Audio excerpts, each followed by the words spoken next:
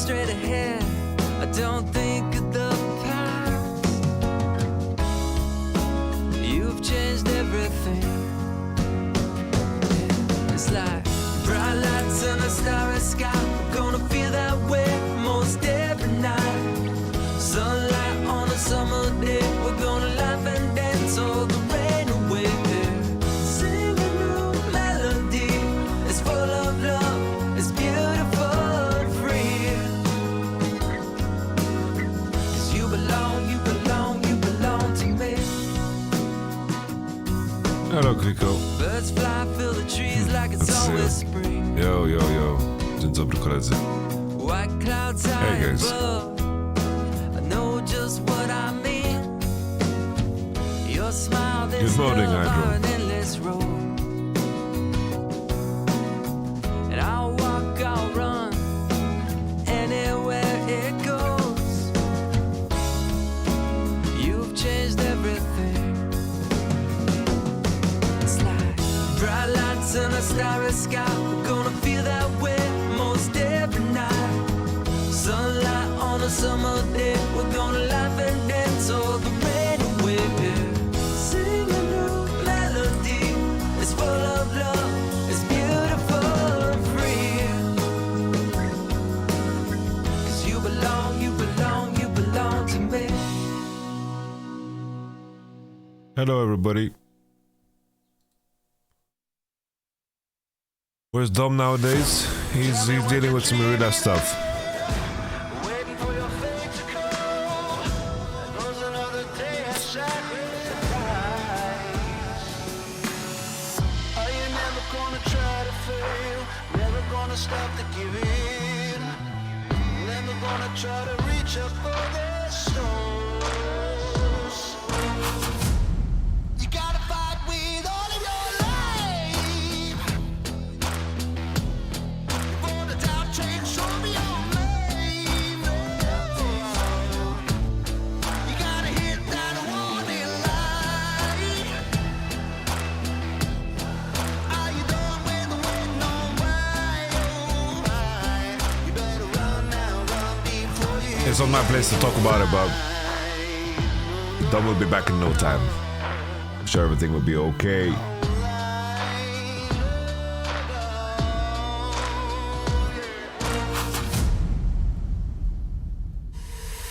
So what you waiting on? Get up, take back control. Ain't no point sitting wasting all the rest of your life. So what you hoping for? That the love comes to your door. Ain't no point sitting wasting away the rest of your time. Oh, no, no, no.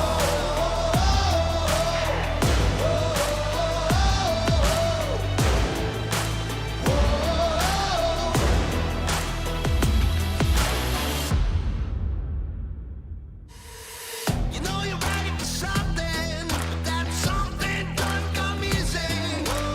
LCS is doomed? Doesn't have to be. I don't know what's next.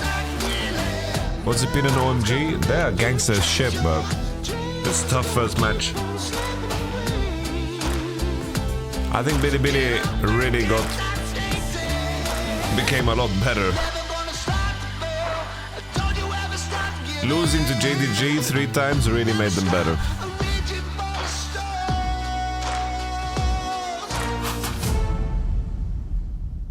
But I'm hoping Abel has cooked up something crazy in the new patch.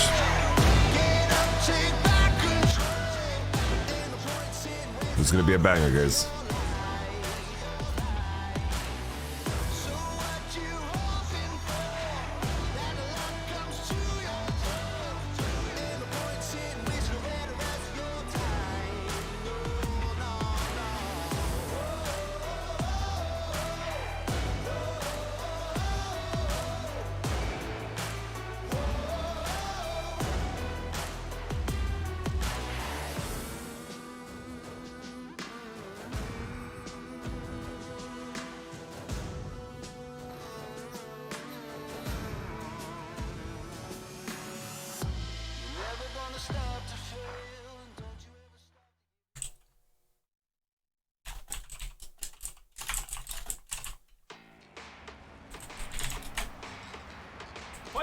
LPL 下集赛。这里还是你们熟悉的舞台。这里还将不断出现新的声音。The power of youth， 热血青春比赛正式开始。Shimano. 开始了。老家伙就安静点吧。 Have you watched Summoning Inside 200 though? 加上吧，支持。I'm consuming any LCS content right now. I'll say I don't have a lot of time either. 都很重要。 Currently my routine is I wake up, do LPL, I go to gym, I shower, I stream again, and then I go to sleep. 每一个操作都很重要。 What do you think was the most dominant world's winners? 2014 Samsung. 每一次蜕变也很重要。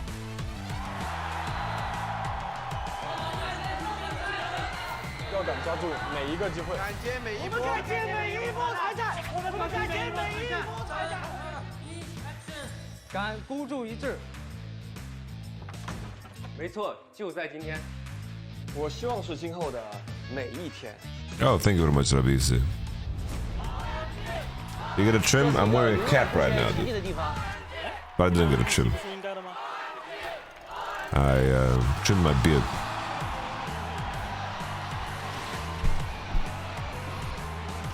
8年了，还能见证新王朝的诞生吗？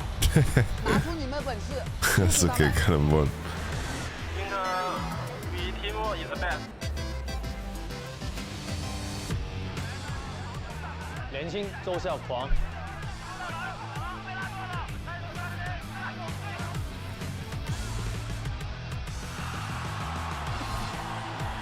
神心未定，一切皆有可能。我不言弃，我们在等一场金色的雨。新的几年，看我们的！来战！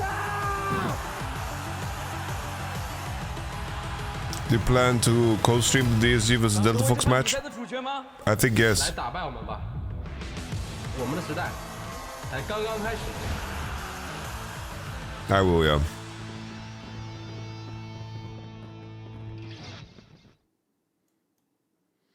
Welcome one and all to the LPL. I am Joe Soshi and I am That's a fucking cute joined t-shirt, by the way. Absolutely fantastic kitty who never tags me in her going live posts on Twitter. Welcome to the LPL Summer. I had to get that Look, one. we had to one little clutch dig it. is. Yeah, we did. We did It was forget very right last at the end. minute, but Oshin, I'm so sorry. I will go edit it while we have the time. But of course, I'm very happy. Oh, you say his name Oshin?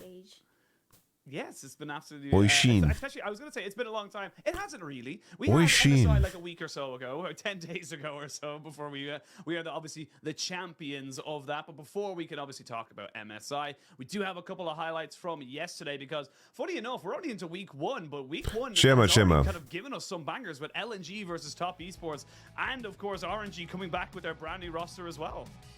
Yeah, it's definitely showed us a lot about the meta. I know people have been very confused about all the item changes, and I've seen some tweets on Twitter where they're like, oh, there's a huge update to the items, but we're seeing the exact same champions. It's just Aphelios versus Jinx, but specifically, I still think... I don't agree you can't create monetary value from fans. That's not what I said. I said that currently, fans are not worth anything. The biggest difference for this patch is that I don't know the solution, but I just pointed out to the problem. She goes Triforce instead of the BT and Immortal Shield Bow, and she's just as unkillable. And also, Yumi got a slight change, but I nah. think the bot lane meta is very, very sad to kind of experience on the other side. Yeah, it really is. The more things change, the more they stay the same. But again, of course, you know, kind of seeing yesterday as well, we did see a lot of kind of, you know... Most broken ADC this patch. So let me teach you, okay? So this you open up LoL Analytics, okay? Can beat anybody, and of course LNG doing their patented Then you go here. very, very strong start. You press bot. Unfortunately, oh wow, Zeri. Trying to see, you know, they've changed nothing.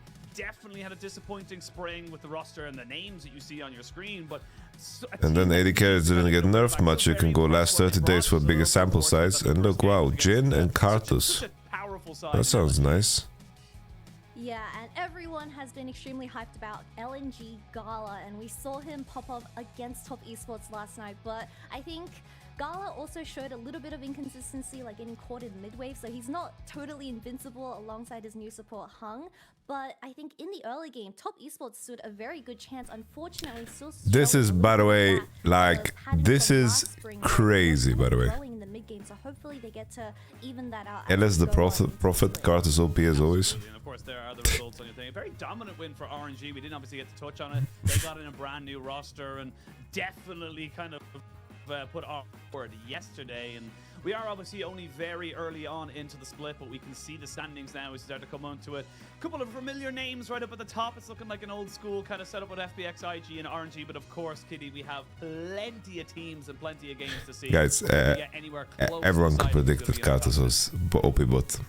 And today we After have the two banger matches, like you said. 2010 patch. The MSI attendees in BLG and JDG, and of course going up against OMG and Weibo. Yeah, RNG was really, really good.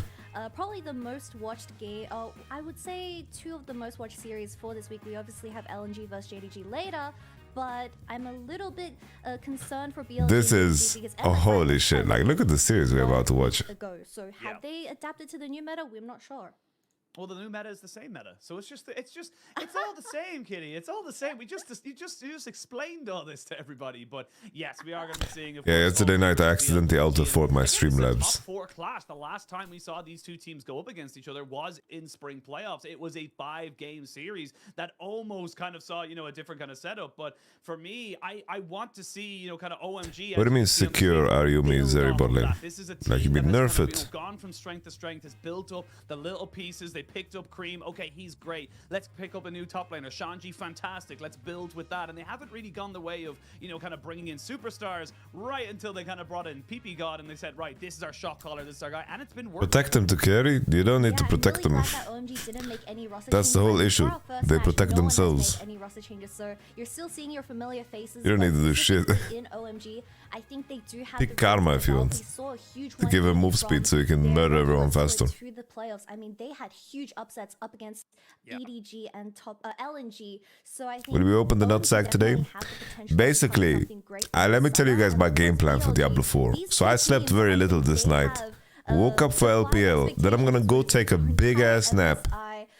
And then I'm gonna wake up just in time for K-Corp and then have a lot of energy for Diablo. That is released at 1 AM tonight.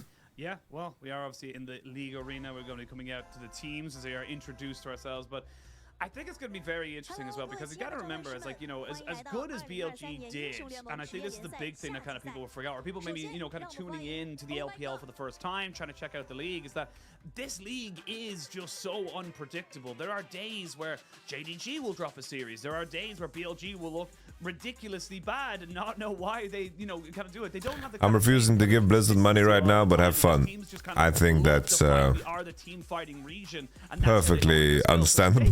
Who are you playing in D4? I'm thinking Druid or Barbarian. But I think Rogue I won't play for sure. Direxy, thank you very much. A lot of fans within the last spring split, and that is because I think his ability to carry in an ADC focused or centric meta with champions like the K'Sante, the Rumble, and the Kennen just made him shine alongside the Bobby Kotick. I also wanted to highlight that Cream and Abel, they are very happy with how the meta is currently, where assassins are in, hyper range AD carries like Cosmore, Jinx, and Ophelia. I think OMG, please OMG, please OMG, make it exciting. My question is, tomorrow LPL is kind of meh. Will you skip that day? I will skip tomorrow, yeah. He had a very shaky start to spring split, but during the playoffs, he had the biggest development, and I think he is one of our most improved junglers with how initiative he I think that's the 4 best teams, yes. Safety 1, 2, 3. As well, because Aki, of course, spent a hell of a lot of time on top esports before becoming, kind of part of this OMG kind of setup. But during the spring split, like you said, he kind of had a rough start, but then he developed into this playmaker. Then it kind of felt like, the meta was in such a great place for him, where himself and Cream could just, kind of combo up together, that mid-jungle duo, that synergy working so well. course, the main character of MSI. Even though he didn't win it, I still maintain he was the main character of being coming out onto the stage. And that's the thing, you know, we're coming on. I don't think blue side has gotten a lot better now again. Changes a lot of time, you kind of say, and for BLG, they got to maintain that standard. They've got to maintain hungry, because otherwise they are going to fall down a little bit. And this is another big test for these guys. Yeah, I mean, talking about confidence, Bin in the top lane, his popularity obviously exploded after MSI, and I think just the entire BLG story was so poetic going into 1 week ago, because they went from the Tabe, all the way to the GOAT. finals. So I think, Bro, my man almost walked to the wrong side. after their match against JDG, where they thought there was a big skill difference in those lanes, but we saw that. Damn, that's a dress, man. His inner demons, I would say, and beat Faker. He beat Chovy in lane and really stood up for himself when it did come to those doubters. Yeah, absolutely. I think definitely something to kind of, you know, bring. How the game's going? For Yagao as well, like you said, They're not going. One of those things where I think They're going now. It's really They're starting now. hard to kind of Thank you for the talk raid, highly about, buddy. you know, mid laners when you have got a league that has Scout, it has got Xiaohu, it has got, you know, Knight in it, Rookie. You know, you're kind of all of a sudden kind of going like, oh, of course they're your top four, and you're kind of moving down the order, if you will, but has been consistently good and has been consistently putting himself. She's Rookie's girlfriend. Good for him. As well. So today we'll see if he's able to kind of do something against Cream. A kind of a, I wouldn't call him an up-and-coming mid laner, because he's definitely been around for a little bit now, but definitely one of our newer guys to the scene, and you know, playing things like the Silas and stuff, just kind of giving that extra little bit of kind of clutch ability to OMG. Yeah, I'm really excited to see how Cream will. Is Dominic coming? I'm not sure if he's coming. You know that Yomu's is an extremely broken item. We haven't seen too many AD Assassin champions just quite yet. Just still sticking to the combat like the Ahri and the Annie when it does come to those mid lane matchups, which we've seen Yaga do spectacular on in the previous patch. But I think Cream does have a lot more flexibility when it does come to kind of going into these team fights, and when it does come to their team style for OMG. Because What happened to Dom? Kennen is now gone, and that was a big point in why OMG was able to pick up so many surprise wins up against those big teams. So I'm wondering. I'm so excited because these are the two teams that are gonna, like, if there's two teams that can make this patch exciting. Down that bot lane, like there's a lot of new power picks that are coming in. Yumi, which we've talked about a little bit as well. I won't talk about her anymore because she doesn't deserve any more screen time. But it is. Dom is live? You know, Oh, God bless. Teams are going to prioritize, of course. I want to see Dom's setup. When you look at these kind of teams, and even just Maybe he's streaming from his childhood room. I mean, I look at the room. top lane. Shanji versus Bin, the Shy versus 369. That is our top lane matchups for these two series today. Nice, he's live. In the scene, it's so much different.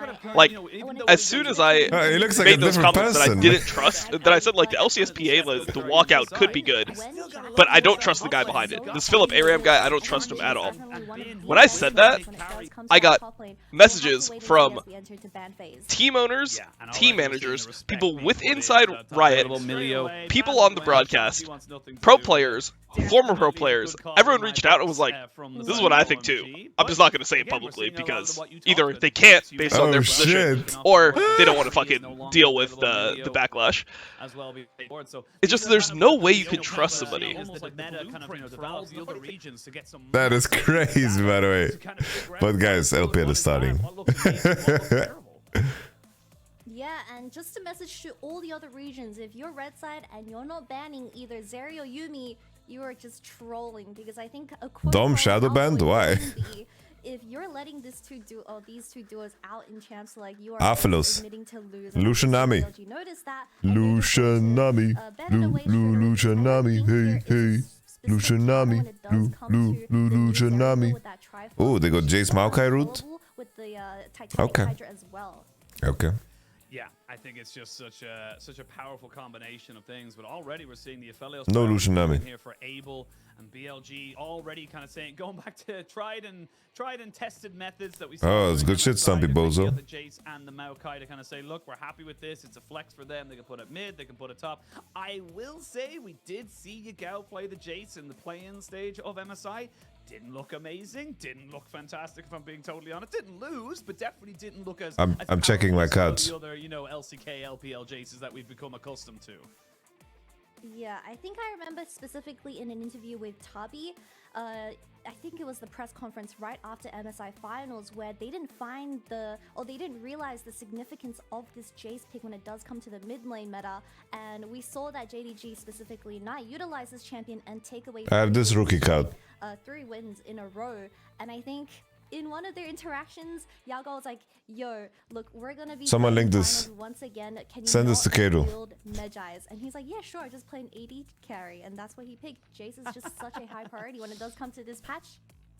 Yeah, there's no point in getting it if you don't have any AP scalings. But the Lulu locked in. That's a Lulu Aphelios on the bot side. You've got the Xayah as well. I would imagine we will see the Rakan ban coming out from OMG. Yeah, look, it's one of On's favorite carries or one of his favorite engaged champions. It just makes sense to take that one off the board.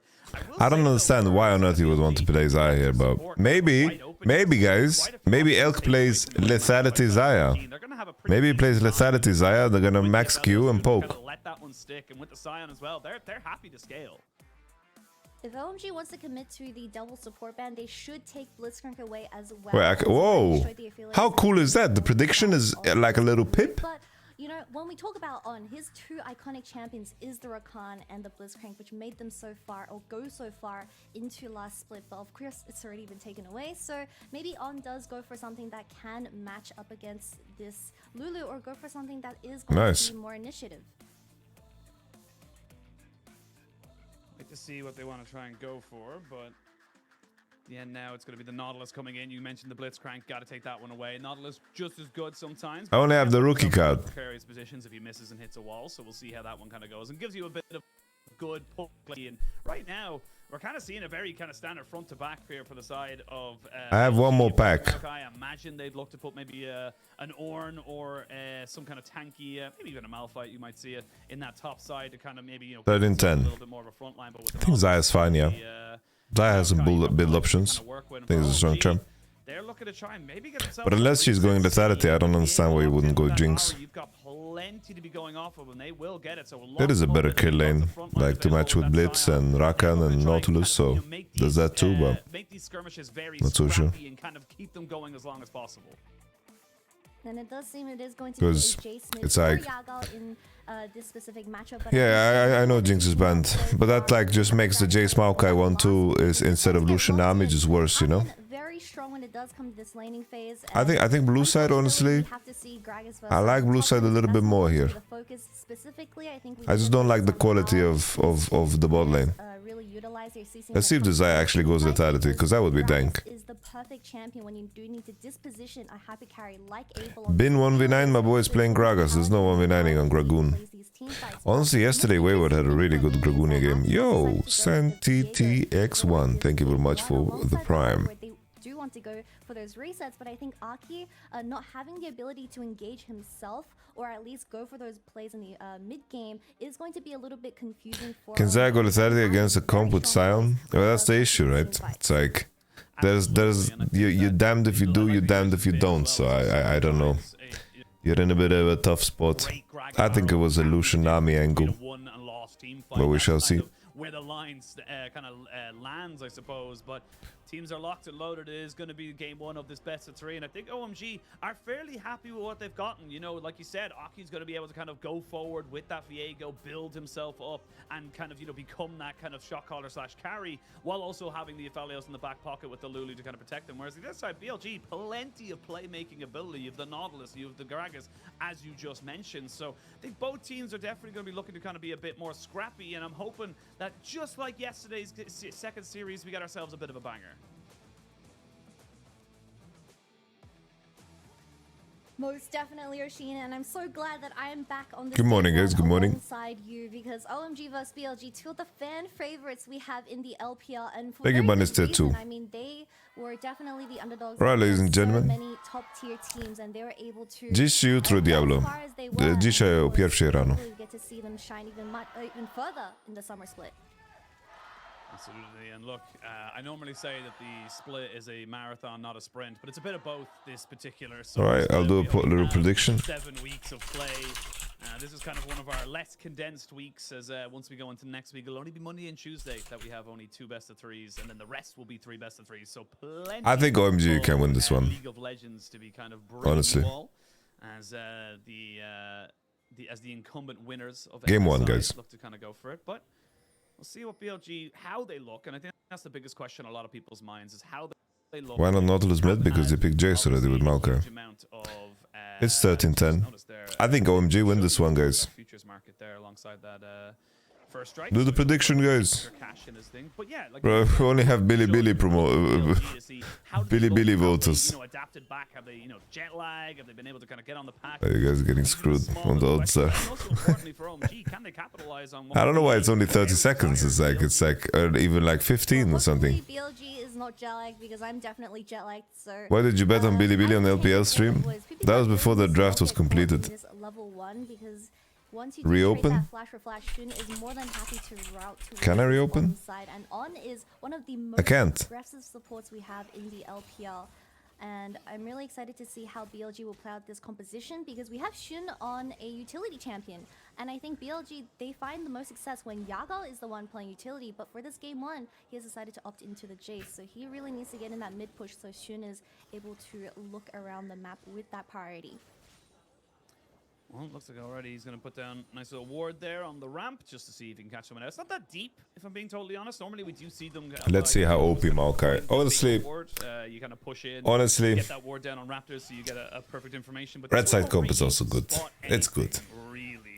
I'm waking up. I could be wrong on both, man. Junglers happy to kind of go along their merry ways, get themselves their full clears, and then. I think definitely Maokai top is. Maokai top is definitely underrated, I think. She's just not very good in the first few levels. She needs a couple more and maybe a half an item or so before she gets to be able to contest those waves. Billy draft is also kind of OP. I'm pretty surprised that BLG has decided to opt into the Xayah when it comes to a response to Aphelios and Lulu because I think Xayah when it comes to these I think Abel might just 1v9 though. Like you said, when you do want to be matching the damage. Maokai is super pretty good into Enchantos? I don't think it is. Elk, playing the Xayah, you can avoid a lot of those dives from the Viega and the Ahri, of course. And I think Cream, once you aren't able to play with those picks from the charms, then it gets a little bit difficult for OMG. I'm a deliver guy and I just deliver a post to a guy who watches stream right now. No way. That is crazy. He would be caught out. Now Aki gets spotted out in towards that mid lane, but they've just pinged it out there, so they know we'll be watching Keiko. Where this Viego is, and information gained and garnered by BLG is definitely important, but it's not about having the information, it's about how you use that information that's going to be important. We're going to get the two junglers meeting in the river. I just got a delivery, what the fuck? Wins this, so Shun can't get away. He should be fine. He has a little scuttle. I was going to say, I think Shun was going towards the mid lane, then realized very quickly, oh, Yagao reset. I need to get away from this as quick as possible. So a little bit unfortunate there for Shun, as just had an unfortunate timing there. Didn't have exactly where or when. I'm not coaching anybody right now, no. But we'll see. On going in, immediately a heal comes out. There's the Ignite cleanse used by Elk as the feathers come back. Just a trade of summoners for the moment. Like you said, Kitty, gotta be very careful of this this Nautilus. Once he starts landing those hooks and gets a little bit of extra health in him. You already see Shun pathing towards his bot lane, which is going to be naturally a gank onto the bottom lane. I think you really need to shut down this Aphelios and Lulu before they get their items online. We have seen a lot of Lulus going the Ardent Sensor first as the item, but I think it is completely fine. You have a Viego and Aphelios for this game 1, so that is going to be the most ideal item. We don't have any wards for OMG though, so I'm a little bit scared for them. A little bit scared, but nothing crazy happening for the moment. It should just be a pretty easy wave clear here now for the side of the OMG bot lane. So we see Shanji actually getting a fair bit of a push, actually. I'm not quite sure what happened, because he hasn't gone back or anything. Both top laners going to go in for it, but I suppose just the natural sustain of the Scion just becomes a little bit more of an issue there. You get extra health, of course, with your passive. And you're just constantly scaling up, but we're going to see big... Yeah, that's cool and all, but... Plate doesn't go down, and we don't know who they're screaming. You know, I suppose a lot of people kind of, coming out of MSI, they were kind of seeing the crazy team fighting, the proactiveness of JDG and BLG, and don't know who Fnatic is screaming, so. That crazy. The meta right now doesn't allow for a lot of fights pre-6 for everyone. Yeah, most definitely. Very slow start to the game, and it does seem like Aki will be farming for that level 6 before he looks for any potential ganks. But I think when we are talking about the current meta, I mean, Jace is the only anomaly because I think BLG and JDG are very kind of happy. Well, they really enjoy picking this Jace because they just think it has so much priority and damage when it comes to those team fights. Aki barely dodged it. It's very easy for Billy to fight in areas and spaces like Well, this. there still isn't for the moment. We will see Yagao using that acceleration. There's OHP. Shock blast to make sure that he's able to get away on time. Because it's crossing, but I think whoever starts Drake will be losing, so no one should be doing Drake. It's kind of a bit of posturing here from OMG. They're feeling fairly. What is the best team in EU right now? G2 is, and the Mad Lions is doing quite well, contextualized to Europe. That's the key word there. They've got a lot of ways of Where's Reckless going? He's not going anywhere for summer. Of course, the stun or the stun from Aki on the Viego as well. So, but with all this movement and priority now in the mid and bot lane for the side of BLG means they are going to start up this dragon. But it is on awards. They know this is going on the side of OMG. We do have Cream getting first move from that mid wave. I think Aki just did 2 loops. Oh, the flash. Okay. If he got had to flash, he would die actually, if he got in that position. I don't know, this Giant's build is so OP by the way. They're getting saved by the fact that they have these guns. Oh, Cream is also out of juice. Yeah, the champs are just weaker in fights like this. Yeah, one thing that I didn't think about when I was talking about draft is it's like Lulu Viego is such a weak combo. It's like the bottom 4 champions on blue side are just really weak. And we're starting the LEC late because there's a strike. 2 loops around the dragon, so he was really struggling to find an angle. Oh, never mind, that's LCS. Done on the map. I think he really needs level 6. Kick. This Viego champion is just struggling to get anything done. Yeah, it's like Shuna's has a Giant's belt on Maokai, and he's just the king.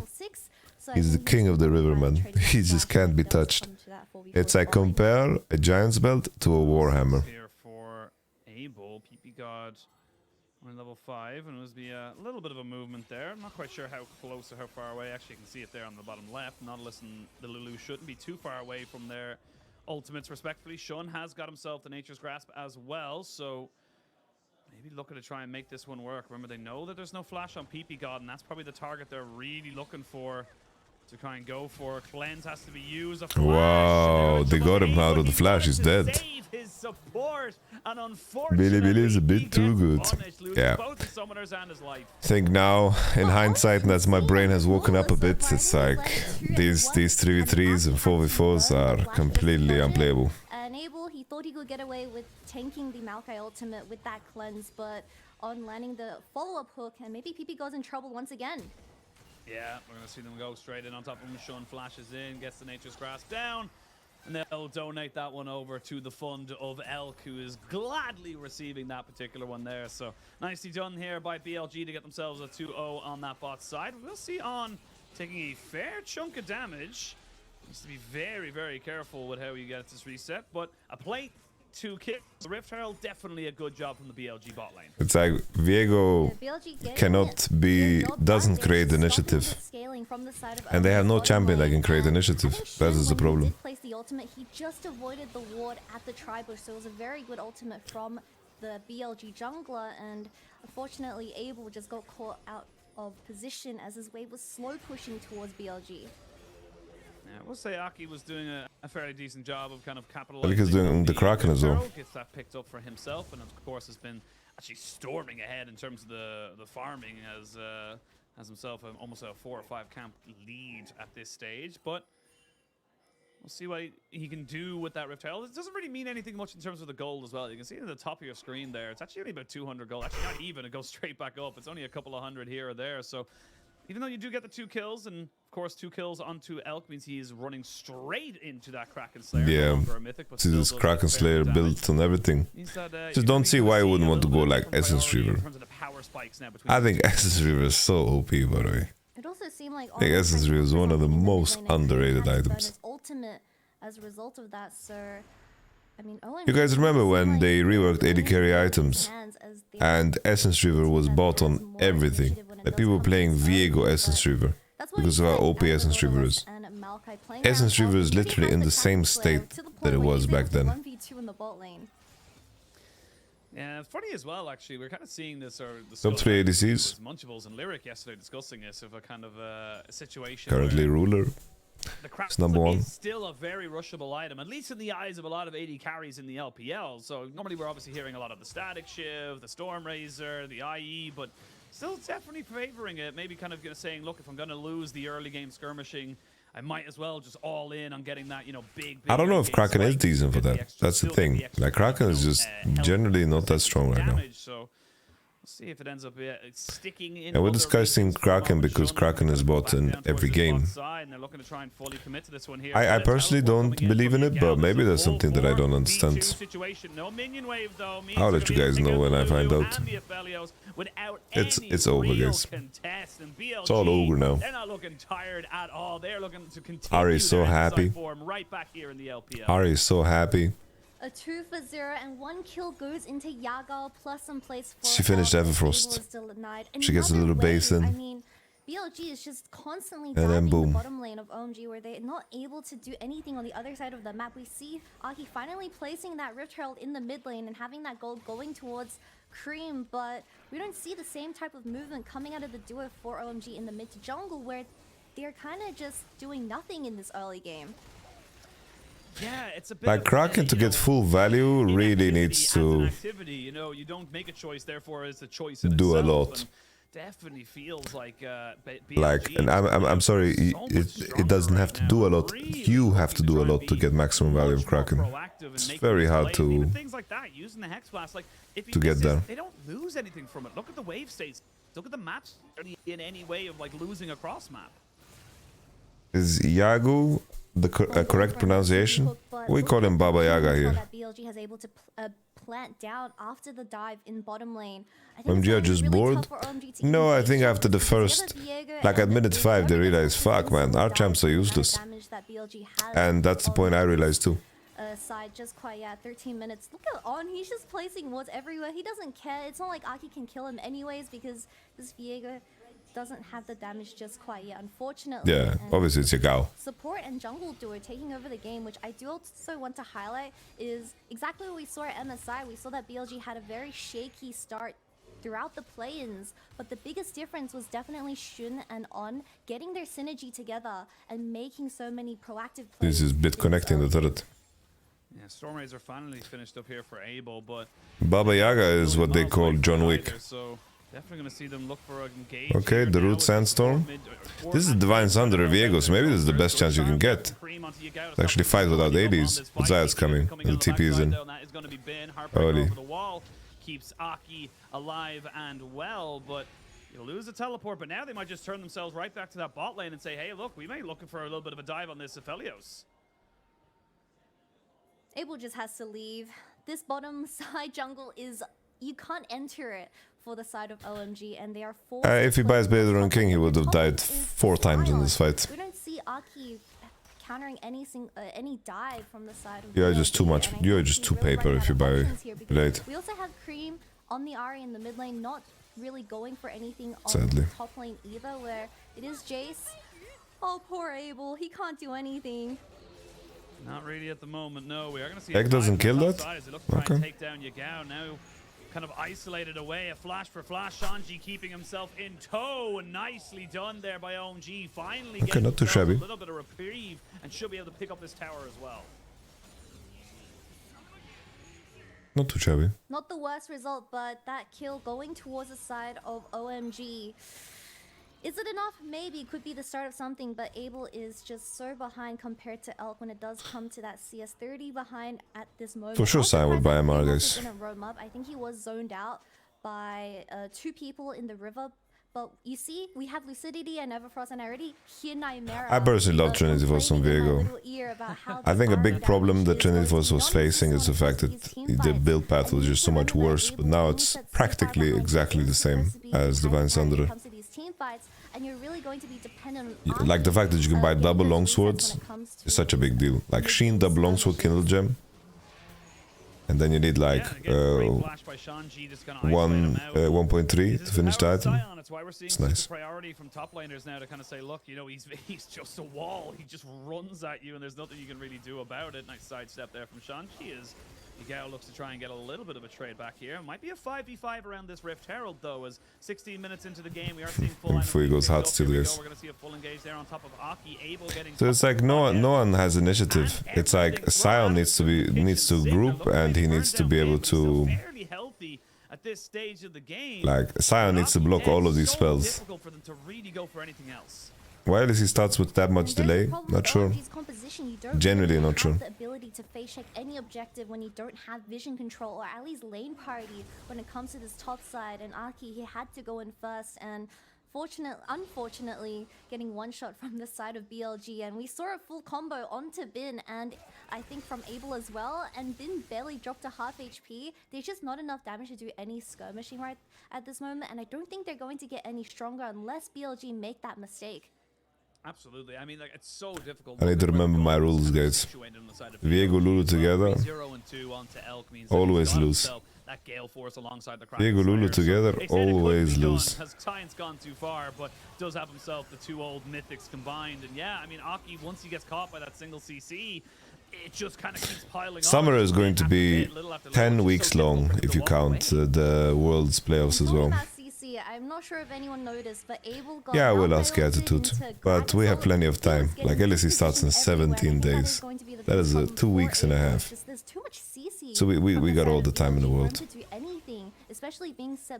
If I start shipping that shit now, I can't ride the coattails of the LSE hype. Need to do that business sense. It starts the 17th. And a 22,500 gold lead. You can see already Shanji, a couple of auto attacks there from El, means that he's definitely struggling to kind of deal with this one here. The Gragas looking for a bit of a flank. We see decent poke coming out from the Jason, a good hook there. That is a Yumus EQ. Fully stacked Yumus. Holy woody fruity. Been with the little woody fruity there. Through these hellfires, and there's just nothing OMG can do. And of course, in classic LPL style, we have a 5v5 in the mid lane at 18 minutes, and I mean, I think we have some of the best Gragas around the world. Bin and 369 just really utilizing... It's Polish Children Day, you have to tell it to everyone. To the point where Aki you really have to tell it to everyone. One shot by the carries of BLG. Yeah, it's just... in a very sticky position, losing Viego with Ari Lulu is just FF, I think. Entire control of this bottom side. I'm sorry for baiting everyone on the OMG hype train, but it's such a draft gapperoo. Absolutely perfect, and it's not as if OMG are making big mistakes. It's just BLG are just playing better, full stop. They're playing 5v5, but they just don't have the damage to ever go even when it does come to these team fights. We even have the red and white, but nothing is dropping in terms of health bar. And of course, with Aki gone and Cream going utility, Abel just doesn't have what it takes to make up for that lack of damage. But talking about something else, I think BLG is playing extremely consistently ever since MSI, and I'm very happy to see that Yaga on this stage. A lot of people keep calling him. I don't know if it's just fatigued from MSI, but this meta is so boring. Honestly, mate, we are seeing exactly the same champs, so that's completely fine to feel. BLG have definitely gone from strength to strength ever since spring playoffs and continued it at MSI. Of course, they'll be a little bit disappointed that they lost to JDG in that finals, and have yet to really kind of, you know, actually not yet to really, have not actually beaten JDG in a best of 5 so far this year, and they've played each other 4 times. That's kind of yeah, Maokai insane that we're already into Summer Split. And Maokai as a champion is just 4 best of 5s insanely OP. Of course, JDG was playing later, but just completely like LG taking this task in their stride. Like, you need to be able to kill the saplings, I think. Let us be able to kill the saplings. Give the saplings HP. Bro, give the roots HP, dude. Let me hit the roots. Like, and you know, you only have so many. Give us some counterplay. You had to ban the Blitzcrank, and it just meant that, you know, you had options like the Nautilus, and of course the Gragas then was left to be open as well. So I think that, you know, BLG just looking very, very comfortable so far in this game. And like you said earlier, it's going to come down to either a BLG mistake or an OMG god play for them to really go for it. But that's a nearly 3-item Xayah who is just shredding through your front line. There's nothing you can do about it, Shanji. He'll have to try and run away now. You don't have a front line available to try and keep Abel alive. And he gets jumped on. Box well from the bounce house. Double kill for Shun. Almost perfect game. And Cream with the ultimate has to use it to get away, as we see OMG getting so desperate to get anything done. The reason you don't see Kog is, even though Kog can be fine and can be strong, it's just doesn't lane so well into a lot of the things Honestly, that are in the game. Shanji going straight forward and trying to get onto And this is a crucial part. Burning the ultimate from the Xayah, not even a flash, just means the next team fight is just going to be as hard. As I feel Why don't we see Hardsteel in pro play? Very silent when it comes What do we even see Hardsteel in solo queue? Trying or being on the same page for the rest of the team, and it just really It's like seems some Sion players. OMG, they just lack something when it comes to the communication. Yeah, I mean, like, they're going for something here. I can't revert to Shiv. I timed you out, and then the moment your timeout is done, you start writing this DJ shit again, man. Bruv. To try and take you out. She had the last Whisper. It's now a Lord Dominic's regard, but before that, it was last Whisper, Kraken Slayer, Gale Force. It's like you're just gonna lose percentage HP so damn quickly there as Shanji. So you just cannot stand up to the Xayah anymore. And honestly, I really need to kind of sing Elk's praises, because Elk is quickly becoming one of the AD carries in the league, in a league that was built off of legendary AD carries. Jackie Love, Uzi, you know, these names that kind of. I'm sorry to say that, guys, but if you read what I just had to ban him with that automod cut. Carry that's just looking dominating and really kind of showing that he can be the carry his team needs. Yeah, Elk is definitely a very standout player when it does come to the ADC position. Definitely one of the most aggressive team fighting ADCs we saw at MSI. And just a little bit of a fun fact, I think he had the highest damage share as an AD carry, sitting at 34%, and that is just saying how much he It's okay. Next game we will have like an OMG Spice draft, and I think Elk and all will be good, guys. Didn't have that big of a shine of performance at the start of Spring Split, but now people definitely know his name. Yeah, I mean, that's it. Like, again, you know, it's always difficult to kind of, you know, bring up a name in terms of the AD carry logs when you're talking about Gala, of course. You know, you've got Ruler now in the league, who's looking absolutely fantastic. Honestly, the form of his life, but it is just kind of the way it is. I think that Elk is quickly, if he can continue this form, will put his name alongside some of those big accolades. But here we go. This could be the final fight. Oh my God! All right. This is BO3. Best of ones don't exist in the LPL or LCK. And there's just nothing that Shanji can do here. He'll have a slow and painful death. Holy Xayah damage. Because he knew exactly what was going down. And in just over 24 minutes, BLG will decimate OMG in game number 1. Look, Oshin, I know we're on patch 13.10 and assassins are broken, but when did Xayah become an assassin? Because yeah, I slept less so I can sleep. The bottom lane of OMG, able still having those two summoners. So I can sleep later in preparation for the Diablo launch. And also my light isn't on, that's why I look. It's like, I put this light on, look. All of a sudden I look a lot more energetic, no? Woo! Woohoo! You know? Hacks. That's 2 towers. I can't see how this could be any better of a start back into the LPL for BLG. That was clean, that was dominating, that was just perfection nearly from them. Exactly what we expect as our MSI representatives and also finalists. But I think Elk is just showing to be as consistent as ever, and Yagal introducing this Jason to his champion pick definitely does help Shun to make a lot more plays in the early game. And I think we need to also finally mention on this. Alright guys, let me grab some water. I need some water. He got the summoners and the kills into. Yeah, I'm doing the level 100 challenge. Starting early, yes. I'm gonna be aiming for the moon. To get to that point, we don't know. We're gonna race level 100 hardcore. quickly. I think like 15 minutes in the game, it was a 3-0-2. Probably not for world first. Like probably not for world first, but top 1,000 minimum. We're at now, where it does feel We're gonna like get. you can get that bot lane going, and BLG know it. BLG threw so many repeated 4-man ganks down that bot side. Shun was basically living there, didn't worry about top lane at all. I know I said, oh, we kind of, you know, with Shanji and Bin as the names in the top lane, I always feel gravitating towards them, but it's a Gragas and a Sion. You're never going to get anything done. So really, really well done from BLG. And honestly, they are becoming a tour de force. They are becoming a massive kind of, you know, team in this, you know, this league that is just so already stacked in my head. You know, there's like a top 6, and then who knows? Yeah, and of course, talking about OMG, we need to also mention that Cream on this Ahri just didn't do what it was supposed to do. As we had the Jace vs Ahri, she was struggling to get that lane party in the mid lane, where I think just as a mid jungle duo from the side of OMG, they weren't there for any of the dives for the bottom lane, and it was just, we saw a lot of inactiveness, like you said, in the early game, and I believe Ahri even ended up 0-0 and 0, and that's just saying how much they were doing when it does come to these team fights.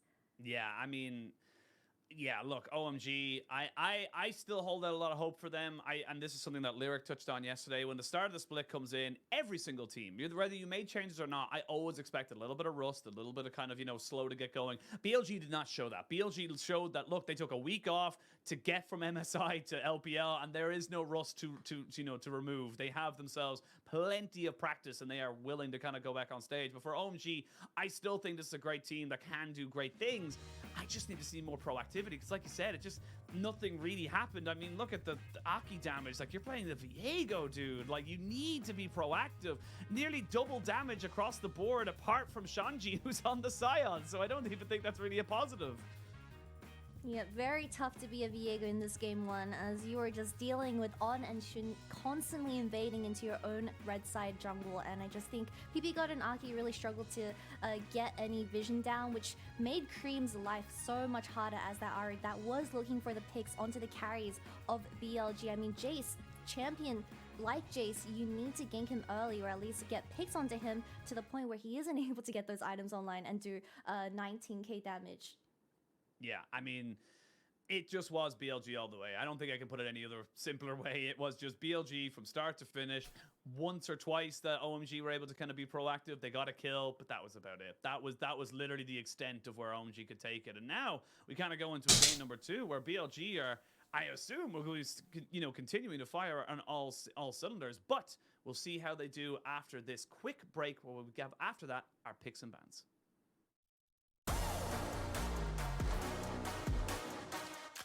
Yo, thank you very much for the Prime King KG. 来了，行，别有压力，兄弟。你东北，我这位置还可以。好的。是。他们 AD 我头太太很大呗 ，AD 往东吧，AD 往东吧，大树大呗。先退就。OK 了，先退。我绕过来，看，贝哥，我绕了，慢点，拉开，来，这把可以打，开地。挖塔掉脚，开地，赢了，慢点，看格文，保一下，没够，太难了，看格文，太难没伤害的，把 AD， 举杯，几杯，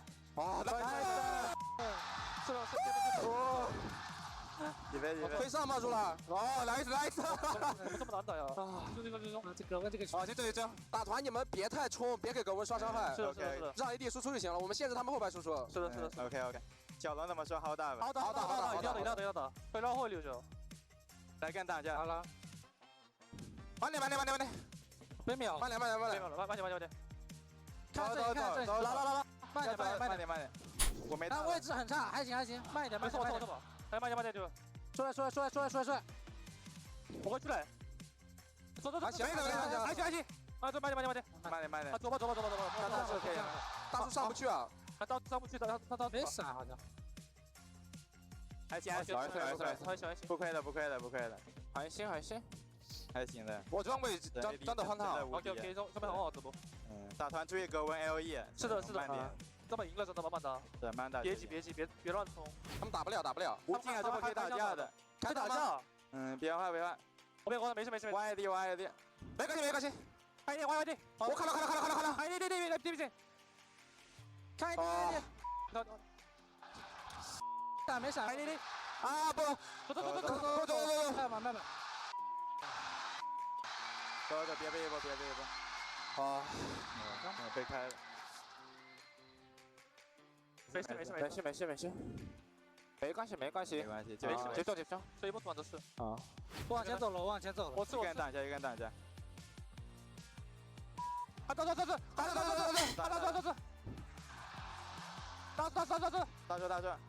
慢点，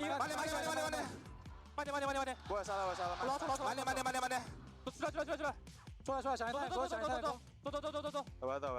闭了大龙怎么样？看到，让他们去，如果他们去，他们没打野的，他们会拼，可以抢吗？技能抢一下。哎，没打了，啊，我们直接乱吗？可以，我们来。太塔会好吗？慢慢走，太塔会不会好？会好。再蹲人，慢点，我顶，准备顶，直接乱吗？可以乱。哎，慢点，来，慢点，AD 没闪，快，AD 没闪，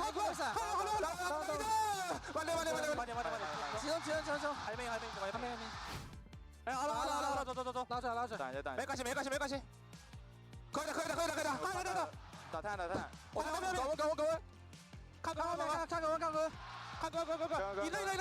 对，一秒，可以打，拉走，一波，我要逼了机，没事，慢点，集中，AD 没闪的，好，AD 没闪，可以一波，我有秒 ，OK， AD 没打，好，自己小心，你自己小心，我们可以赢，快一波，自己小心，下走，慢点，退场，慢点，先打，哎呀，来死球！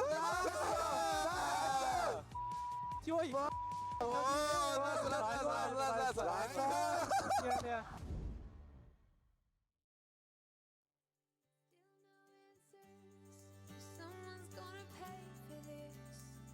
！Watch me disappear. The days get longer, and I grow weary listening to my own excuses. Where does it begin? Where do I fit in? Will someone let me into this story? In my history, I am the absentee. Where's the part for me in this story? But the colors rule the world inside my head, and the words of all the songs that I heard. I'm a shadow of a thought that has not formed, somewhere in between.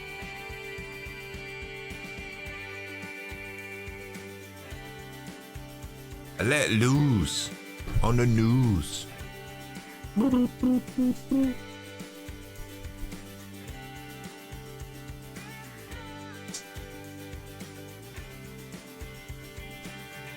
does it begin? Where do I fit in? Will someone let me into this story? This story.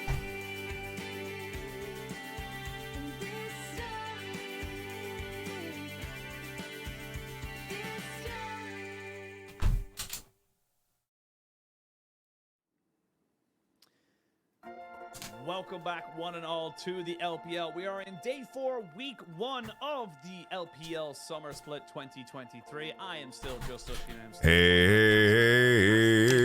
as we just saw BLG destroy, decimate, other synonyms that begin with D in that game over OMG, and that was all off the back of just very good setups that came out from Shun, our MVP.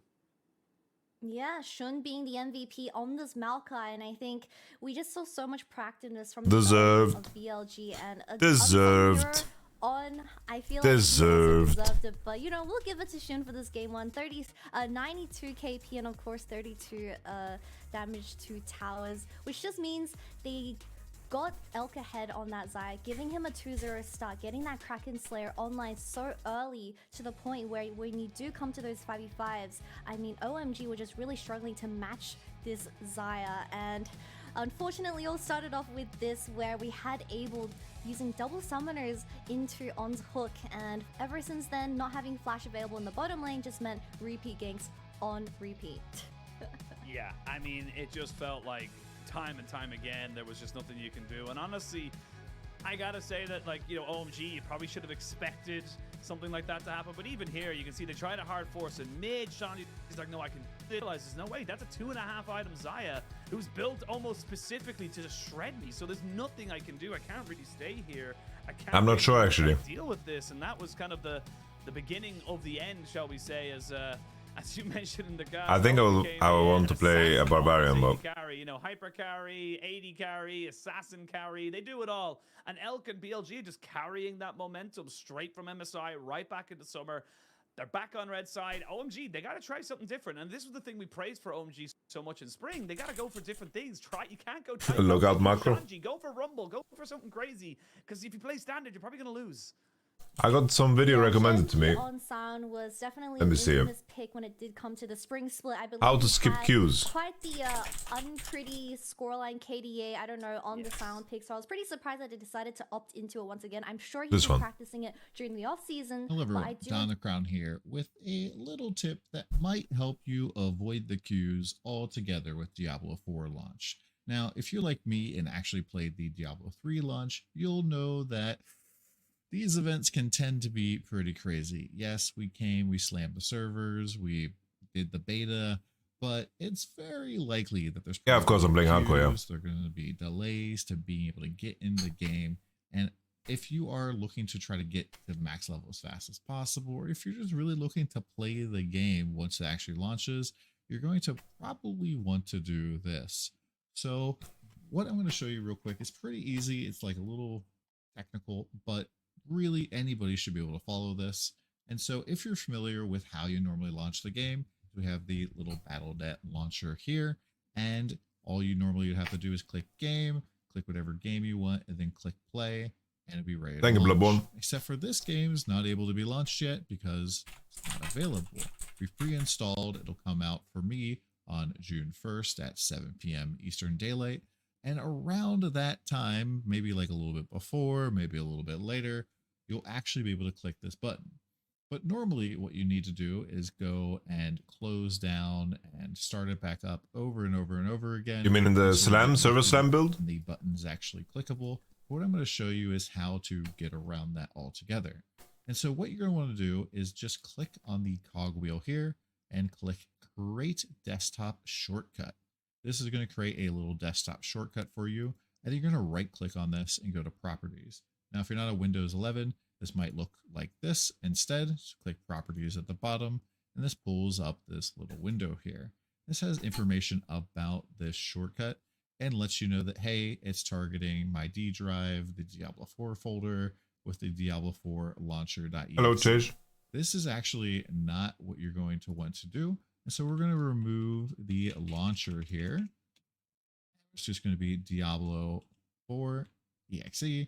And then after this, we're going to put a space, a minus sign, and then the word launch. And then all you have to do is press apply and OK. And this thing will set you up so that you'll actually...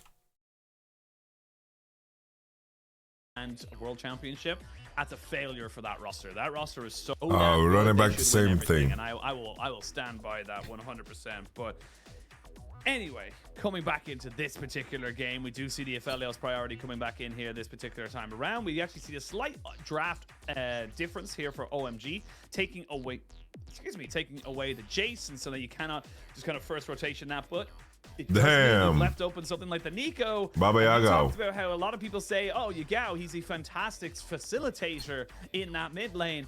This is a hard engaged champion with a hell of a lot of ways to kind of catch you off guard. This feels like it's right up Yagao's alley. Yeah, a lot of teams have been experimenting with this Nico ever since she got her change where she can transform into anything. But I need to remind the audience, and of course OMG, Just go Wukong Kali, man. wave is 3 melee minions and 3 casters, and a caster minion. Just fucking go Akali, please, Scream. 1 cast. Oh, sorry. Yeah, 1 Kali into Hana Nico, it's a good minion matchup. and 3 casters. Just 7 and 6. All right, count your minions when you do go towards those team fights. But Aki picking up the Wukong into something like the Vi is definitely the way to go, because I think when Aki is given the opportunity to. Can Syndra throw Nico if she's transformed? That's actually a really good question. Now I want to know. In these team fights, and we see Cream opting into the Ahri once again, but hopefully this time having a better matchup in that mid lane, he is going to be able to play towards his side lanes. Yeah, I mean, look, we're seeing the mid jungles kind of locked in again, and looking for Elk again. I was gonna say he can be very confident locking in this particular one, and again, you're probably gonna have to ban the Blitzcrank, maybe the Nautilus, but you cannot ban all 3. So this is Kiedy będzie coaching na Arquela, muszę z nim gadać, ale robimy to później. Either. So BLG, honestly, I feel like they're very happy on this red side, and we're kind of seeing this kind of shift again, where we always see it, we always talk about it. It's always kind of discussed within all the leagues and stuff like that. It's like, which is stronger, red or blue? And it does feel like when you're able to get those first 2 rotations and the first you pick got kills after the with Syndra throwing you. Red side is just kind of, and counter pick. It just feel like red side is just kind of coming back to being that very, very powerful side of the map, and teams are very happy to go for it. Yeah, we usually see that 5th position or counter position save for the top lane for, just a tiny bit of a better matchup when it does come to a tank 1v1. But I think BLG is one of those rare instances where they do save the counter pick for a better chance in the 2v2 for that bottom lane. And I think PP God is really going to struggle with how he matches up against On's champion pool, because we still have a lot of things open. We already have 2 of the most defensive champions gone from the pool, which is Brom and Brom and Lulu. So maybe PP God a little Nautilus on 4. Thresh, where he is able to help out Abe when it does. Take it to one Joker, I appreciate it. Where we see BLG having a lot of lockdown with the Vi and Nautilus. Yeah, I mean, look, there's no reason not to go for this one here. They could have went for the Blitzcrank as well, but now OMG maybe thinking that they can put PP God on something a little bit more disengaging. You'll have that hostile takeover now with the Renata Glass, and maybe they can look to try and kind of catch it. The fact that there is such a low tier on BLG. You've got things like the Xayah and of course the Vi, which have to be up in your face in order to kind of do their damage. And now OMG, you're going to be picking in blind. Do they have enough faith in the Rumble? That is the question before they want to lock it in. Do it. Yeah! OMG's full sending it on fighting within these jungle chokes, locking in that Rumble for Really gonna be 100% big ban? Yeah, it should be. For OMG, I mean, Bin, he is just going to play the classic tank where they are looking for those 5v5s, but OMG locking in so much damage. So hopefully they get their items online quick, because it's kind of hit or miss, to say the least. Definitely. Look, an equalizer can be one of the most OP abilities in the game, and also one of the worst, and definitely can have a range of impact depending on where and when it is able to be utilized. But apart from the mid jungle, we are seeing an incredibly similar composition coming out here for BLG. They're very happy with how Bin was able to kind of navigate with this Gragas. In fairness, I think most people were, if you're a Bin enjoyer. And Elk just kind of popping off, continuing his form from MSI now into this summer split. And on the other side here, like you said, you're looking to try and combo in, get that Cyclone down on multiple members, use that equalizer to put down your damage. But for OMG, it's about kind of, again, similar situation. There's so much single target lockdown. There's so much AoE for you to deal with that the Aphelios, I don't know if he's going to be able to kind of plant his feet and do the damage, similar how he couldn't do it in game number 1. Yeah, like you said, an exact copy of Game 1's draft for the side of BLG, but the main difference for me is that mid lane matchup. We have Nico up against Ahri, where Yago might struggle a little bit when it does come to that lane party, or at least pushing in the wave to allow Shun to make similar ganks towards that AD carry of OMG. So we'll have to see how BLG plays this early game out, because we see how vulnerable a flashless bottom lane is, and Aki on this Wukong this time around, he needs to go towards bot lane, because if Abel isn't able to kind of get onto those if Abel isn't able to get onto those kind of nice I'm Predictions sorry, up. guys. I'm still jet lagged. But if Aphelios doesn't get his items and Rumble, I mean, we see Shanzi struggling a little bit in the early game, trying to get a decent laning phase, but he often doesn't show up until those later game team fights. But hopefully, Aki can have a better sense of direction. Yeah, you got there in the end. It's all right, Katie. You had an entire MSI doing content for the Chinese side. Yeah. Yeah, no, you got to go stream now as well. You can't forget about that as we do jump ourselves into game number 2 of this best of 3s. You going on, just kind of pushing forward, saying they're going to be a little bit more aggressive.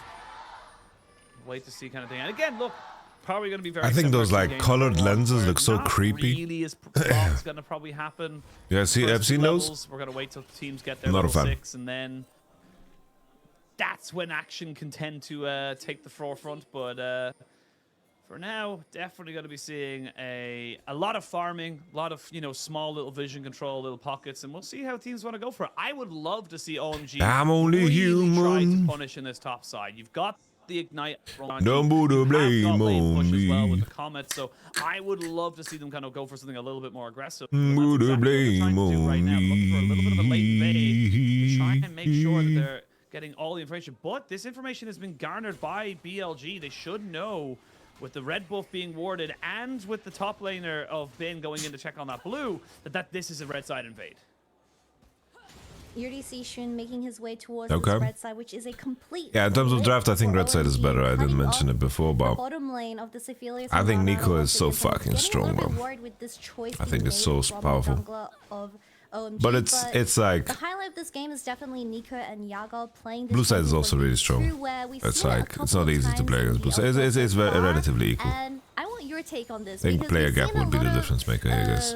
Let's say Ooh, Cream with the CS. inconsistent engages out of our mid laners Ooh, in yeah, the Google. LPL, and I think Nico only has a 40% win rate so far with how high presence she is in the current meta. Yeah, I think definitely Nico's one It of those tells why things that Nico's so strong. Well, gonna sound with the pretty changes to her W cascading, I and suppose, Pop to some of Blossom, the other teams, but it has gotten she is a champion that a lot needs easier to get good big pilot, ults. shall we say, for it to have the highest kind of setup. But here we go. They're going to jump straight in on the PP God. He has nowhere to Rest go. in pepperoni, and he is PP God. dead. The hook onto Abel as well. His ghost, his flash is down. One more auto attack to Elk. BLG, rinse and repeat. And they've already got themselves 2 kills. You just can't flip the map for this bottom lane. Abel and PB God. I don't know, this was a forced swap by OMG, so another 2 kills at 3 minutes in the game. if you know that you can't manage the wave, like you're playing Aphelios Renata, it's not so easy to manage the wave because you don't have spell level 1 as Aphelios. You play for HP and shit, you know? And this is going to be a repeat of game 1. The bottom lane is just trying It's so just a hard to 2-0, scale, but guys. Aki It's is just a not 2-0. pathing towards them fast enough. Yeah, I mean, I love what On did there. This is as well. He 13-10, flashes yes. in, gets the auto attack down onto PP God and goes, cool, you're dead. I don't need to do anything else here. Immediately turns his focus onto Abel and gets, again, the 2 kills. They could have just been happy with the 1, but no, he knew they could get the 2. Really, really good heads-up play there from BLG. And again, it comes down to the information they were able to get. They said, cool, we have Greedy a war buy here on from red. Ben. We know they're I not think in a taking their case where he own just blue, buys a so new Magic now Mantle, the we lane know is that just we're in a over. position here to be able to try and go for this play. And I think OMG considering the state of did bot protect it. and your OMG did draft, have I the think it's information, perfectly fine to go and they that get direction. punished. Unfortunately, they didn't Hello, have the Albert the information, Key. but I think just from Albert instinct, the they should know Kale. that I had to read your name was twice. red buff and look for a level 2. The hook connects once again. Yeah, I mean, this is Oh, over. There's no nice, point nice, here. nice, As nice. Abel, you're just It's done. over, X-Flash guys. into a hook, and That's with a those feathers dry down, hook. You are dead. And this is almost identical to how we talked about bot. Totally. OMG is back, Once guys. the Aphelios loses that flash, OMG there is back. just no coming back. You have no way of stopping this. You know, the hype of OMG, yes, the other day, I mean, the other split, that was off of the back of years of OMG suffering. Yeah. But you gotta get to the late game. Maybe the cycle is just beginning anew. CC is always relevant. This is Chase, tough, and collega, looking like chase. we're gonna see another Kraken Slayer rush from Elk very early on in the game, and I believe even in game 1 it was a relatively slow start because BLG were kind of hesitant on pulling the Ja, de engage willen buttons, wafelen, but die zijn. now they know they're just going from Ja, forgot you know Arabic. Honestly, I forget sometimes too. I was reading your name and I didn't realize. That song is a fucking banger, by the way. Barely. But, I mean, Aki now is going to be in a lot of trouble, you would imagine, if he gets hit by that Q. Doesn't get hit by the Q, so should be able to kind of walk himself away. But this could be a very early dragon stacking again from the side of BLG. So for me, I'm just kind of thinking for OMG, you gotta honestly. I still feel like if Bin just dropped the no magic mantle, would have been so juicy. So he becomes that mid game monster. But again, it's just so difficult until Aki gets level 6 because they don't have any lockdown for this Gragas. Yeah, I think thing is, the gap between the East and the West was only closed between Season 1 and 2. In a 1v2 situation. Something else that I wanted to highlight is, of course, the Summoner spell. A choice for the support of OMG, where he decided to take Ignite. Oh my god. People are looking at it, in my opinion, in a too narrow a way in terms of short-term results. It's going to be the 1v2 situation, but I don't know if they're going to be basically able to do this without the ultimate.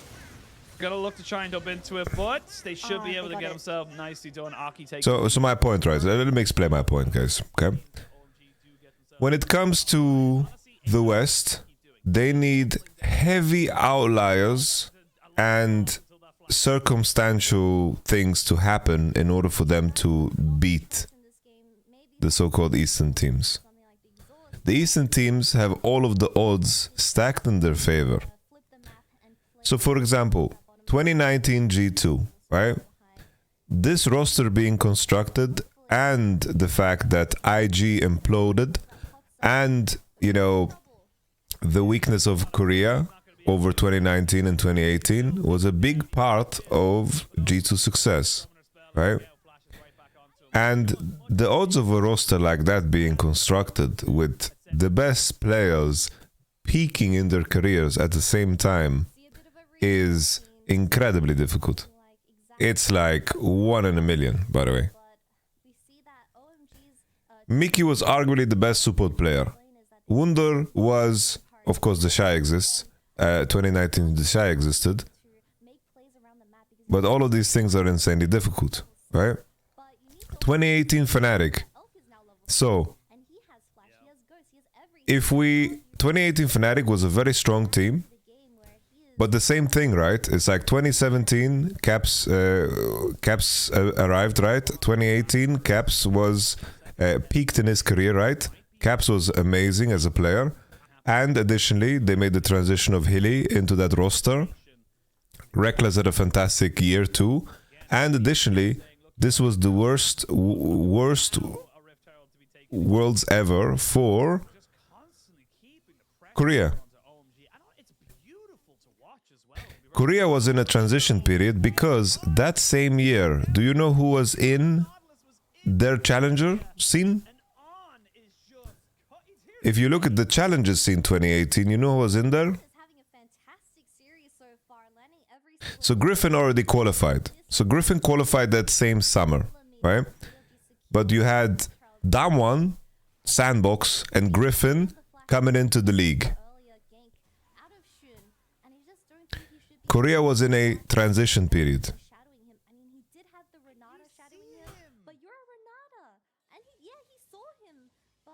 I know people aren't as excited about holy shit. The reason I say this, right, is because it was very circumstantial that Korea's performance was weakened. And keep in mind as well, it's like Fnatic had the easiest semi-final matchup of all time. They had Cloud9. And no shit to Cloud9, it's just, if you look at the opposition you could face in the semi-final, Cloud9 is by far like the easiest opponent in the last 5 years. And this is coming from a person that, of course, got smacked on the head by C9 on that tournament twice.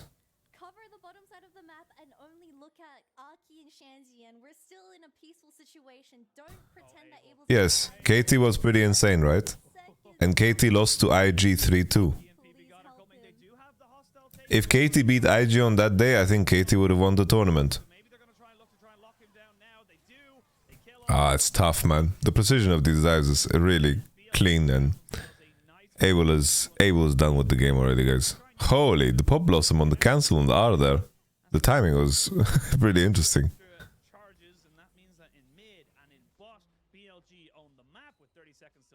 So my point is, it's like the gap will never close, because circumstantially the odds are very, very stacked against Europe and LCS.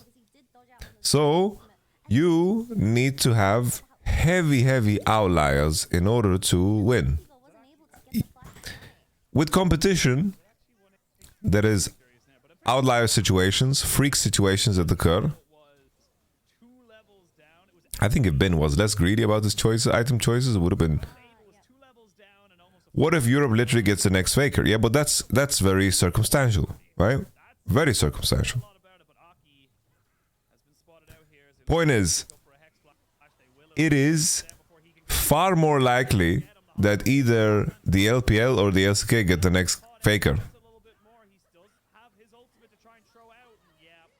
KT was overrated though? No, they were not. There's only a flicker of light to try and help OMG. BLG are looking to decimate this game right now. They are looking to smash the kind of record, I suppose, of quickest game and hold it from week 1. I think I was sniffing some hard copium thinking that OMG had the chance to fight their inner choke because their entire composition, I mean... It's just in the LPL and the LCK... where it hit 3 people, and Elk being insanely fed, LPL, LCK, the standard is way higher. The average player is way better. The competition is way higher. Everything is pointing to the direction of synergy out of the R and the Wukong. You have so much mobility, you have the ability to make potential picks onto the enemy team, but he's just them having the highest chances of winnings, right? You could even see like the fact that he didn't have his Spirit Rush in that last fight because he lost it trying to get away from Yagao. It meant that he felt... So if you look at the odds, Korea and China will always produce way better teams. The engine is just faster. And there's no way, no realistic way for Europe or America as a whole to accelerate past the speed of these regions. So the theoretical gap will never close. What you need in order to beat them is to create outliers. And luckily, because League of Legends constantly changes, not so much in the recent years, right? Not so much in the recent years. Okay, Ben is bonking. Barbecue. Ooh. Ooh, hoo, hoo, hoo, hoo. Ben is chilling. For a very long time as a Rumble aficionado myself, but I mean, there's opium, there's copium, and then there's this. CSGO is a completely dead game in Asia. Yeah, it's just great skill begets greater skill because people will want to beat you. It's like in those years when we had 2019 G2, 2018 Fnatic, the other European teams were also really, really good because that was a pop blossom and a half. Cream going the wrong direction, but doesn't matter. He probably would have died anyway to a Nautilus hook. There's just not a lot really to Asia just likes free games because of the culture surrounding how games are BLG are kind of proving. Look, I suppose we can kind of created into it and say like, yes, for BLG, you know, making it. And that's why I am saying that the gap was never closed. After Season 3 Worlds, the gap never closed again. The acceleration of talent production needs to exceed impossible levels for Europe and North America to catch up. But But I tell you this. I tell you this, okay? I tell you this. The more I kind of see them, the more I'm very impressed. You can create outliers, right? You know, kind of feeding, I suppose, every now and You again. can have odds stacked against you, and you can create outliers. Little by bit, we should be able to get something. Yagao, though, will die to this gank in the bot lane, as Aki is fairly Divine Sunderer. Divine Sunderer o'clock. Kill in a line of kills they're going to need to get in the next while. Yeah, and bringing it back to MSI, I mean, BLG is the team that had the most games played at that tournament. 8 best-of-5s in a row, because they went all the way from play-ins to that MSI finals. And I think just the amount of games that they were able to mold together really... Thank you for spotting the fact that the command is wrong. I fixed it. Everyone, I mean, you see Shun and Don't tell NordVPN. a little bit at the start of MSI, but by the end, you already see how proactive they are continuing into the summer split, and anytime soon, because I think mainly Tell them what. that he has such great visions and pick opportunities when he is given the champions like the Blitzcrank. You think Europe will win Worlds in the future? Well, they will always have theoretically less chances than China and Korea. Yeah, I mean, like, the big thing for me is, like, you know, BLG between spring playoffs and MSI played. But you need to create heavy outliers to achieve that. Like 47 games or something like that. You need to be ahead of the curve in terms of game planning. You need to be ahead of the curve. Like, you need to build fantastic rosters and have them peak all at the same time. And you need to hope that that China and Korea fuck something up. Like, you have their teams fuck something up. They either choke, or they have a misread of the meta, or play bad. Which happens. Which happens, right? It's like, we've had many teams go to the World Championship, and then they just completely flop. Boom. Alright. Aki got just ulted just like that. Elk finds the angle.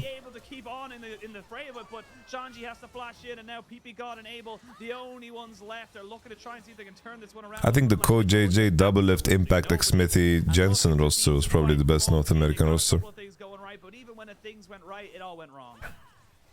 That really did seem like the only opportunity for them to come back into the game, but I don't understand how... But it also depends on what metrics you're looking at, right? It does come to these team fights, because you have the ultimate, you have the flash, and Yago, I mean, he just proto-belted towards you, and it connected somehow, unfortunately, from one pick to another, and I believe the Pop Blossom fight was just zoning out the bottom lane of OMG, where this was a 2v4 at the very end. Yeah, it's like, that was IG having a full-on collapse. That is like one of the weirdest series of all time. Yeah, I mean, even the fact that Shanji has to flash, sealing his fate, kind of saying, he died. Yeah, 2019, yeah. He was had to commit everything to it, and again, that was a good hostile takeover that completely got Elk away from the fight. It was a good cyclone. I don't think LEC will be surpassed. LEC is not suffering from the same issues as LCS. 5, Yagao here with Shun, trying to see if they can take away some of these camps right now. As what is he right now? I think it's less about Impact's Pop Blossom as the fact that it's E. I am very excited to see how creative the teams can be, but look, it's massive E. just going to be even more difficult now. It's a 7,000 gold leader just underneath it, 19 minutes into the game, and you're already at sole points. 4 minutes from now, you're going to... Do you think CBLOL and LA have surpassed EU and NA? It definitely hasn't surpassed EU. What makes you even want to ask that? They all benefit from that extra move speed so much, and even just obviously on the activation of their ultimates. LCS against CBLOL, now that's an open conversation. But LCS and LEC is not the same. Yeah, being in OMG's shoes, not having that vision control is going to be extremely tough, as we see them dropping 2 ultimates onto Bin. He still has the ultimate. Bin refuses to buy MR. He's gonna get out fine, and that is Rumble or gone. So if BLG want to, they can start the Baron. That's not where that spawns. That's not where that spawns. That's not where that spawns. Oh, he's the plant. Yeah, he needs to be a little bit further down, and he could maybe go for it. But you're thinking about gameplay too much, thank you. If it's only gameplay, yes. And look at him on the camera. We're talking about the regions as a whole in terms of the trajectory, the future trajectory of fan bases and player bases and the viewership. Will it work? Will it work? It will! And that's what you want to be seeing. Igao, patient as ever, gets himself his kill. And once again, 4v5. No way. So it does seem like BLG is gonna scrap this win up. What did I just watch? Of course, the Ari going into the as well, That's funny. This is a really tough game machine because Yakal he seems like he's having the time of his life. Honestly, it doesn't look like it's any kind of sweat to him now, right now, and this is why the Nico as well. I think Ari just wanted to W him anyway, no? Nico definitely requires a decent I think this, like, he knew Nico was there and tried to, like, attack him, but with how the invis worked on W, he just got rooted anyway. Is trying his very best to keep OMG in the game, but even he can't let this 0-3-0 can't even get this team back into it. And again, look, you're going towards Elk on his third item. He's got the Storm Razors. Holy, the shy. Look at that smile. You're going to see them kind of, pushing towards a lot of different kind of things. Maybe Igao goes for it again. He looked for another Scars Orb. This is beautiful. I think the format discussion is very low-hanging fruit. Hey, it's a Cloud Rift, which means there's going to be more Scars blooms anyway. He is a minion. I don't think it matters that much. He's looking. They know though. He took a weird route. Thing is, I don't think this I necessarily don't think that the current format is that much better for internationals, because they get, like, the players have 3 weeks of I think the only opportunity OMG can come of just if Shandy's able brain to fisting, you know? It's like you play 3 super weeks. They counted. They definitely counted. It's so exhausting to play super weeks, guys, because as pro players and pro teams, maybe they force something in the jungle where Shandy's able to get something done on this. it's like, bro, to play 1v1, it's a 5 to 6 hour investment. I mean, look, they've got decent wave clear with the Ari and the Rumble, and of course the Aphelios with decent guns to fight. It's a 6 hour investment to play 1v1. You know how exhausting that shit is. You lose half the day because you have to play a BO1. And it ain't good, as they're just kind of constantly taking for bombardment. Super weeks suck ass. I can tell you how much. How is it 6 hours? Because, blood, we need to travel. And then you need to set up draft for 1BO1, one game. And then you have to travel. And then you have to travel early to the studio, because you need to be there in case there's a freak accident. And then sometimes, for some reason, you're watching fucking XL versus Astralis, before Astralis got leader, and their game is 60 minutes, and you just have to sit there and oink, and then there's a Kit Kat pause, and then all of a sudden you have invested so much fucking time. I don't think that's going to help you be sneaky about this, but now Shun was away from his team as they look to try and stop this soul. Flash away, and now they can take this away for themselves. Flash away, really?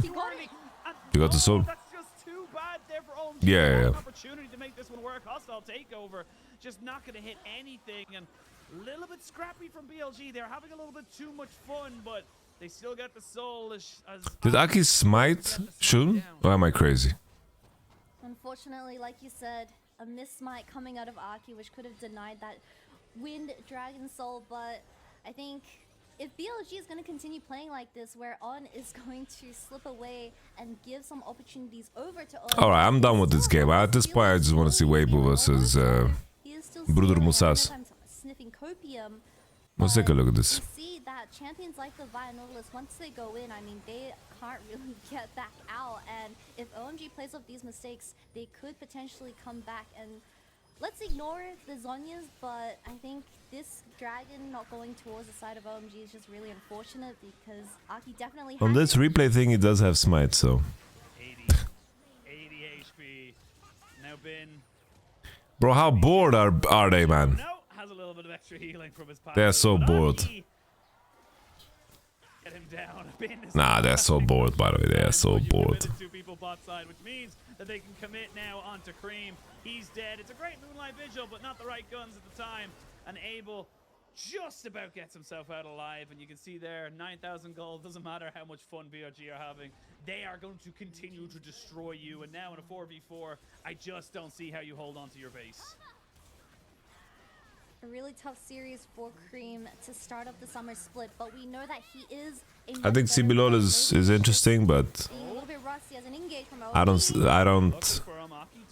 I think CBLOL is very interesting, and CBLOL could definitely like maybe reach major region status in the next 5 years.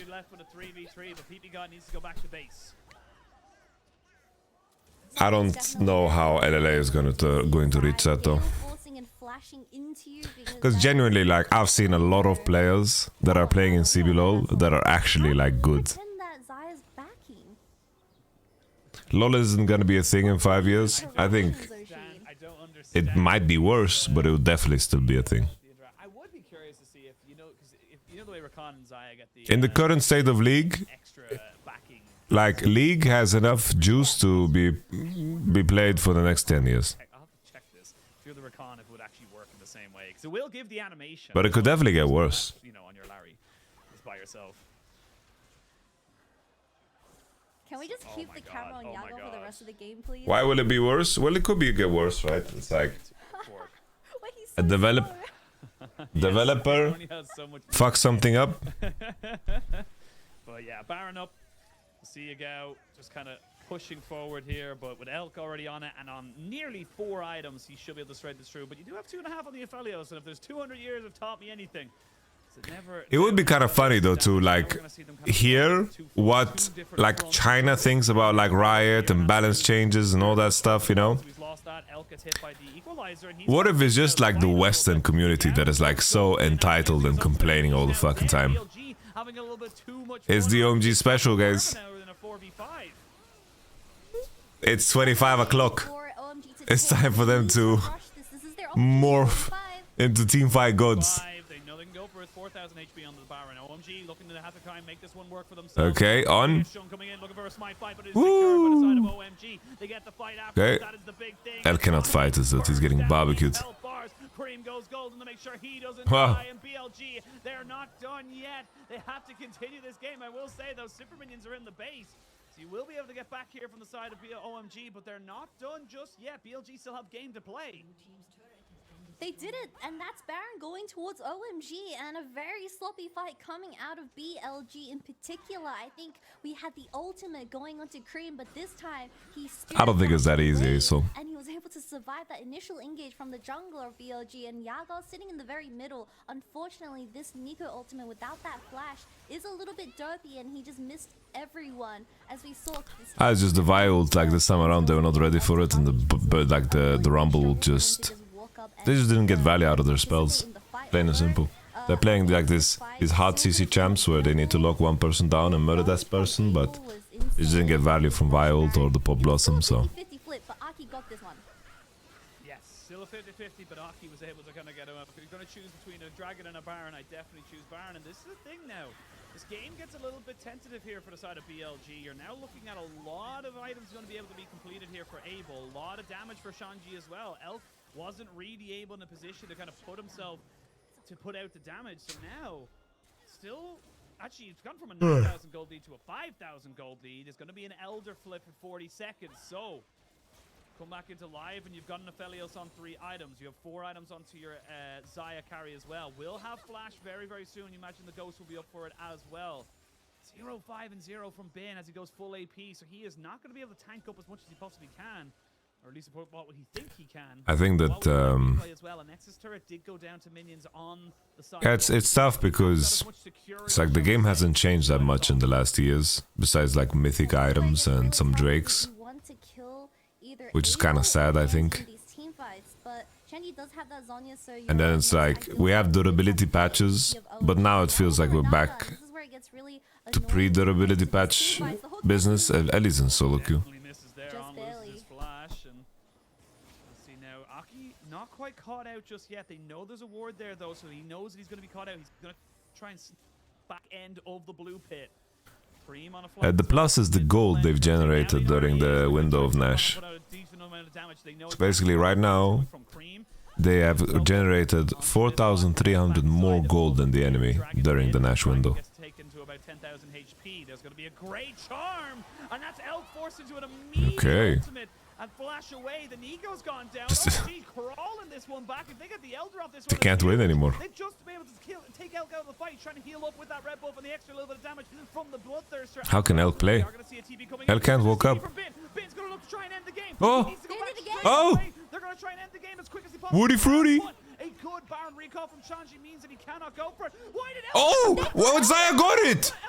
I'm not sure. Zaya got Elder! Sean's going to be dying anyway. Sean looking to try and see if he can get away from this one here. Bin needs to try and get away, though. He can't take the Nexus turret because the inhibitor respawns. What? Cream looking to make sure he gets rid of any and all of these Elder Drake buffs as quick as he Oh, Cream? can. The only Oh, person Cream almost died. is going to be Bin, and he has to scurry himself away out of that base. That is the craziest. Of course it matters. Of course it matters that he got Elder. Director going from Elder to base to Elder to base. Because the other We only realized that BLG case was OMG has Elder. Elder Dragon, because when Bin engaged onto Shanji, we saw the Elder buff coming out of the Gragas, but we have to see how this fight played out, because we saw that obviously Elk got charmed by Cream earlier, but he's already back in the fight actually. So I don't know how he stole this. Was just from the E feathers? Yes, it was. With the smite. No, someone's smote. Someone fucked up the smite. There's no way the feathers does 1.3k there, by the way.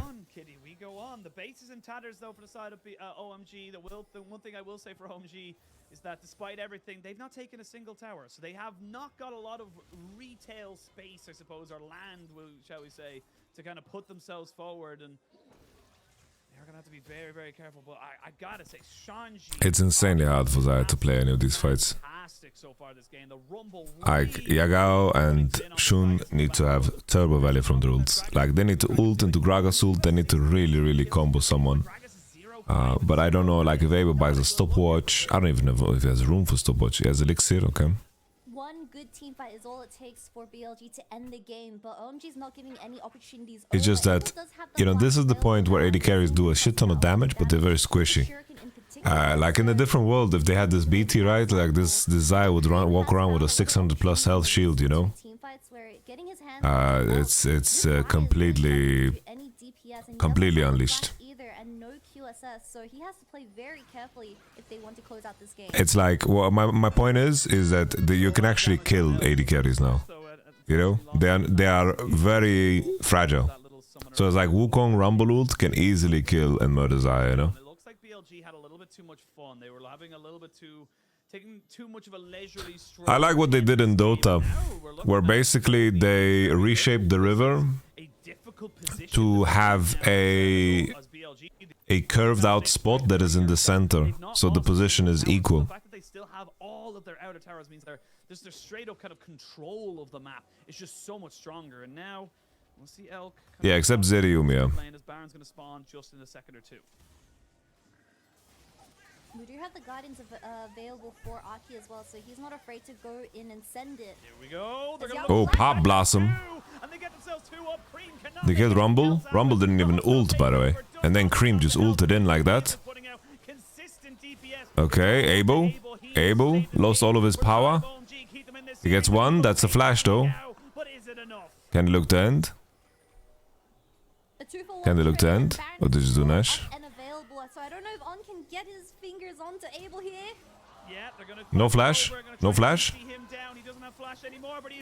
There's no way Abel does something, you know? Okay, thank God. I thought he was gonna be a Felios thing.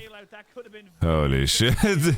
For the side of BLG, but without Abel, without Shanji, I feel like this could just be game. OMG definitely putting on a show for us in this game too, and it could have been a throw out of BLG. But with that fight going in favor of BLG, they're finally going to be able to get this mid inhib. They're not going to end the game. They're going to go for Baron. They've been kind of playing around way too much, so they're going to go the safe route and kind of suffocate the enemy base with this Baron buff. I mean, it kind of makes sense if you think about it, because OMG's death timers are so staggered that Shanji's back up. You're going to have Cream kind of available there with Aki, so they just kind of said, look, it's a 3v4. I feel this is fun, I think. So, you know, they would have had the disadvantage, so we are going to continue on. BLG regain control. They've cracked open another inhibitor. It's like, so only 2 towers left on the map in favor of OMG. I get that the over frequency of things definitely sucks. It definitely sucks. I agree. But With the start that Abel was given, it's I want like to remind everyone that this guy was 0-5 at one point. Long in bot, they will always like figure out which are the strongest ADCs on the patch. And there will be a repetition always. There's definitely worse ADCs to be seeing every fucking game. It's like when it was Caitlyn, Varus, Ashe, Jhin, that shit was so fucking boring, dude. That shit is boring. Or like Sivir. That shit is boring as fuck, dude. Not auto-attacking minions as quick as Zaya would.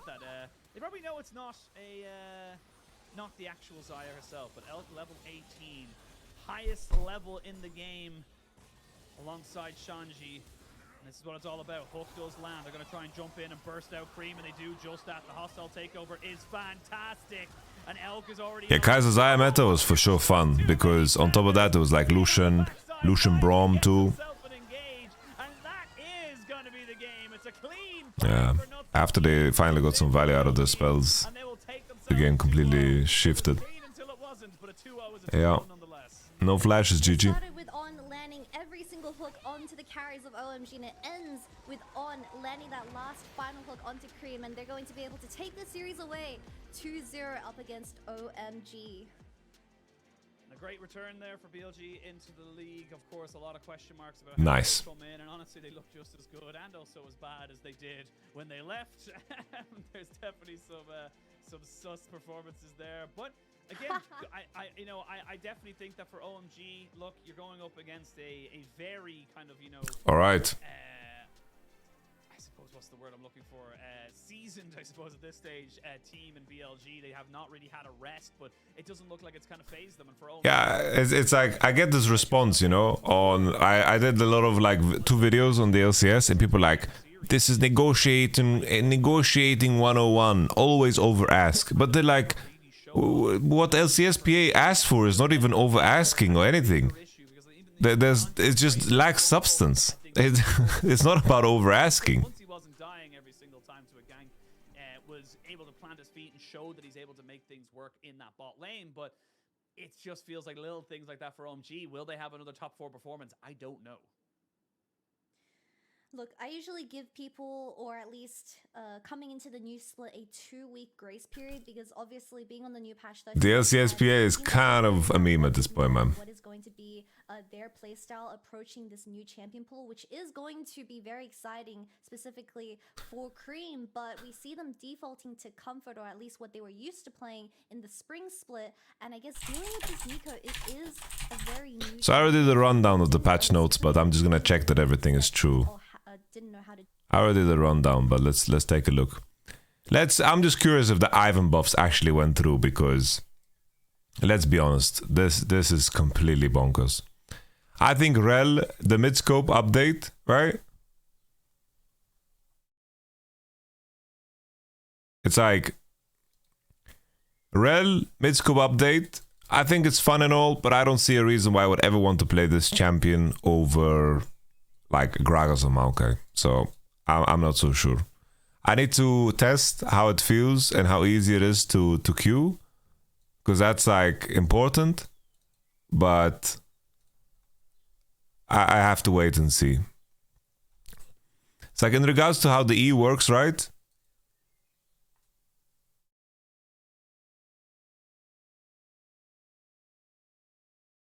Rel gains move speed while mounted at levels 1 to 13. This is kind of interesting, because if she's like zapping around and she just gets like the move speed from what's it called, Dead Man's Plate naturally in her kit, that's like interesting, this is interesting.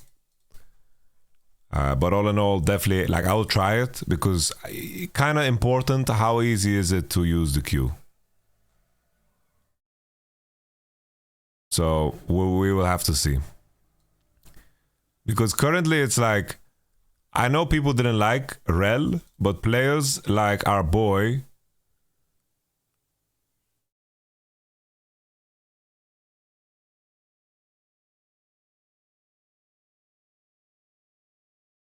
Like, hey, let me just do the prediction.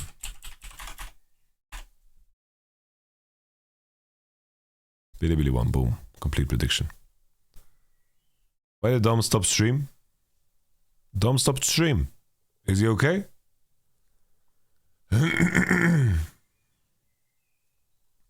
Is Dom alright?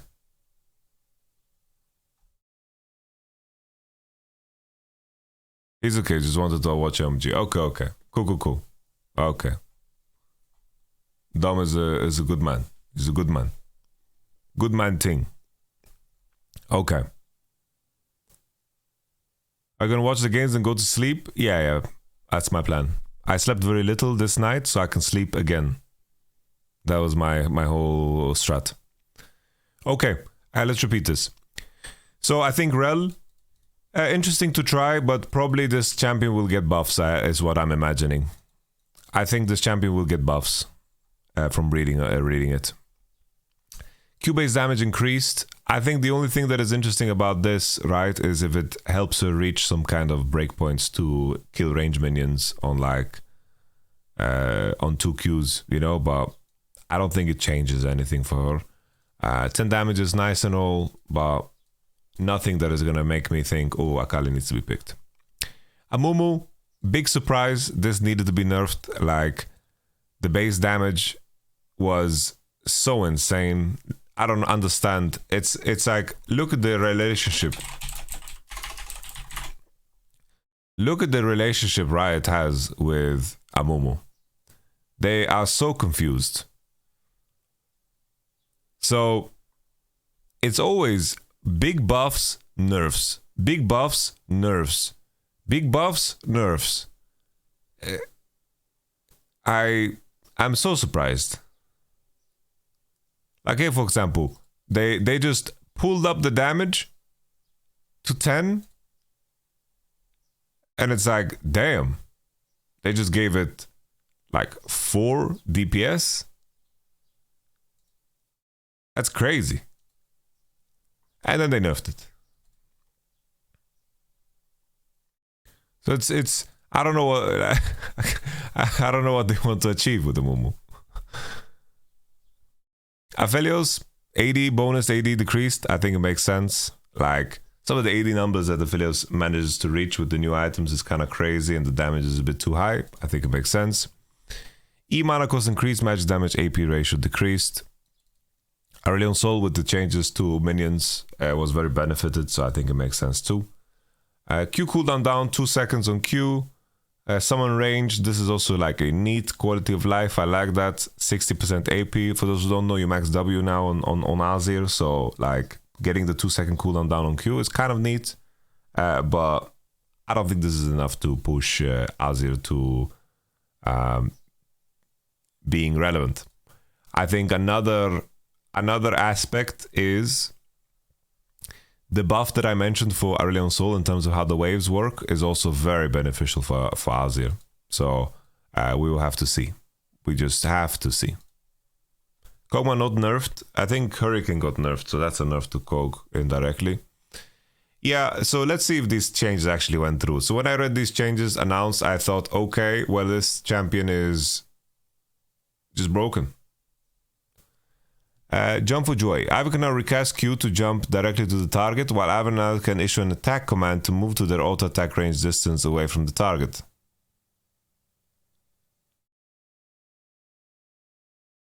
Holy fuck. Cast range longer. Q cooldown is now reduced by 50% when used on non-epic monsters. Damn. Did they change? So where you land with Ivern is like in auto attack range or in E range instead of melee? Because I thought that was the change that they're going to make. Redefining Death Bush. Brushmaker's passive bonus magic on hit when exiting the brush for 3 seconds now applies to allied champions. So this is crazy. You can pick whether it's melee or range. Oh man, that's such a big buff. Like this already is crazy. Brush spawn vision duration, 8 seconds. This is also crazy. This is nuts. This is crazy. And then this is also crazy. Up to a maximum of 45 seconds or until your team loses vision inside of them. There is no drawback at all to placing bushes. It is crazy. This is so broken. It's so broken, man. It's insanely OP. It's so... Play Ivan every role. Change. If when the shield detonates, there are no enemies that are hit by the detonation and the shield has not been broken, the duration of the shield is renewed. What is this? What is this, man? This is so broken too, man. It's so OP. It's so OP is what my trigger speed is endless. I just walk around with a perma shield.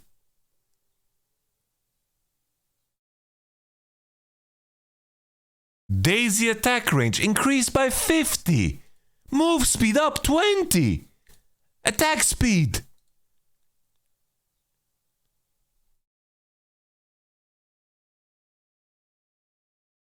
It has flat damage. Oh my god, man. I don't know, dude. Ivan is so broken. It's so giga broken, man. It is so OP, like. That is crazy, by the way. That is, I don't know, man. It is, that's a disaster, man. I don't know, man. Ivan is so unbelievable. I just want to read the reasoning. With buff sharing becoming a part of the game dispatch, we wanted to offer Ivan some buffs to the rest of his kit in exchange for removing his unique mechanic. Some buffs. Overall, these changes shouldn't be too transformative. Ivan's Q will be able to reach between most camps on both sides of the map, and Daisy should feel a lot more responsive with faster attacks and move speed. If you go through the change list, you quickly realize there isn't a mid-scope we promised for Ivan. The reason we decided not to give Ivan a mid-scope dispatch is because player feedback around our proposed mid-scope was indicating we were on the wrong track.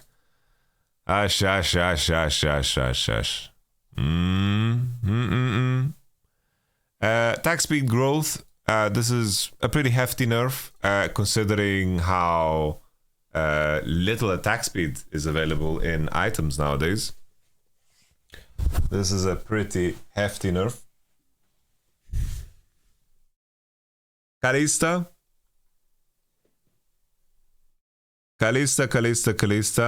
Base. They removed the 90% total AD, okay. And now physical damage, AD scaling is up. Cooldown. Yeah, I don't think these changes are enough to get me super excited. But the fact that the cooldown, basically, you're very incentivized now to play the Q-Max with Rend 1 point because of the cooldown being so much lower on rank 1. So basically, it's like 5 AD at level 1 is so bad for her, but it's like you get like the way Kalista works is she had 90% of her AD. So it's not that bad. It's like it's the same.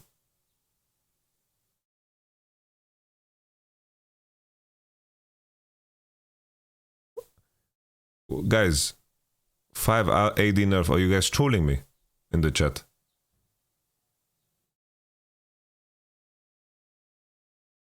Do the math.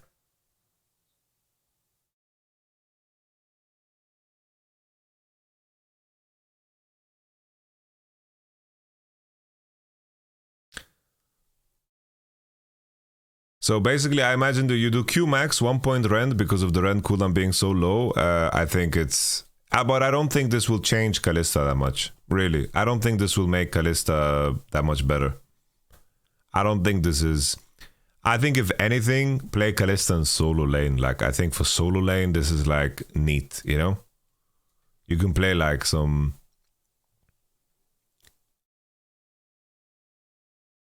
But in terms of bot, I don't know.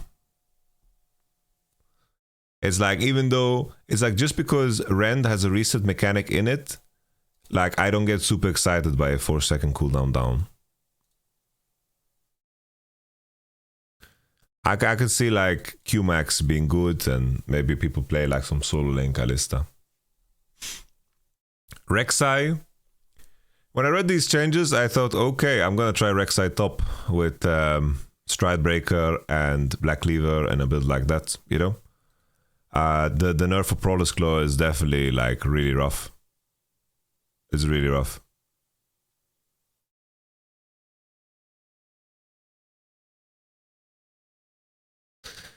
BT, Kalista didn't care too much about BT, honestly. It was more about Shield Bow. There were more important items for her to buy than BT.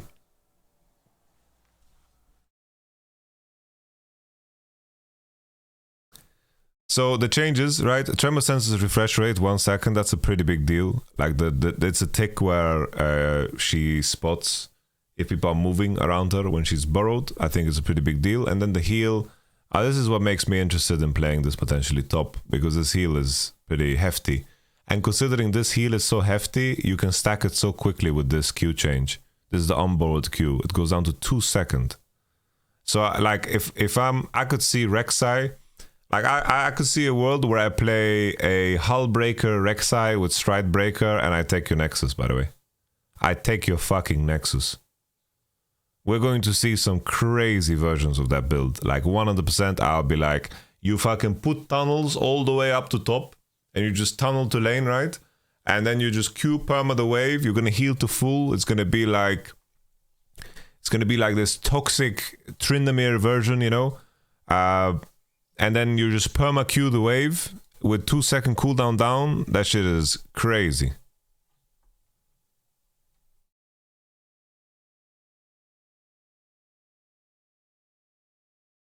Real duration, this is the boom boom boom.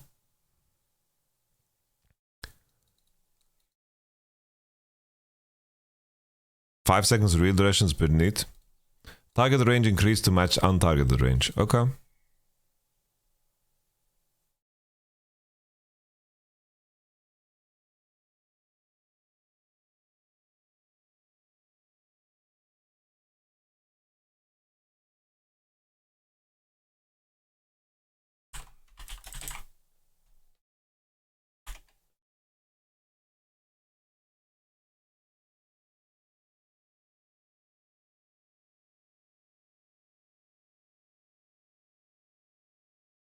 This is a pretty fucking big buff. What's your go-to chess and why is it Gary Kasparov? It's either Kasparov or Magnus Carlsen.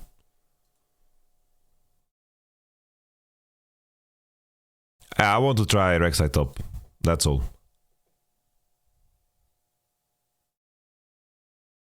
I don't know what you're saying, Kirisia. E cooldown decreased 2 seconds. I think this is fine. I don't think this is a super big deal, personally. Like, it matters a lot, but I don't think it changes the matchups of Renekton. That's my take. I don't think this changes the matchups of Renekton.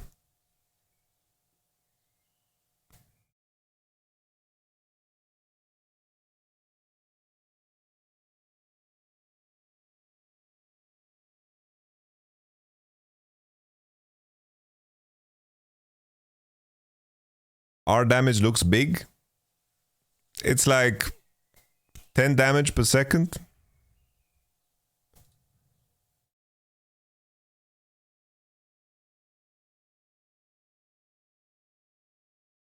Rank 1.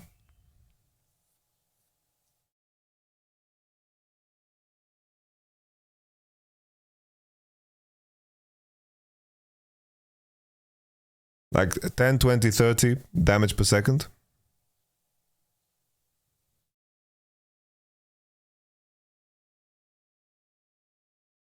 It's like, I'd say that the Dominus buff is really big.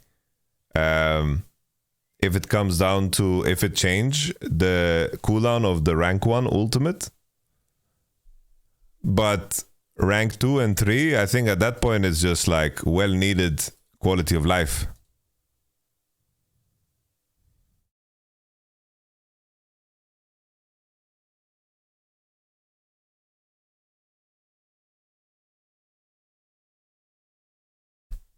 Because at least in my mind, keep in mind, like I'm thinking about the fact that Renekton also lost Prowler's Claw. So in my mind, I think this is fair. I don't think this is going to make Renekton OP. I think it's just going to make him stronger, which I think is fair and fine. It's like if you play Renekton and they counter you, like you're fucking useless. And keep in mind, these Renektons now need to buy Go Drinker or Stride Breaker. You know?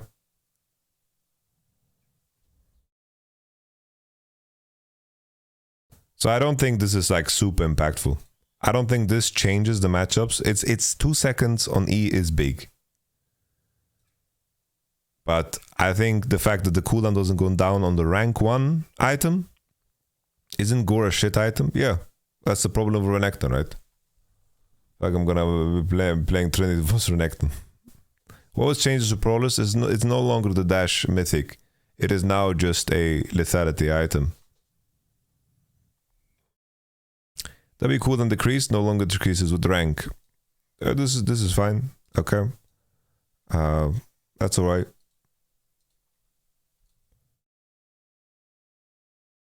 Ardent Sensor needed to be kind of nerfed. This item, I think, still too many supers are running around with 2 items after the changes to super items. I don't know. I don't know how to balance that, honestly.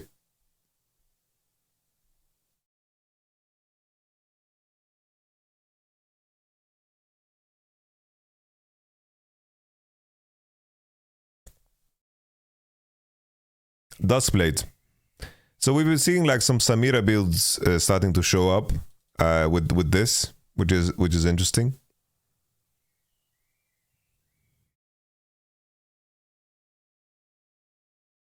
Hear me out, TF with quick blades. It's not that great, right? Because if it would be OP if TF cards were always golden, but you need to pick a card. So you're gated by the fact that you need to pick a card.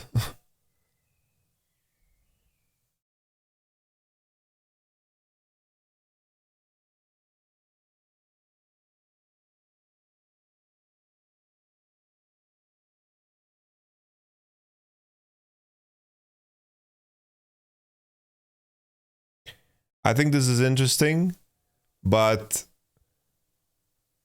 like you have to tie this change into what's happening to Yumus. But on a lot of champions, if Yumus becomes bad, I will still want to buy Eclipse. For those who don't know, there's a build with Samira right now where basically you're untargetable and your ult still keeps going. So there's that.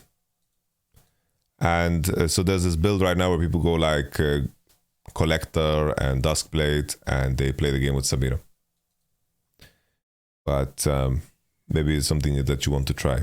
I personally don't feel too excited by it. Like if anything, like I'm excited about trying more Nyla. I think Nyla with the Gale Force and so forth, it looks pretty fucking strong. Isn't the untargetable supposed to stop if you deal damage? No, it stops if you do an action. But the action is already active.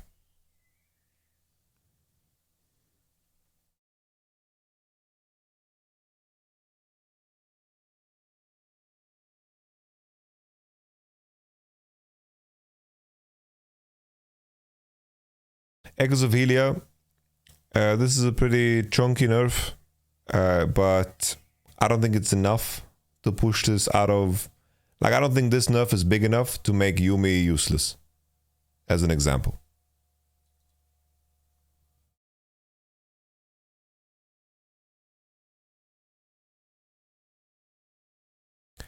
Gale Force. Still, like, I'm reading this and I still think Gale Force is really fucking strong.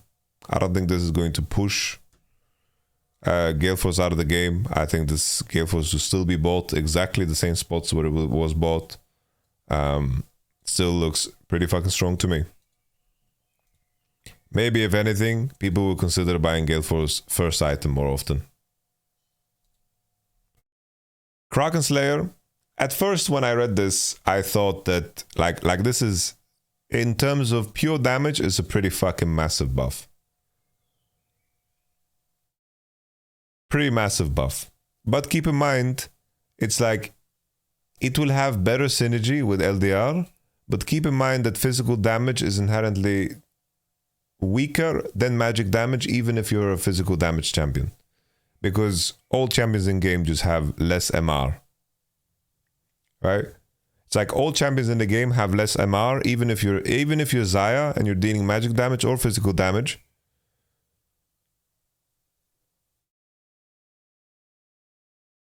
LDR doesn't work on AD and AP damage.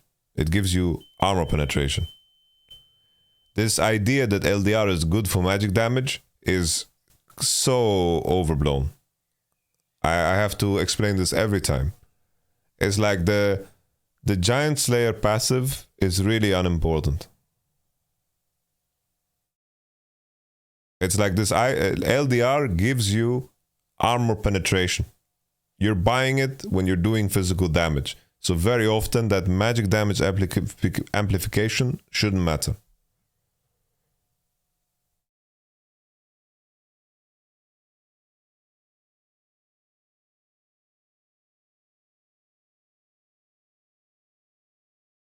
The thing is,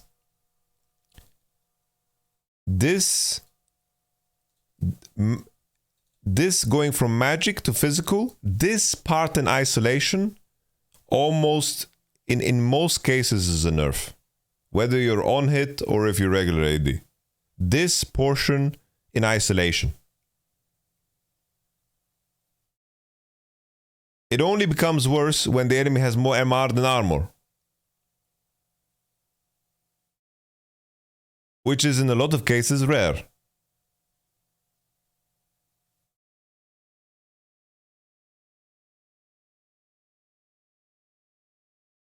And obviously, the fact that it has physical makes it synergize with armor pen, which is important. Which, in some cases, makes the enemy's theoretical armor less than MR. So it makes it better. So obviously, magical versus physical. Physical damage is better if the enemy has less armor than MR. And then the other way around. And obviously, everyone in the game has less base MR. Now, looking at the rest of the change, let's just make sure that the scaling of this is appropriate.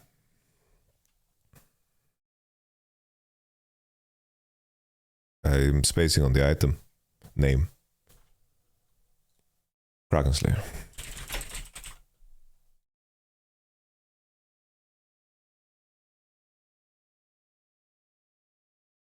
Based on level.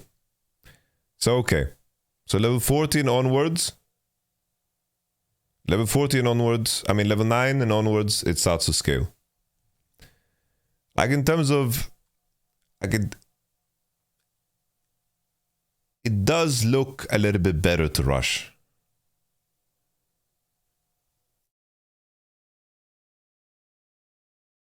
I don't know.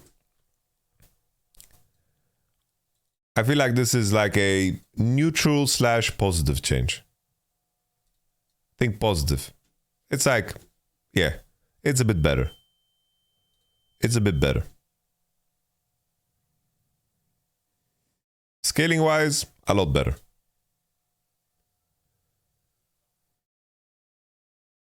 It's like a lot of these AD carry items, they are gated by time.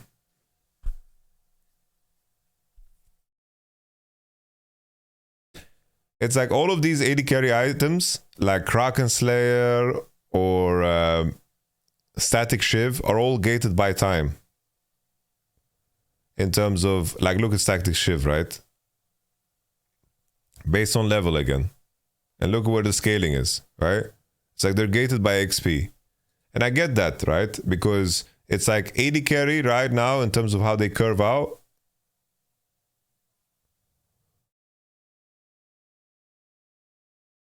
It's good. But that's why everyone's buying Stormrazor. Because Stormrazor is not gated by anything. It's just the stats.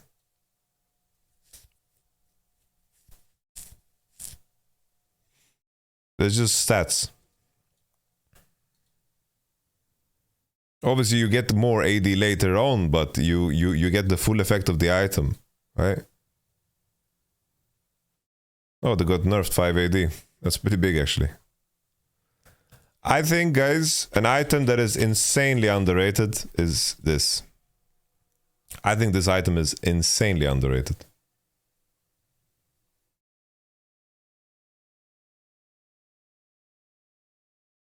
I think champions that can buy this item should consider buying this item.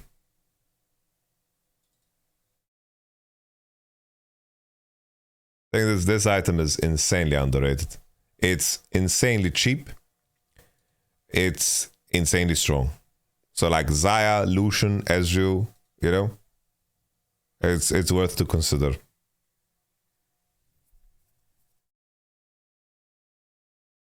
Draven. But yeah, I think it's a positive buff, right? It's a positive buff, but you'll feel the effects of these buffs deeper into the game, you know?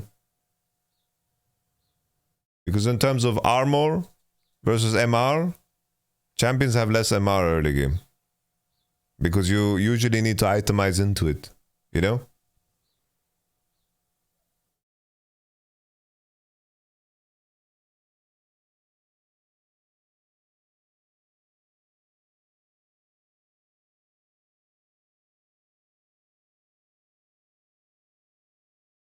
Moonstone Renewer, okay. I think this item is incredibly boring. Because no matter how many text lines you add to this item is just improved heal and shield power. There's no expression here, there's no interesting effect, nothing. It's just... It's like Moonstone is just heal and shield power. So if someone asks, yo, on which champion do I want to buy an item that gives me 20 to 40% heal and shield power? Oh, maybe Soraka. And then that's it.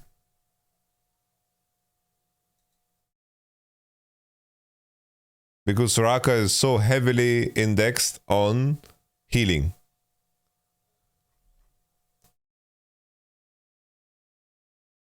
Ivan, no. I don't think it's good on Ivan.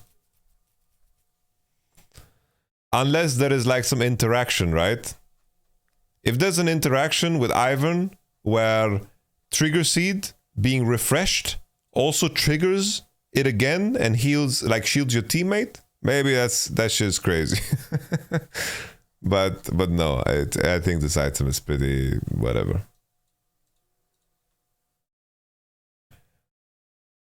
Navori, I think this change is pretty fucking big.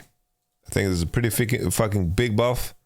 5 AD over 5 ability haste. You take that shit and run with it. 5 AD extra on the item and then Transcendence cooldown reduction.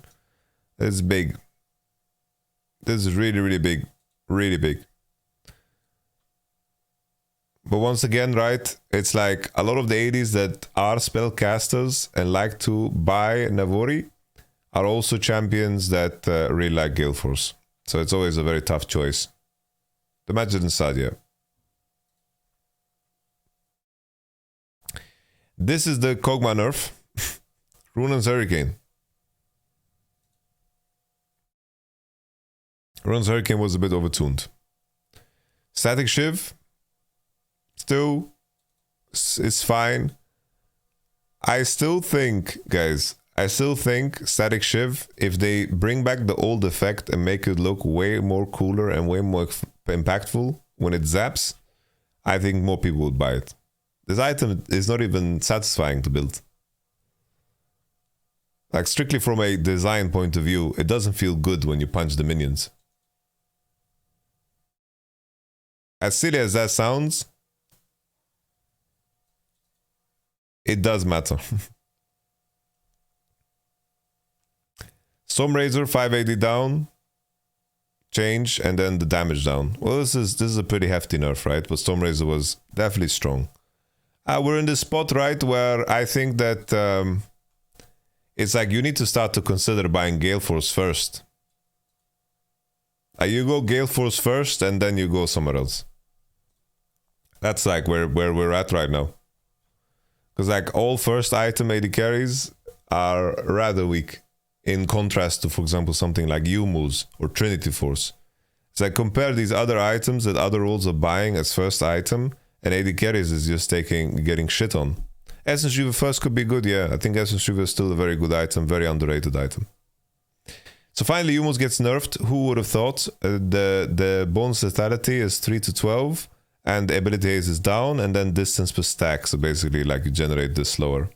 Now this is the point where you should consider buying Eclipse more on some champions, you know?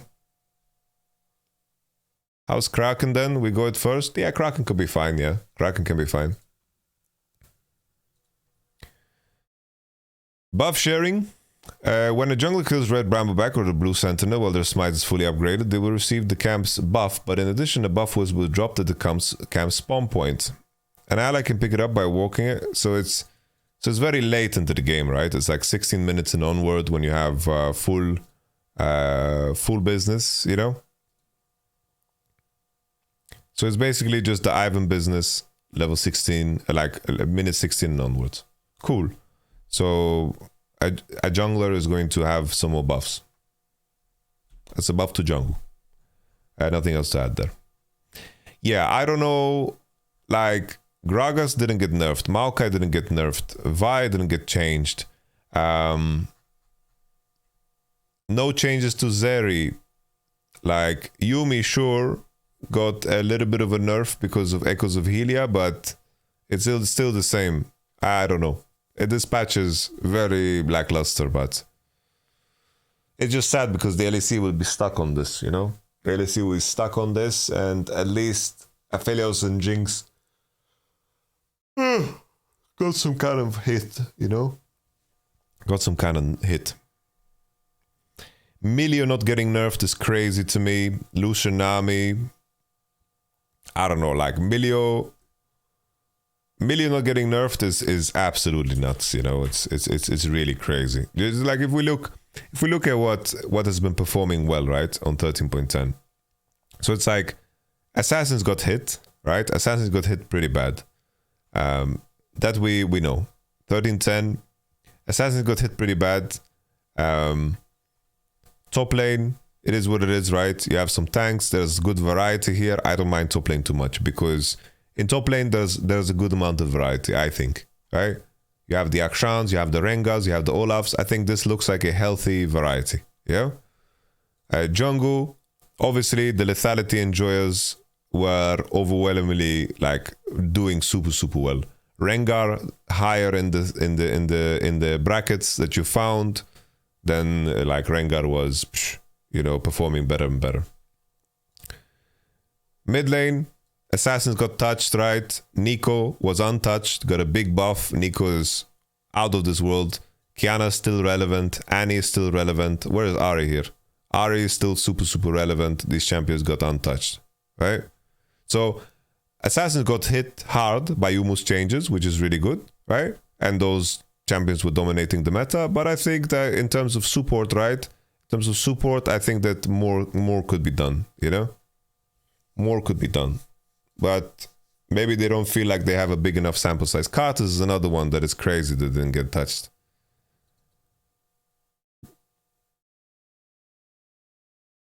But it is what it is. It is what it is. In 2021, when low pick rate. you know, 2020 when he's still on IG, even though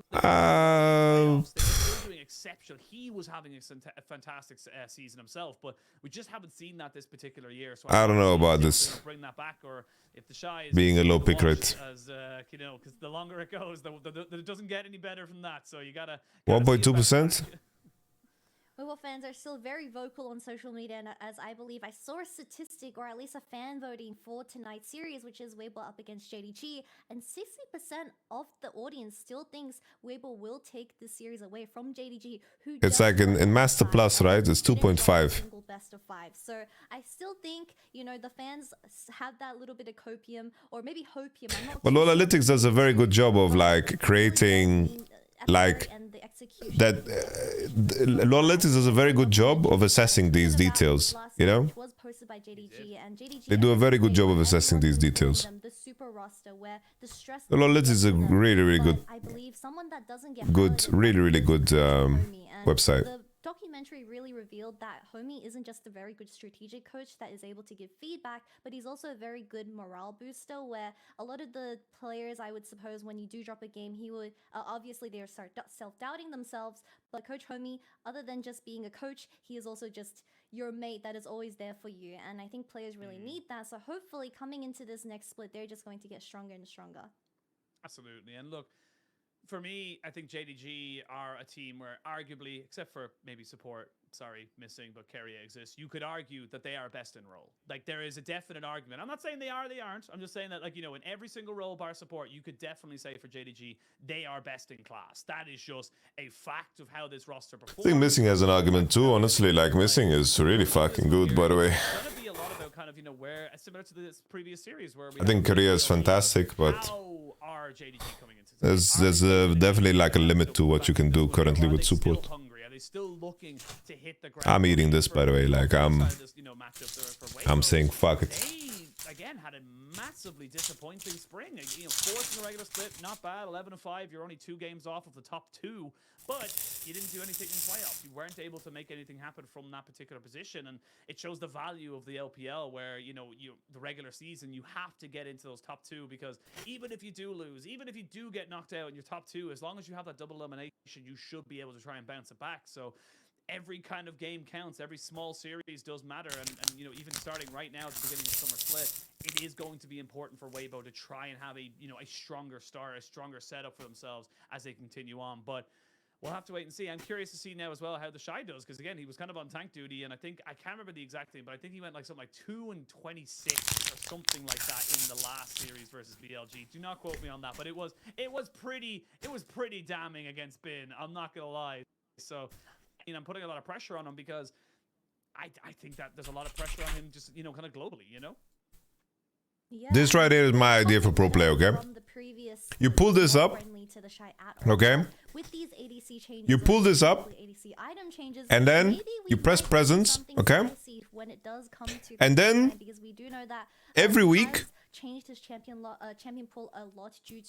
every second week, before a patch cycle hits, the top 5 presence champs are just permabanned from pro play. And really abuse this matchup, then perhaps that is an angle for Weibo to start taking. But speaking about the other side of the map, we have Light, and I think Light was genuinely, in my mind, one of the best ADCs, or at least one of the best showing ADCs at the very start of spring, and he had some of the most insane mechanical performances coming into this year. But unfortunately, I think with Chris kind of dropping the ball towards the second half of the split, it really affected the way that he was able to team fight as well. And like you said, Missing on the other end, he is probably the least top 5 is enough. Not the highest rated player when it does come to that support position, but at least he's consistent now. Consistent enough for so basically, to get MSI championship, and they get kicked out of pro play until completely new split where it's going to be 0. There is a patch note that says something about them. Because Weibo has definitely been grinding it out. I mean, you definitely hope so, but it is kind of, you know, look, I always feel bad for Missing. I love Missing. I was a huge believer of Missing back when he was on WE in 20. Missed out on making it to the World Championships there with that roster. That was tragic in 2021 summer. But what about item nerfs against those champs? Okay, bring them back in. You just can't shine as bright as the other superstars. It's just how it is. I'm sorry. It's just, you know, when you got Ruler as your AD carry, it's so hard to kind of, you know, focus on you. But we are going to see how both these teams are able to kind of go for it. Of course, this is the first match for both these teams. We've almost seen every single team play so far in the regular split. But not every region play on the same patch. Oh, that's a problem in itself now, isn't it? To have their debut, if that makes sense. And again, just good to see kind of everyone kind of, you know, jumping straight back into it. Because remember, we've only had 10 days. The show! A week since the end of MSI before we started back in summer, and it is going to be over before we blink. It's going to be finishing. Hello? The season on the Where is Karsa? Yeah. Oh, Zhao. Scheduled for us, to say the least, especially the AG games right around the corner. But the biggest mystery for tonight is going to be about Weiwei in that jungle, replacing Karsa and coming in with this roster where they've never really played before, because this is the first time. They never used him in the spring. I believe he only just joined this split. Bob Marley Crispy. Scrap whatever I just said, but I'm very curious on what he provides to the team, because I think Crisp, he is a spectacular. What the shy are we getting today, guys? But I'm a little bit worried with how he left off in terms of his melee support performance in the very end during spring playoffs. So hopefully Weiwei is able to make up for that lack of proactiveness alongside Xiaohu, which is going to be a very big problem because they're up against Kanavi and Knight on the other side. Yeah, I mean, look, I think it's definitely the elephant in the room. You know, you look at kind of my man. The moment 369 is on the screen, it says the elephant in the room. That's fucked up, man. To the World Championship with them, then went to V5. 369 is a beast. A short stint. Didn't work out. Went back to Suning as a sub jungler for them. He's a beast. And then, you know, kind of ended on BLG last year, where it just didn't really kind of come to fruition for him. So he's had a turbulent time as a jungler, but again, he is so young. He is only 22 years old. He is very much a newer kind of prospect towards the scene, despite him having been Rule of the GOAT in the ADC, do you LPL agree? for nearly, I think, 5 years now. Yeah. So it is fantastic to see him kind of maybe get another opportunity here, and I would like to see him do well. I think that if Weiwei can kind of be the change they need from the side of Weibo Gaming, this is an upgrade if he can kind of bring back that 2020 form that we saw with him in Suning. Yep, and going into tonight's match, we can't ignore the fact that Rule is back in the LPL, and we had a bit of a conversation amongst the fans and all the casters on who the best AD carry around the entire world was, and I think it's safe to say that I truly think Ruler is the best AD carry that we have in the entire league scene right now, due to the fact that he's able to just play every single team fight perfectly with his spacing. It's not that he's the best champion, he's the best player on X Champion, it's because he makes all these champions his best because he has good spacing. And when it comes to these team fights, he is also very vocal. Surprisingly, only joining the LPL for half a year, he has a very loud voice when it comes to shot calling, which is pretty surprising for an ADC, because usually ADC players are the ones that sit back and get communicated with. But I think just having such a veteran on the team as well really makes JDG a force to be reckoned with. Oh, absolutely. Look, thank you. Can I steal your meme? How amazing JDG are, how awesome they looked and have been. It's definitely a force to be reckoned with at any stage. But again, you know, this is a team that is coming out of an international tournament just a week ago.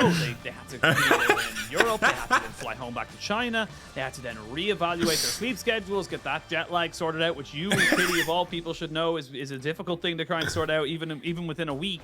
And this is you know, kind of an opportunity now for us to see maybe how they've adapted, how they've kind of gone for it. But honestly, looking at them right now, you can see Knight there, he's smiling, looking good, looking happy to be on stage and stuff like that. It doesn't look like they're in any way worried or you know, in tatters as such.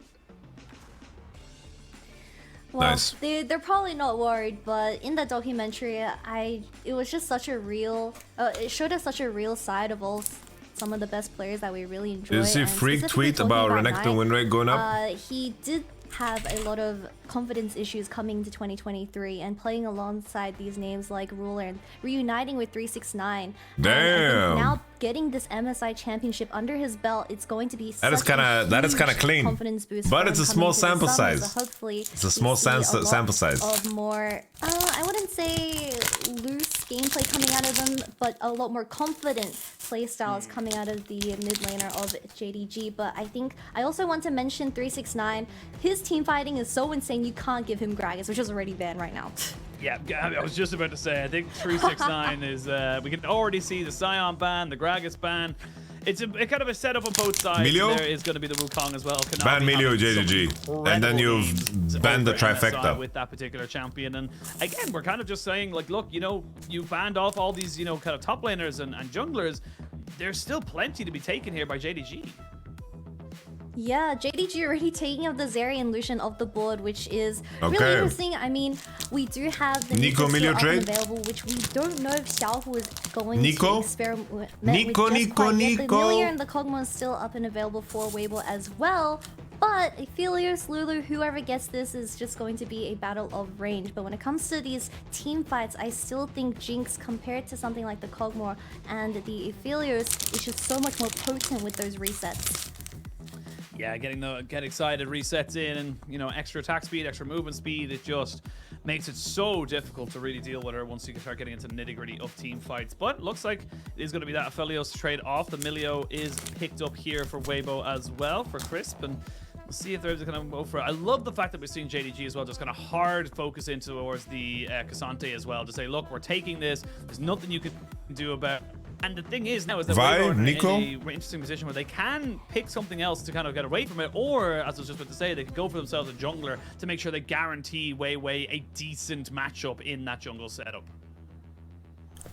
Yeah, okay. it's going to be a JDG are very just sticking to interesting MSI matchup prep, between man. Weiwei They're and just sticking to Navi, MSI because prep. It's definitely a lot of stress for Weiwei in particular, getting thrown into the deep end into such a tough matchup up against JDG. But with this Vi pick, it's going to be very easy to execute. I'm off the deep end. What is that? We'll have to wait and see how this early game plays out, because Weibo Gaming, they're definitely looking at something like the Ari or even the LeBlanc for that mobility that is going to be able to synergize up with the Vi. Something like the Lissandra could also work. Who's the third world champion? With the Lulu getting Crisp. just extra Shit. heal. I'm not going to be surprised if JDG will just play. We do prediction soon. Because that MSI, Let the draft whoever finish, got my this friend. Jinx champion, kind of seemed like they were a little bit too good.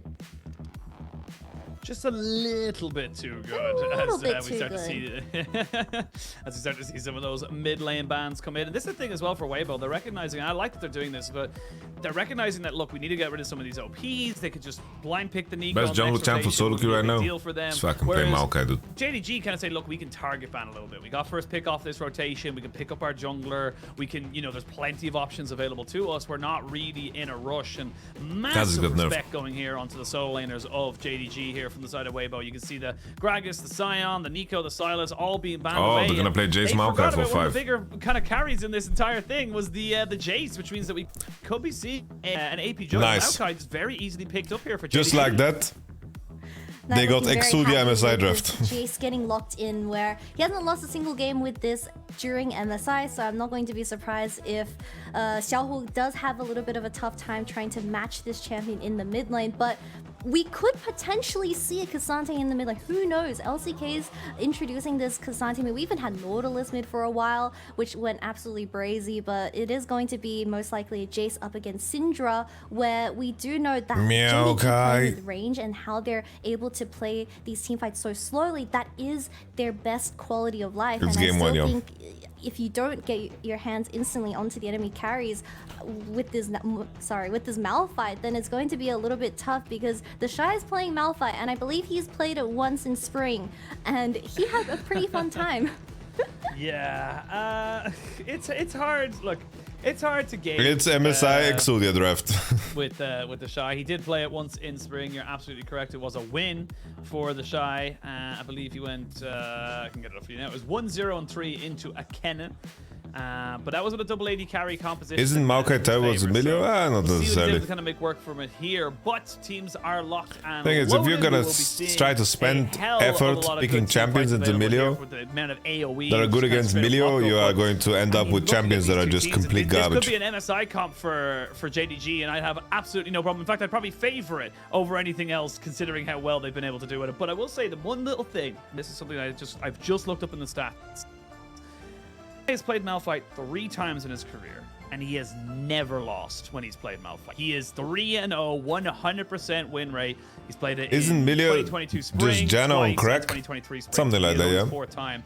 So, you know, maybe there's some method to the madness.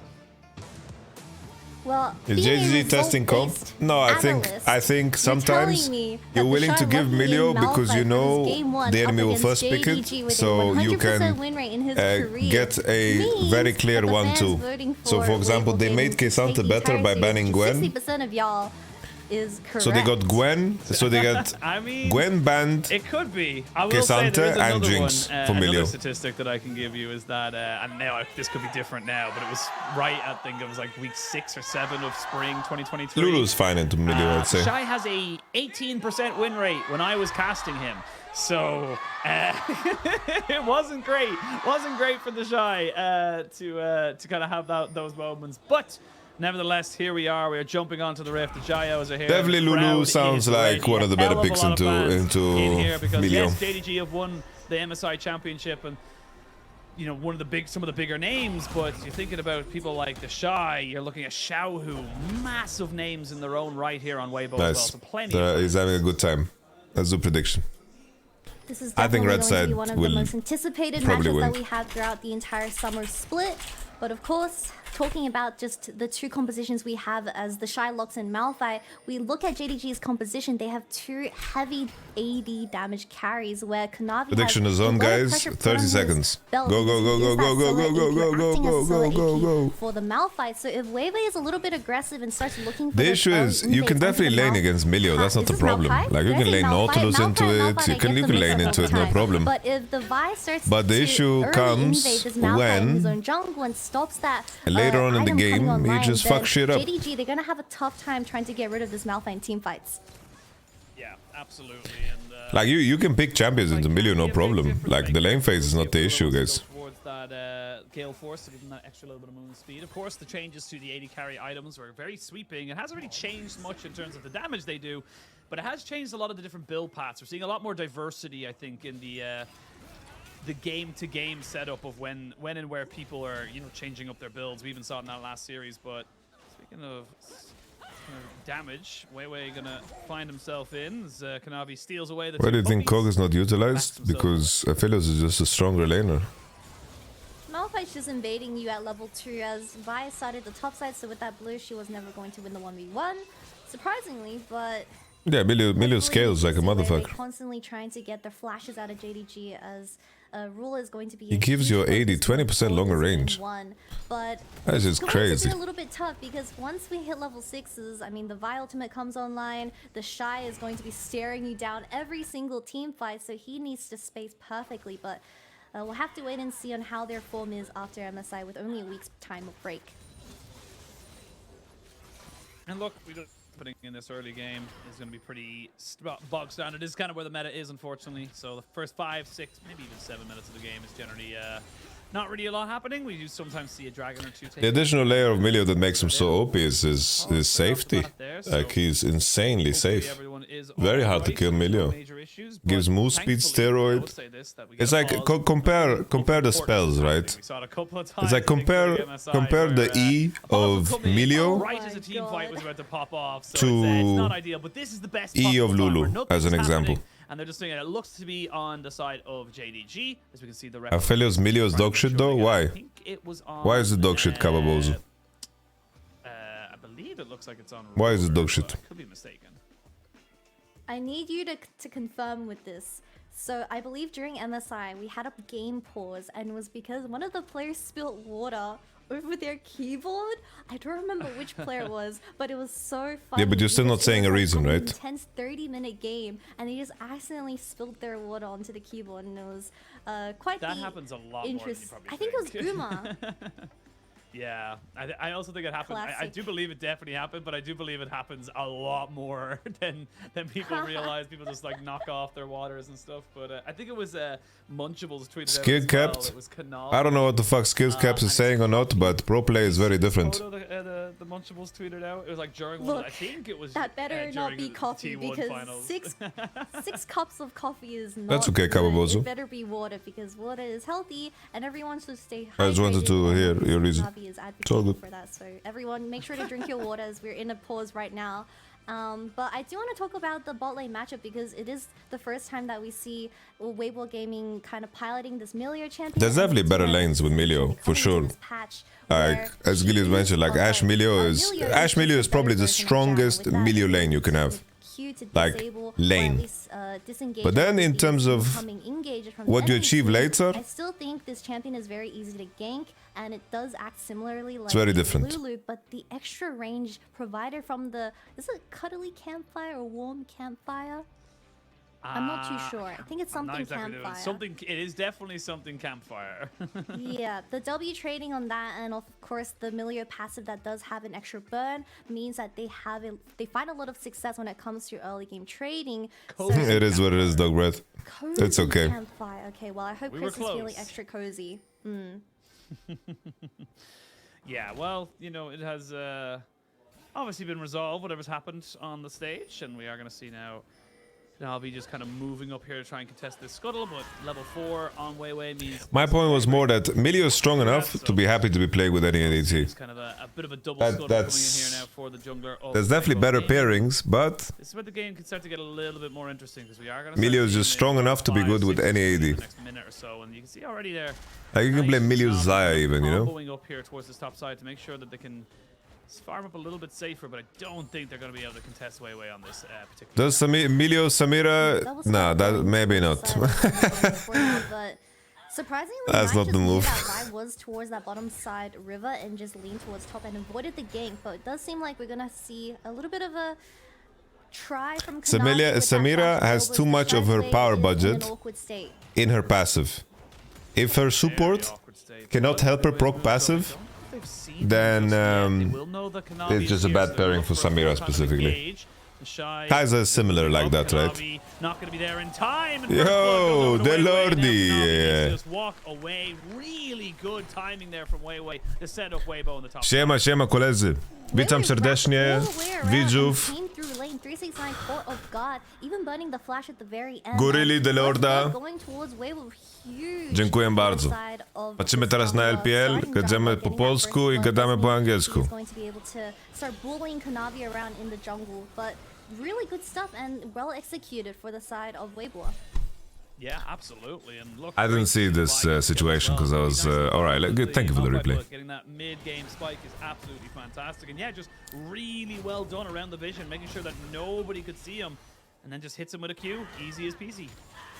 Yeah, insta-burst, and unfortunately that flash coming out of 369 is just such a pain. Będzie dzisiaj polski stream o 1 rano. Diablo. Cook value, yeah. Sure, dude. And she is going to start give him like 10 damage. Absolutely, well, that's a little unfortunate there for 369, losing his flash right at the depth as well. You can see what he wants to do. As a million billion flashes, totally understand the idea of even if you can just get away with a little bit of L, you can shield yourself up and get a extra. Rate the lowest draft, it sucks. Yesterday was kind of bad. Fucking Ezreal Yumi, like, my man lost the plot, I think. We haven't really been seeing at all, really, because he's been disabled during MSI, and it's just, this is what he does. How can play, guys? Kind of keeping your AD carry safe, and in those team fights, having that extra... Ezreal Yumi, and then with Kha'Zix. Oh my god, man. Kha'Zix, Ezreal Yumi. At least if you go Ezreal Yumi, pick a dog. Exactly, and looking at JDG's composition, their main engage is going to be Kanavi's ultimate on this Maokai, and if Chris was able to pilot this Milio champion correctly, then Lai should be in a pretty good situation when it does come to these really tough 5v5s. So hopefully, I mean, do you think it's necessary to build Mikhails on Milio when you do have something like that ultimate that gets rid of every single CC? It's kind of like Morgana with a black shield and going Mikhails. Surely you're confident. Milio is going Shurilia. Well, they're confident enough to go for this fight. Kanavi has to flash away, and that was just straight up recognizing, look, there's a Xiao Hu with an unleashed power. There was a Unstoppable Force. What do you think of Tamken support for this meta? Hell of a bad situation. And again, I don't think it's that great. Rain support items are too OP. Nice and quickly, and they are just kind of winning on all fronts because of it. Yeah, really good cancel coming out of Kanavi to dodge Weiwei's Vi ultimate. Yep, you can cancel everything with Malcolm W. I'm surprised Kanavi is consistently trying to help out 369. Malcolm W is like the most racist thing you can say on Twitter. He's already used his ultimate there. Does have the flash available to him. The Do they have damage? I don't know if they have damage. There's no way they have damage. What is this? Not quite able to do anything whatsoever. Now Kanavi trying to run away. You're waiting for that seismic shard, but I actually just noticed there's 0 points in the queue there for the Malphite for the What was that? But it does not matter because he's able to pick up another kill. All right. JDG is putting all their eggs into 369's basket, and what do you get in guys. 0-3-0. Right now they're saying comms. Guys, you remember what we did at MSI? We went bot. It really is, and again, look, they're trying to go. We went bot. And you're just really hard forcing this with the ultimates. It just feels a little bit too much. Yeah, but so far, Weiwei has been smurfing. He didn't have enough damage to kill the Shy. I mean, he did have to use his ultimate. Really nice flash Q coming out of Weiwei to get 369 as well. And Kanavi, unfortunately, having to burn the flash from getting caught out earlier just meant he is a tree walking away with no legs. JDG's wash proved me wrong. I was gonna say JDG a fraud. They got tricked. Not anymore. Unfortunately, got them broken off by the rock solid gameplay of the Shy, and that's now Weiwei 3-0. That is a. What happened to 369? Power spike. Weiwei coming out with a black cleaver at 9 minutes into the game. We'll have the cease and desist right now, so we might just see them go straight away for another fight here in the bot lane. Good. But again, bro, Light was asleep here, no? He reacted so slow. Or I think Chris was used W too early because he wanted them to invite them a little bit more.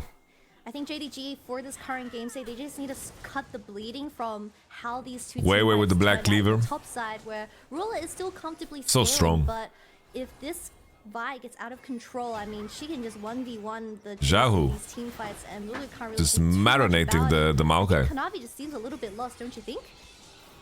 This game is in the dumpster, guys. This was something that we noticed when it came to Kanavi, is that he is fantastic. Ooh, that's a lot of damage. Oh, that wall growth was very necessary. Holy. But this is something that we noticed a lot when it came down to how JDG functioned during the regular split. The reason why they didn't go 100%, I think if Crisp, they did only applied passive once, no? I think maybe they could have applied passive twice. In all of the different setups, he doesn't really know where to go. He gets very lost in the sauce and kind of just becomes a little bit of a wanderer with no real kind of goal for this. There's a 3,000 gold lead now for Weibo at 10 minutes into the game, and they've got it in pretty much. I missed draft-wise million up band. Yeah, and full plates into Light's pockets. We need Tabe to come on stream to tell us. I don't know, brother. But I really think this direction is wrong. I mean, they're gonna look for a flash. Wait, they don't have lethal, like, bruv. The ultimate to click onto the Shy, so. I mean, what is happening, man? Here into top lane to try and keep the Shy down, but the Shy's on Malphite. He doesn't care. Why are they burning their ults always on bot, by the way, on top? I have the answers. So when you see the game, Kanavi argued with bot, by the way. You just have to gank him. They're like, guys, it's way too easy when we play for bot. We need to learn how to do other things. He's on something like the Malphite and Ruler, he's about to get ganked. Rip. I mean, he's about to get killed. Rip. And it's all over. For him to go. The wall growth was already used. He keeps his flash, which I think is the correct decision. And yeah, this is just honestly so well done here from the side of Weibo. And straight up, it's coming off the back of Weiwei. Weiwei has this is analyst gap.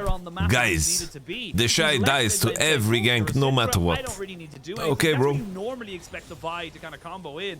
2 types of CC, you kill off Knight very quickly, but he's now just branched out and gotten so much value out of the fact that he's hit these side lanes. Oh, TB coming out. Double TP. Double TP. Oh, look at that fizzy bubble. Nah, if they get away from this, then it's haram. Aye. Bro. Tell me which other support can do that shit. Which other support can do that shit, bro? Nah, man. Very heavily today. It's open.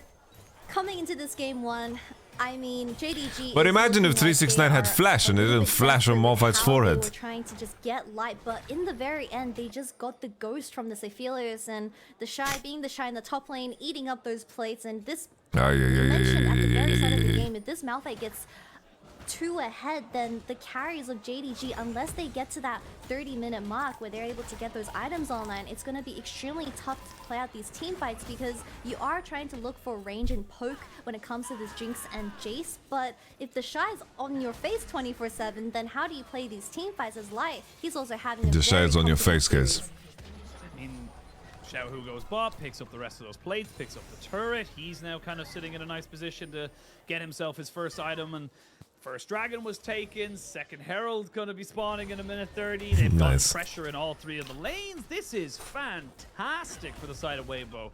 And again, you look at their composition, you look at what they've built. Just honestly, just even looking at the Milio, having that breath of Weibo roster definitely have a stacked roster, but they were very disappointing in that split. It also gives you whoever you gave it to 65% Insanely disappointing. 3 seconds, which means that even if you do not get or do catch them, speaking of getting caught, you're gonna be the Shy is just in form, guys. Trying to see if he can just kind of jump onto this one. Yeah, Izum and Xiaohu just couldn't keep his spells. Knight could turn onto him and kill him in an instant, so they get the TP out. They do end up losing a little bit of health bar, but not gaining much else. Oh, Ruler, yeah. He flashes. He might go a little bit too far under. There's the wild growth. There could be a flash there from flash for flash. They try to turn this one back. There's nice. Marco could have been placed a lot better here. Ruler stays alive, but that's a hell of a lot of investment just to keep the Jinx going. Yeah, I mean, as long as I thought maybe there's a potential here to find lethal because there was Gale Force and Milio spell. I thought here, like, if they go through the traps, Milio are into like all-in Gale Force, full burst. But it's like Lulu, so it's like really, really greedy. I think it would be too close. We knew that there just wasn't enough damage coming out of the solo laners of this, so it was a very good calculation of the damage coming out of this gank. But we need to stabilize for the side of JDG because this next dragon is going to be in 30 seconds, but I don't think they have the conditions to fight it just quite yet.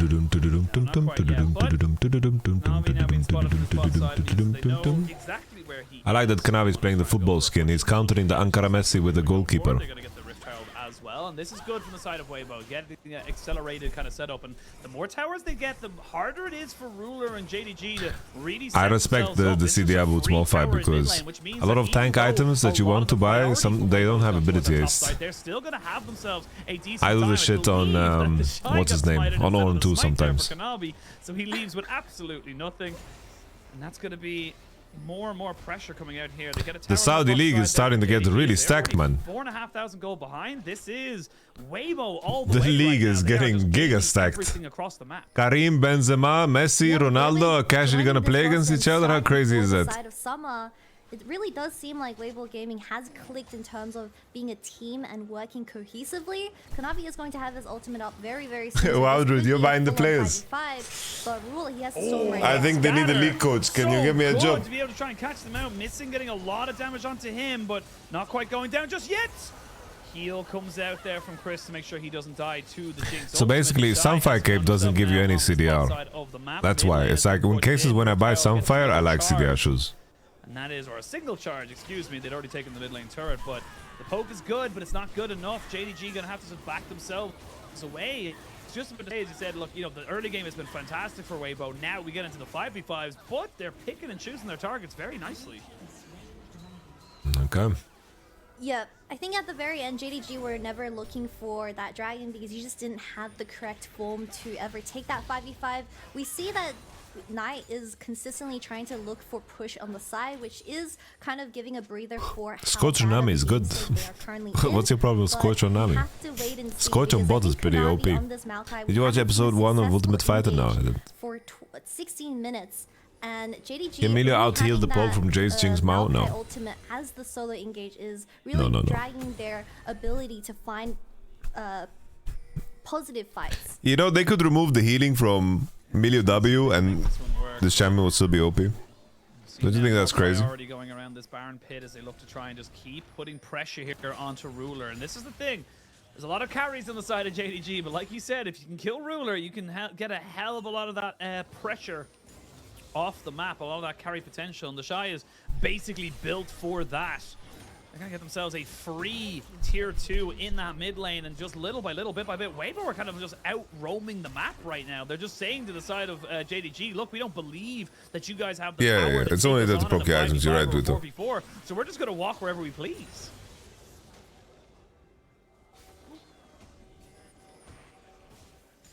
I think Swain would be very bad against such a long-range comp. He would just get kited like a dog. He needs to play around those jungle bushes, and of course, the saplings acting as a solo AP, but this Maokai is not too ahead, Oshin, and with this Malphite... Okay, now you went too far, Sid. ...already is going to be a little bit tough. I think Will really needs his LDR ASAP alongside Knight to get anything meaningful done in these team fights, because I think... Basically, maybe the issue, Yashu Fangirl, is that... Yo, Jack Spectra!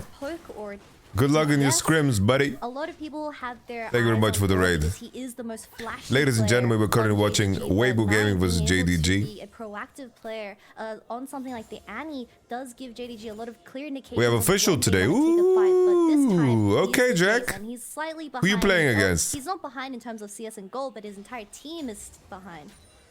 Now he's using his sixth sense there to pop down the square. Guasones. Okay, okay. Get caught out. Smells like a 3-0 start.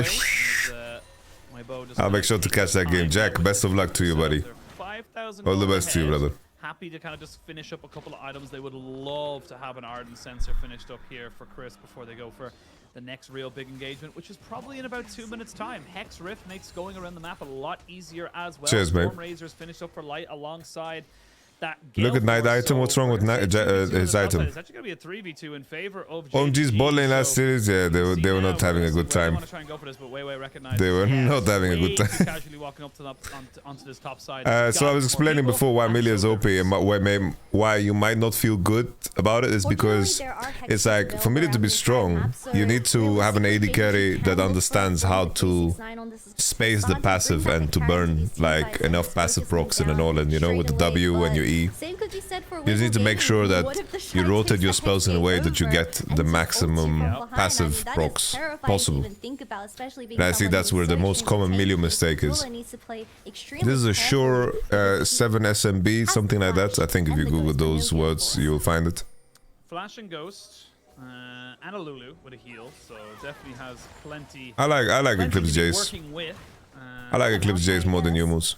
Yeah, true. Plenty to help him, but you know, it's especially in a game like this, like the enemy team is Malphite. Bit to take down the Jinx in the best of senses, but we'll see now where everyone wants to go. As, cheers, mate.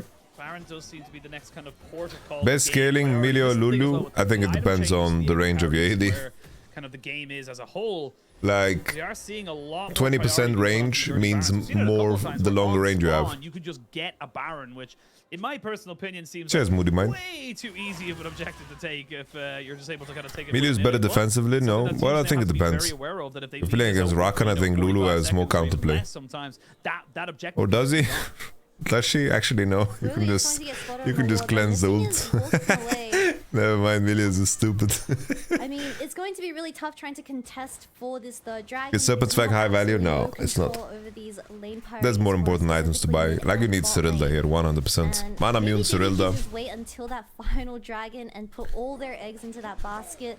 And then Edge of the Night is also really fucking good this game. With Weibo during Spring Split was that Karso, out of, I would say 10 times, he would probably miss 7 smites. But this time it's Weiwei, and that is a Lulu should go Serpents. Ah, you fucking dogs. They won't have that problem anymore, and JDG is just hoping for nothing now.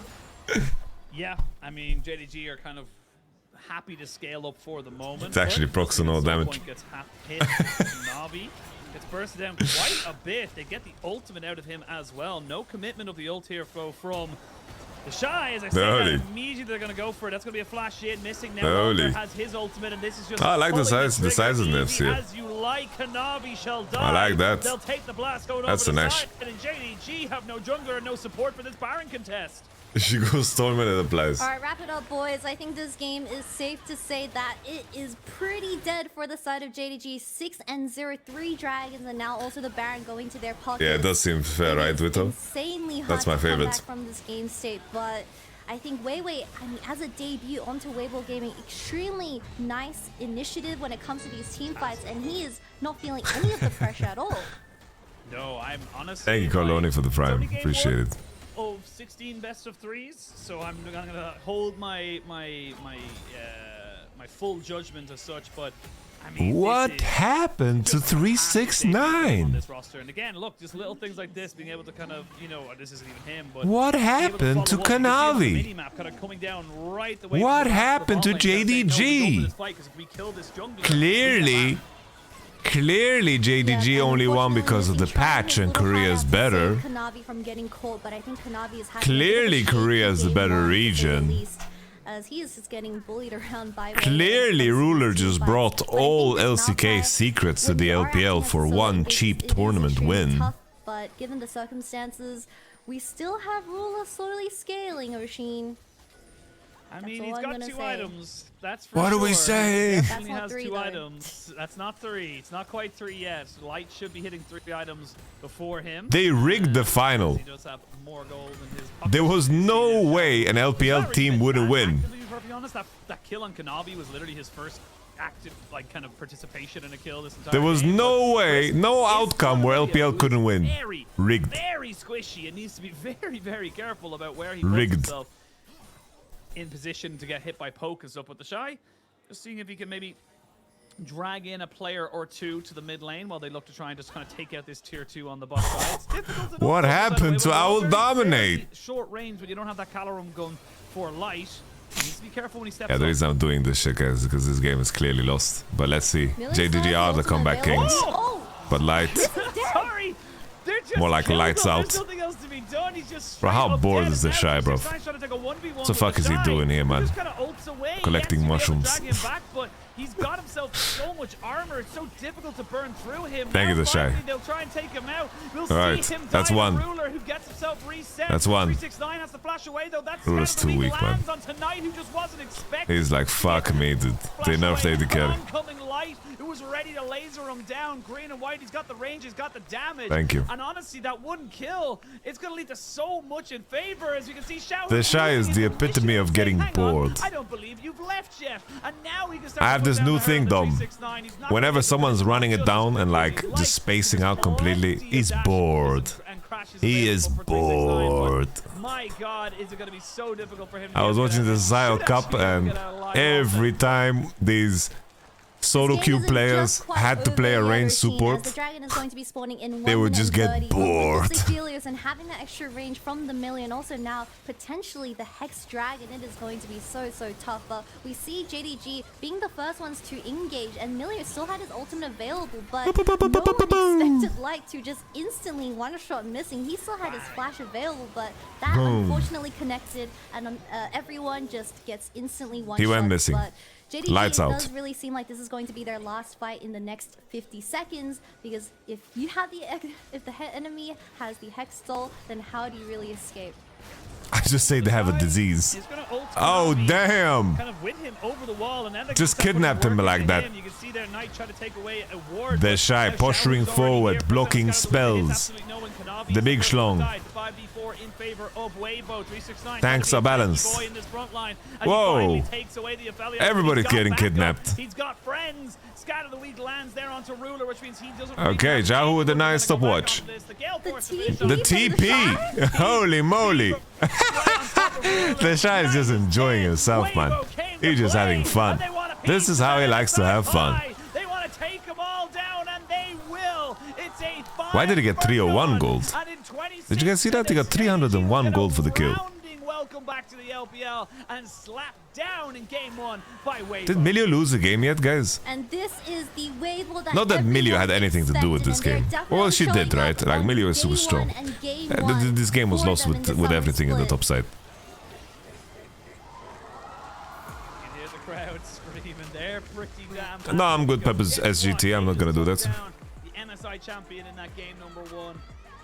Weibo, this is the kind of performance we expected, and what a yes. debut for Weiwei. Really want to hit that home. A lot of people not really happy with seeing Carsey being backed away. A lot of people kind of saying, look, this is a downgrade. This is not something that we expect from this kind of a run. roster. That game one was exceptional. Now, I'll need to see a lot more. This doesn't count. This doesn't count, guys. That was a great way to that doesn't count. Yeah, very strong debut. It's a 100% win ratio in my book. Onto Weibo, but I think we also need to highlight Xiaohu. Oh, you can't see? Definitely an unsung hero coming. You can't see? I believe in the very last it's one, sword. JDG did have an angle to start DPSing, but Ruler couldn't walk up. Xiaohu was single-handedly zoning out 3 people or 3 members of JDG in the backline, and 369 he did find an angle onto Light on that Kazante, but you don't really have a teammate once you are in the whole mix of everything. But of course, congratulations to Weibo for upsetting this first game. Yes. It is a best of series, so I'm not going to make too much of a commitment to my statements, but still, this is exactly what we need from Weibo. Wait, can you do like turbo clears by the way right now with Ivan? Because of the Q change? I can tell. Like, can you just this is literally it, and it's everywhere. So excited about the LPL, and it's why I'm so excited to kind of, have more eyes on this league, have more people watching. Let me see. Yes, JDG and BLG smashed LCK, like destroyed them. There is no. People most likely showed replays of Korea and sold them as. And that wasn't even the teams we were supposed to sold them as sword art. That's brilliant. Sometimes on their days. Art of the deal. I'm excited for this league. This is why I'm excited for these players, and I'm excited to see people finally see that this league has so much glow to up, offer. Bro. It looked like he went to Hollywood and made a lot of money, He's had an insane glow up, by the way. We've had so many roster changes specifically towards the top teams where it's not going to be He's looking pinpoint anywhere fresh, mate. But just looking at the I might be lagging right now. Xiaohu doubled Knight's damage on this Jace, and I feel like potential is crazy with the Ivan this patch. Like the Jace, and you're consistently guys. trying to look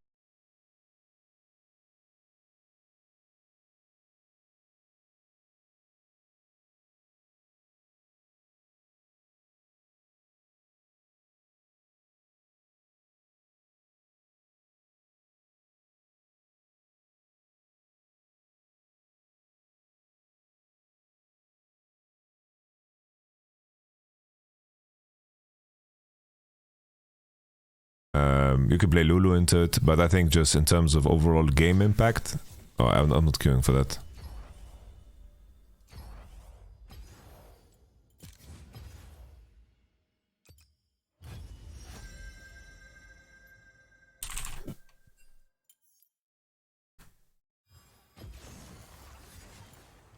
Runes don't matter, no?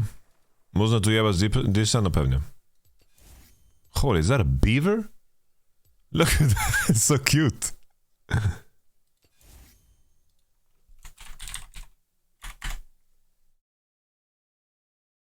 Dzisiaj będzie polski stream później. O 1:00 rano. Będzie Diablo.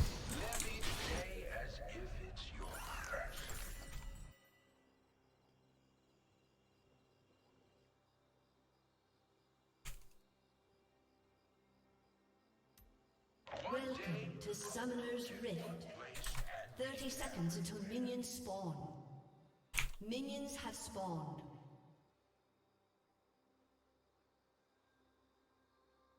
Ladybugs should really befriend intruders.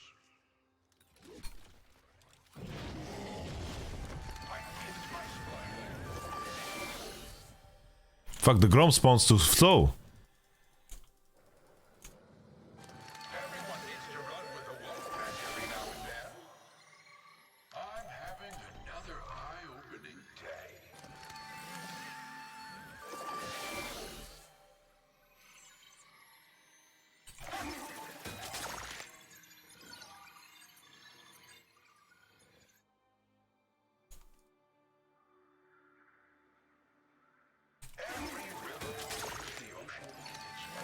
Why did the friend of the forest get cancelled?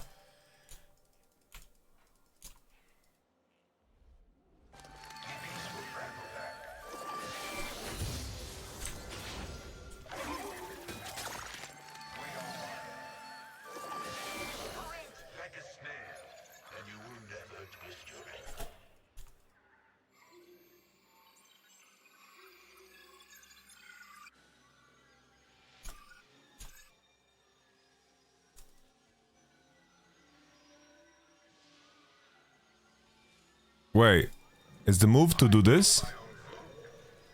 I'll capture them after.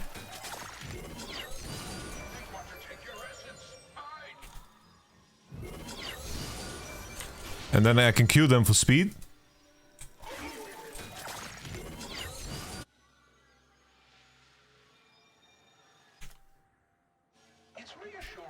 Is the VOD of K-Cup review available if I sub? It will be on my YouTube VOD channel as well.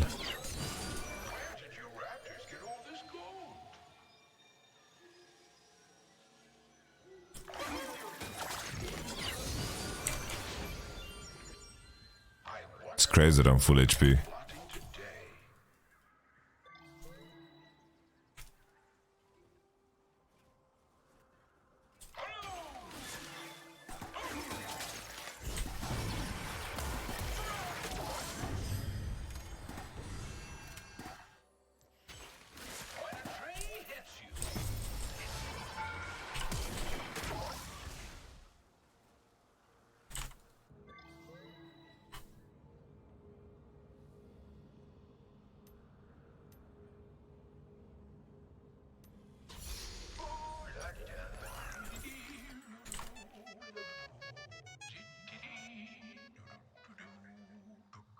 I think the move is to do wolves first. That should be faster, I think. Yo, TSR Lelouch. Thank you very much. Minions have spawned.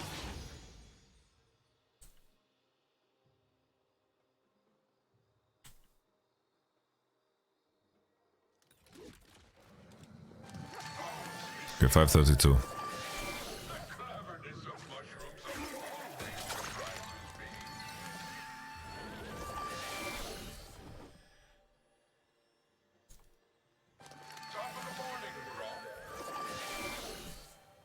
I think this should be faster.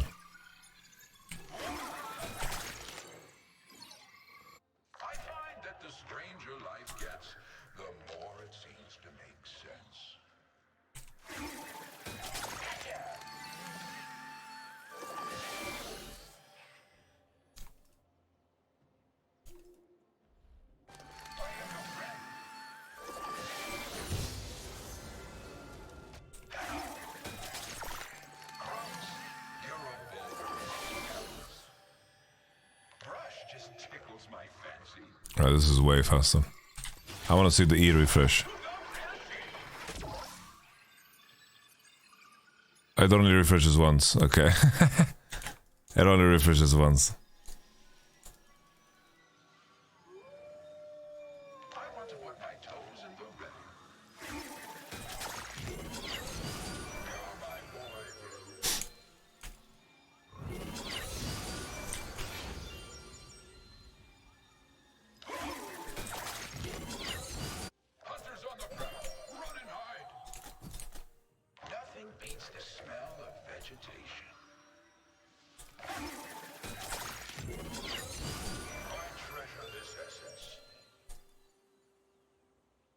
Kawaii Socrates, but that's a little bit like irrelevant because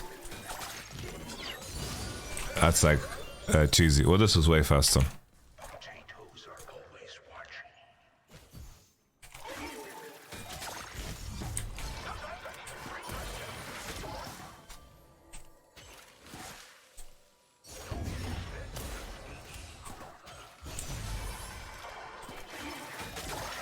First blood. Aced.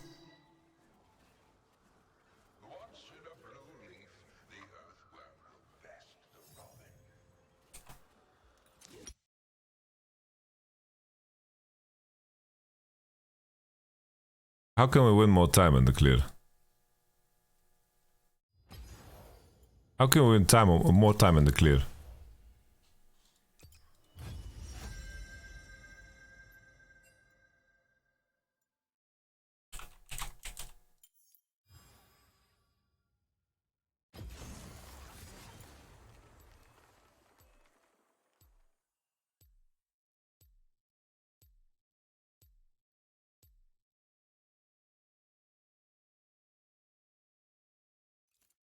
I need to smite the red because I'm out of HP to mark camps.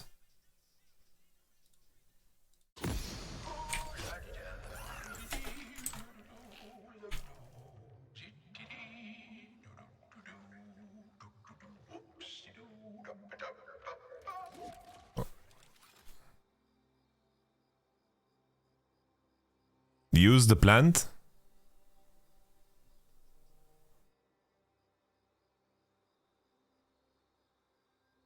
Oh, I know what you mean. You mean like I Q the blue, mark the wolves, and then Q?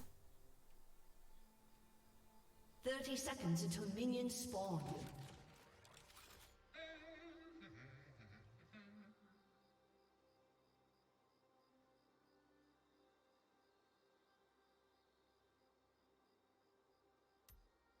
Minions have spawned.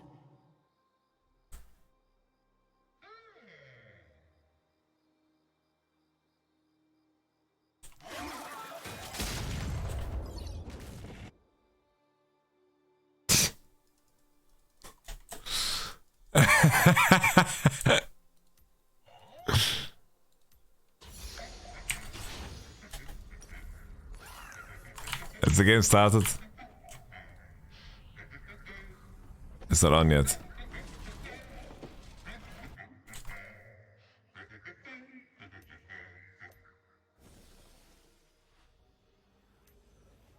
Minions have spawned.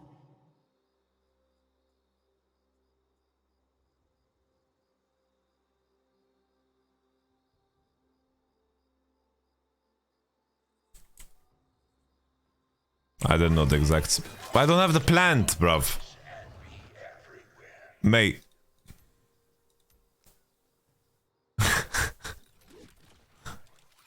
I reset the game and...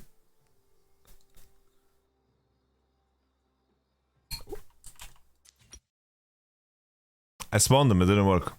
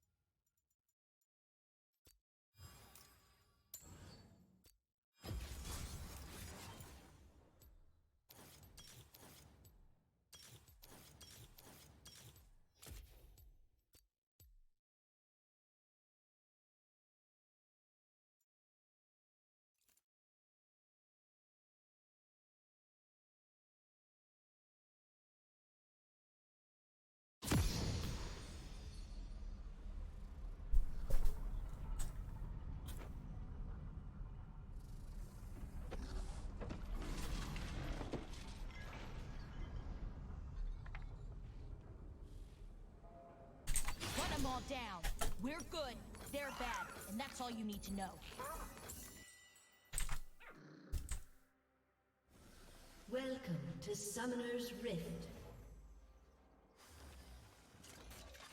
30 seconds until minions spawn. Minions have spawned. Don't let anyone in. Never let anyone in.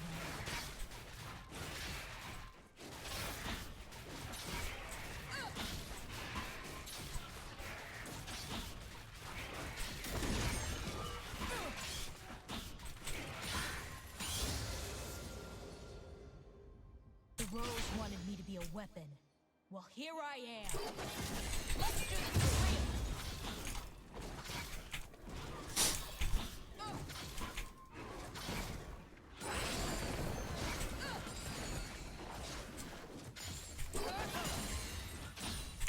I will kill you. W start is way better.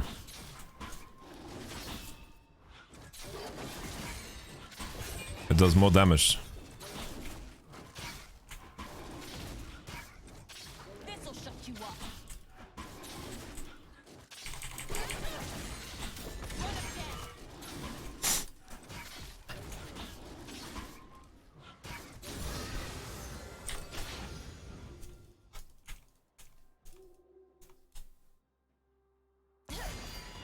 They call it pheromones.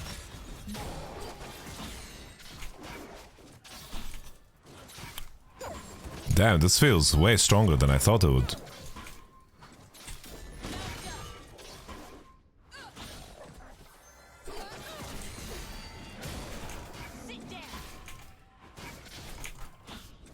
I'm finishing the clear, then I check the draft, guys.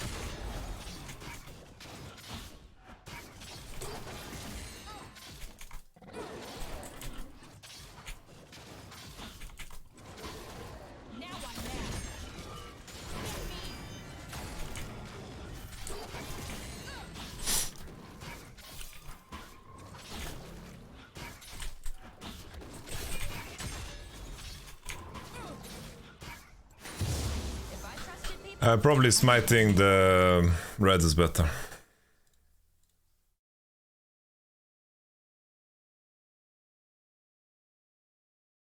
I still probably wouldn't pick this over any of the other champs that exist in the game. Why would I want to play this over Gragas or Maokai still?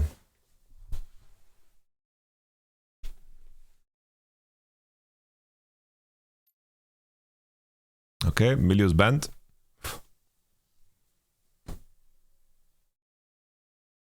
As well with some of the YouTube is behind, so. Curious to see now where Weibo kind of take these ones. I like that they're going Harder CC? What does that even mean? To be perfectly honest, just kind of take those off the board, make sure that nobody can really kind of have that. What does that even mean? Harder CC. Wait to see where the last band's kind of go for, but there's the Cinder that you talked about. Not going to give that one over. How hard is your CC, mate? Demon on that. It's hard. It's so hard. It's harder than your CC. International play and. There's the Malphite as well coming out for Weibo. So they're kind of just saying, look, we want to put you on a tank matchup that we can control, that we can deal with. Because the thing with the Cassante in that last one is that very good in a 1v1, not so great in a team fight in the grand scheme of things. Or in Malphite, Sion, they all have like a little bit of a bigger, kind of impact when it comes to those big 5v5s. Yeah, and the next up-and-coming pick is going to be the Wukong that is going to be highly contested. It does seem Game like 1 was a Kanavi 369 masterclass. Don't ask me why, but I feel like Kanavi is definitely out for revenge and he wants to teach Weiwei a lesson. And he wants to start killing some people in that jungle. But we have to talk about just the remaining 2 picks because we had 369 still looking for something like I think Rel support definitely, I don't know, it probably got worse. But like the Easton was pretty important. Like that, I think that was like the whole champ, by the way. Like when you like flash ERW someone, like that was what made the champion so strong. And look, Xiao, who's played top, he's played mid, he's an exceptional player. We'll know exactly where he wants to kind of go. But I have to see how it plays out with the move speed for me. Be the final piece of the puzzle here for the side of JDG. Looks like they want to put Kanavi on something a little bit more, I suppose, secure, shall we say. Lil has a little bit more of a easier to execute, I think is the best way to put it. But no, immediately think, look, we don't really need a full tank. We've got the Nami. We can get ourselves some big. Bro, how many times have we seen this red side draft? Immediate lock-in of the Ahri there from Weibo as he looked to try and just get this kind of game going. They're feeling the momentum right now. Yeah, we saw this exact matchup being played earlier from the previous series, and Nico came out on top, but I think that is at the very end the Ahri from Cream being a little bit lackluster. So hopefully Xiaohu, with the amount of confidence from that game 1, I mean there's so much mobility from the mid jungle of Weibo Gaming, so this Nico might struggle a little bit trying to lock people down. Oh shit. That is pretty crazy. He's on something like the Aphelios, and this time around you don't have something that dispositions the enemy team like that Gragas. Can you explain why Sion's so much picked? Don't have that full kind of disengage. It gives you options. Level 1 has strong lane phase, really strong blind, really spikes hard on Drake 1, 2, 3, and usually the game is decided by the time Sion is weak. So kind of engage and stuff like that, but you look at all the different tools that are available to kind of get away, to move back, to kind of reset a fight and come back at it from the side of how does Milio W interact with Rengar's bus jump? It extends it. It makes it longer. On the execution side from both these teams to make any of their team fights going. But I will say for Weibo, they've built again a very simple kind of front to back team fight. They want to try and push forward with this Sion, get on the back Wukong, and just have the Aphelios do it. Who wins the map in your opinion? Most definitely this time around, it is going to be crisp on the loop. I think Viego is pretty troll here, so I think red side is better. Mako is probably the best enchanter player we have in the LPL. Kiedy Diablo, pierwszy rano. So I'll have to wait and see if that bias does get broken as we venture further on into the summer split. But in this bottom lane, it is all about Rula for this game 2 because this Lucian needs to I just don't think like Viego's good into Wukong. I think just you got yourself a Lucian Nami. You even have the Viego's very weak here. Hell of a lot of power going into the JDG bot side. Miał być dzisiaj mecz. Będzie dzisiaj. Pierwszy rano dzisiaj. Exceptional game 1 off of the back of Weiwei having a much stronger early game than Kanavi. I think, there's no two ways about it. It is definitely going to be a much more kind of, you know, keeping an eye on the side of JDG to see what Kanavi can do. Can he make plays? Can he get around the map in a lot more kind of an efficient manner? And also, just straight up similar to what we saw most of the time, is that can you keep tabs of where the enemy jungler is? Because that 9 times out of 10 ends up being a much more powerful, much more important aspect of how this, you know, these games play out. Yeah, we see that Lily is going to be starting his Krugs, but why is the camera focusing on the Shy? Thank you, producers. We also love the Shy. As I'm just taking a look at all the summoner spells that have been taken for this game too. As I said, Kanavi has to play towards this Lucian Kanavi because you're just going to get eventually outscaled as items come online, and this range is just way too long for the Lucian to deal with. She doesn't know. Various is going to be a little She actually doesn't know. For them to even She didn't see. We also love the Shy.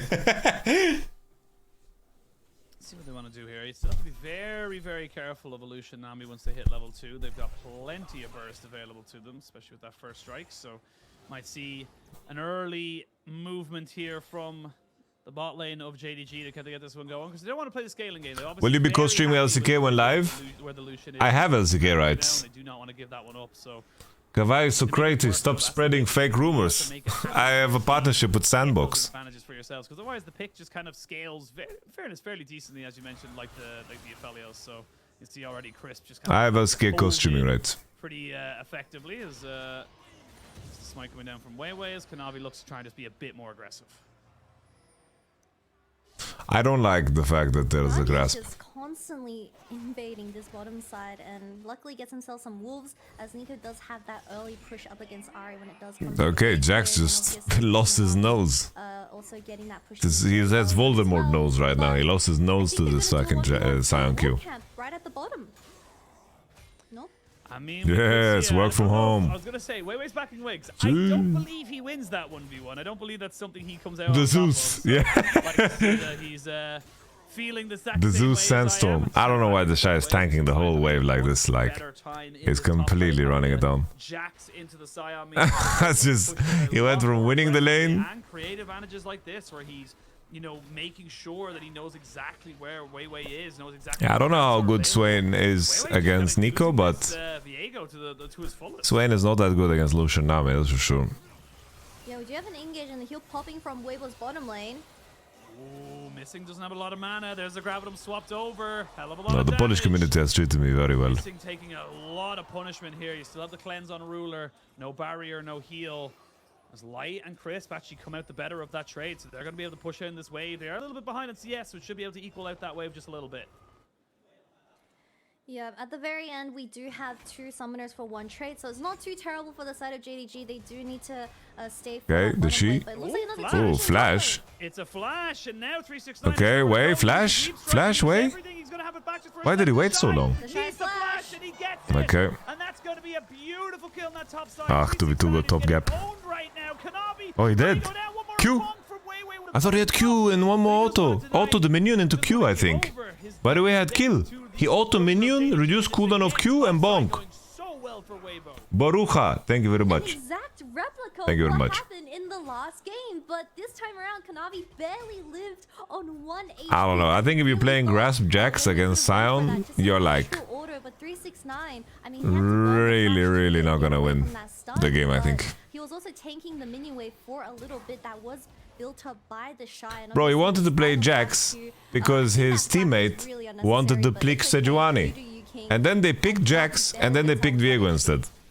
Oh, he had about 2 seconds left on the queue. That's what you can see there on the bottom left. So I think if Wukong auto the minion, he would extend his range with Q.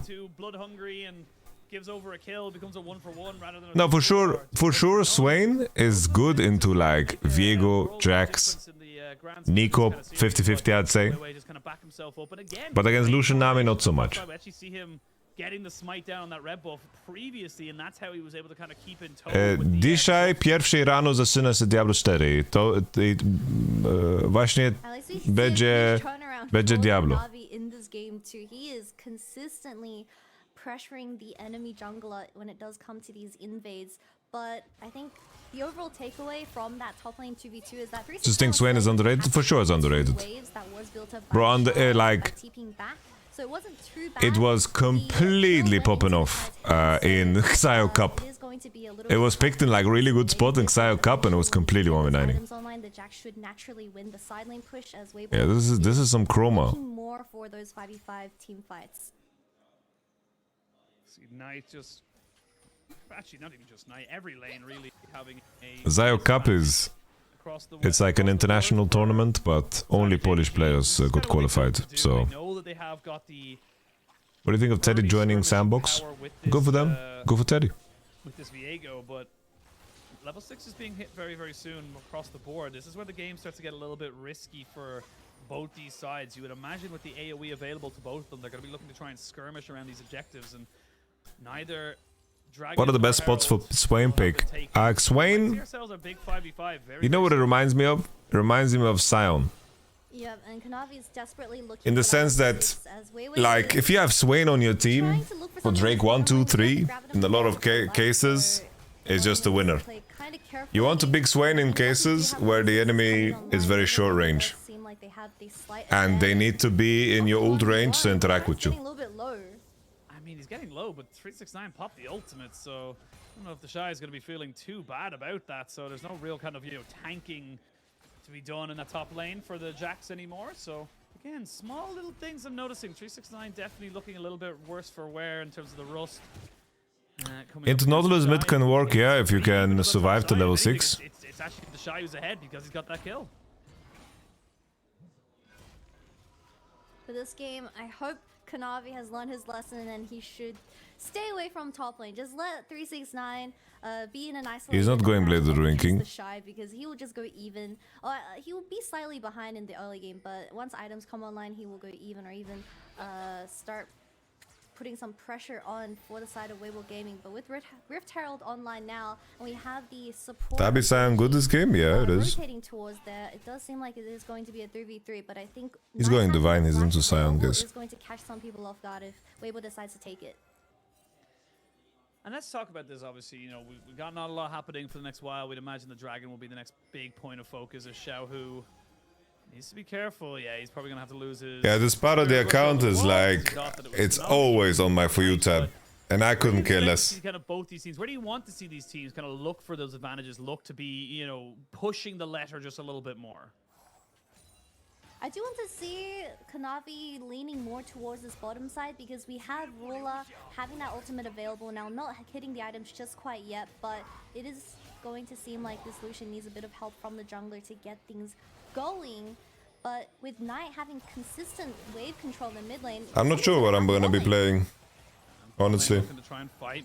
I might play Druid. As well. Xiaohu gets knocked up, takes the full brunt of the damage, hasn't used his flash just yet, and will not have to as he keeps himself relatively safe. But with the pressure bot and the pressure mid, it means that Kanavi feels confident to go for this fight in the Dragon Pit.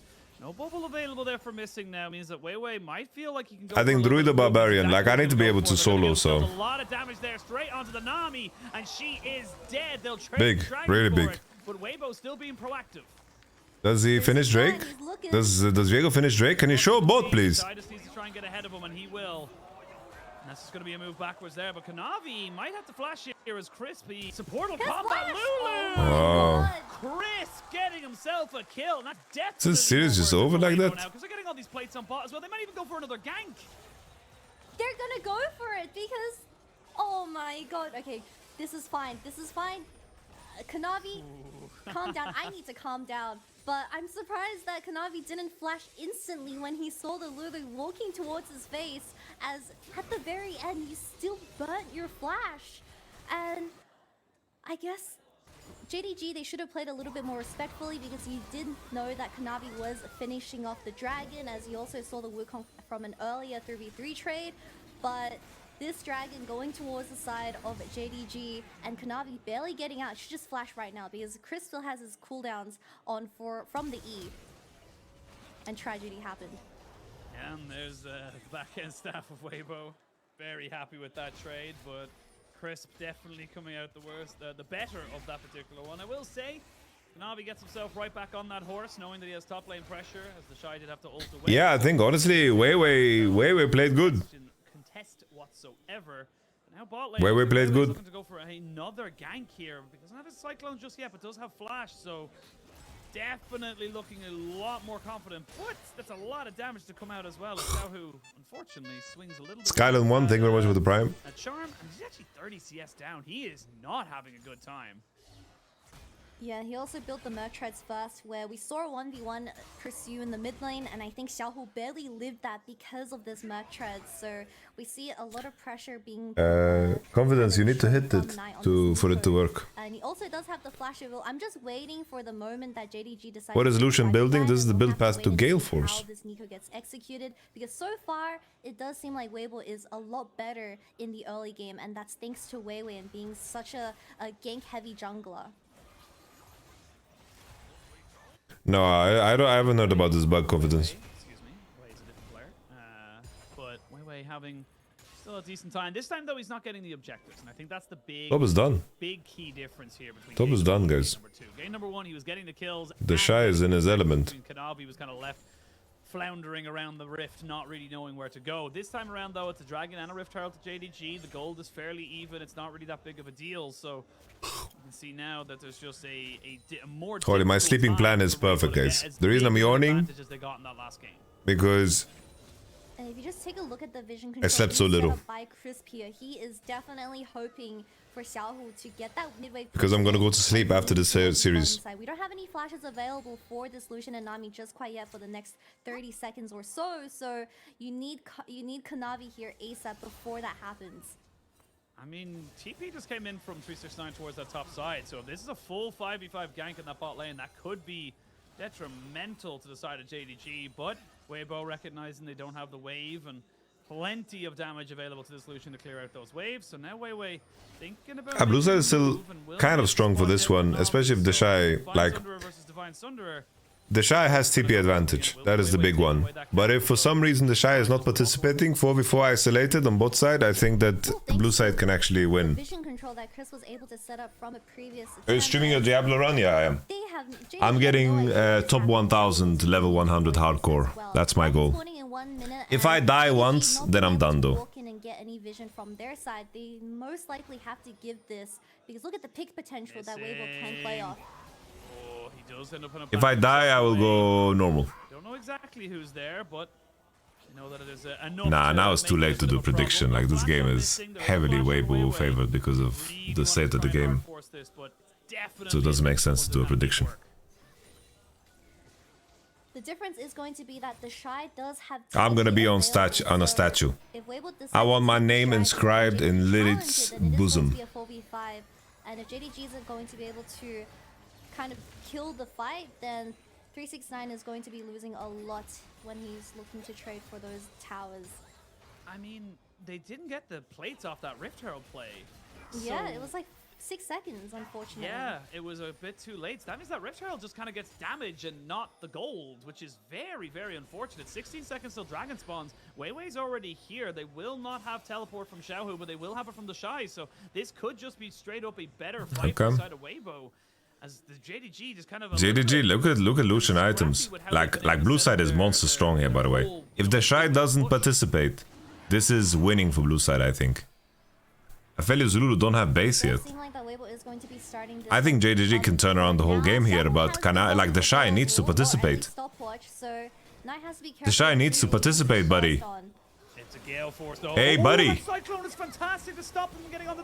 Oh, Knight didn't play this so good. Oh, they didn't play together at all, by the way. That's ugly, man. That's really ugly. The game is over.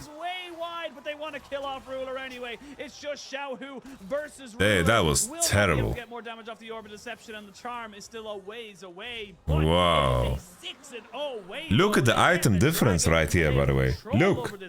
Lucian has Gale Force, there's Protobelt, Divine on Viego. Bro, like they are so strong here. Wait, the Shy died? 2-0 now, and all it took was for JDG to challenge that second dragon, which I think wasn't necessary because of how your vision control was. Oh. Take a look at the bot side map, that it is so hard to walk in as JDG, and especially the green and white weapons coming out of light. He just uses spacing perfectly, and Ruler wasn't able to get onto the enemy carry. And I think Knight also used his flash. Can I get a replay on that, and all please? of his spells actually, and this jungler didn't die. Alright, so take a look at this again. Like, the timing of it is just terrible, you know? And they split all of their damage and they one-shot Knight and Wei survives. Yeah, he has, And then it's like Light is doing so much damage to Kanavi during this. range just isn't there. And this The timing of the engage there of Knight was just very poor. Like, if they get one reset, right? And if they just hit one target, it's just GG. And 369 already has Divine, I guess. Really good dodge from 369 on that Q, and I guess he just kind of gets dove here, as the Shy thought he could maybe outplay this. I'm not too sure what he was thinking here. This is the driest solo kill I've ever seen. Bad from the Shy. Like, you have TP, you can just go back, you know you're not needed. Oh my god, missing! Almost dead, and almost certainly will be going down to one more. Ooh, the little backstep to dodge the bouble. Very, very gladly, and this is starting to get shaky for the side of JDG. They're falling apart at the seams. Yeah, and Lucian Nami getting punished for not having that flash available TP. Okay, that's a Jax. They're looking for a charm, goes wide. It's a Jax. Light gets knocked up and taken out. Holy. Holy, the ult. Bro, the ult timer, the Pop Blossom. Bro, the fact that Pop Blossom,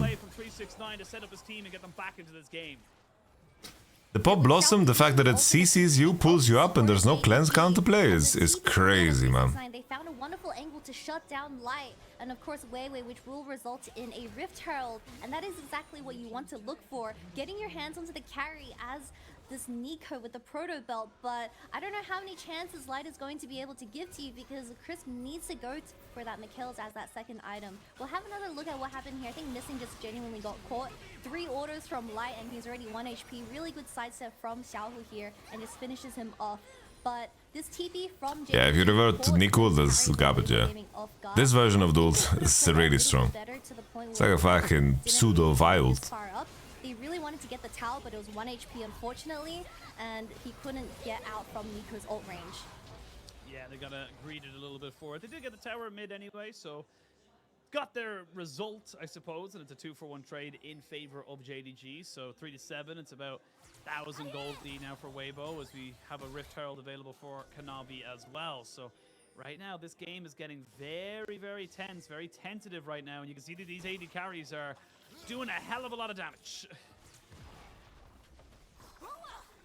I think patch 13.10, all the damage items are extremely Yeah, the timing of it all is definitely like completely messed up. I personally think Imperial is also very strong as well. Flash from 369. Here we go again. Gotta get jumping on. Thank you, the Shy. Making the game interesting. Scion shall continue forward, but now Ruler very isolated here. Yo, Knight CS numbers are mental this game. Absolutely crazy CS numbers. Not really you're going to be your guaranteed front line, and the TP has to come out from Xiaohu to make sure they don't lose this tower bot lane. Yeah, and luckily committing 3 people towards this bottom side, the Baron wasn't quite up for another 30 seconds. I want the Giga Chat meme to play every time the Shy is on the screen. It does seem like he is making a little Every time he's ending, we just hear bam bam bam bam bam bam bam bam bam bam. A little bit of damage. They're going to try and burst out Light, but should just be fine, using that little bit of a minion wave to secure himself. So what is the name of that song? Giga Chat theme? Everybody just needs to calm themselves down. We're all getting a little bit too scrappy, and there's not even a dragon or anything. Let's see if Giga Chat theme actually works. Yeah.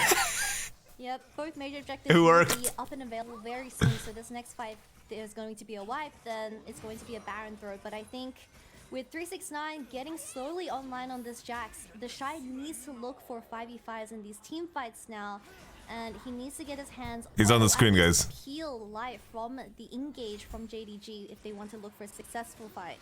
I mean, JDG reset very, very late, so not really in a great position to kind of contest this dragon right now. Top wave is pushing in favor of them, but that dragon is going over. That's Weibo now with their second Drake of the game. Shit, there was no fight. Knight is Go on, the Shy. Face check them. Bit of a nuisance to try and stop them from getting the inside track. Go on, the Shy. This turret as quick as they possibly Holy, look at the pathing he choice.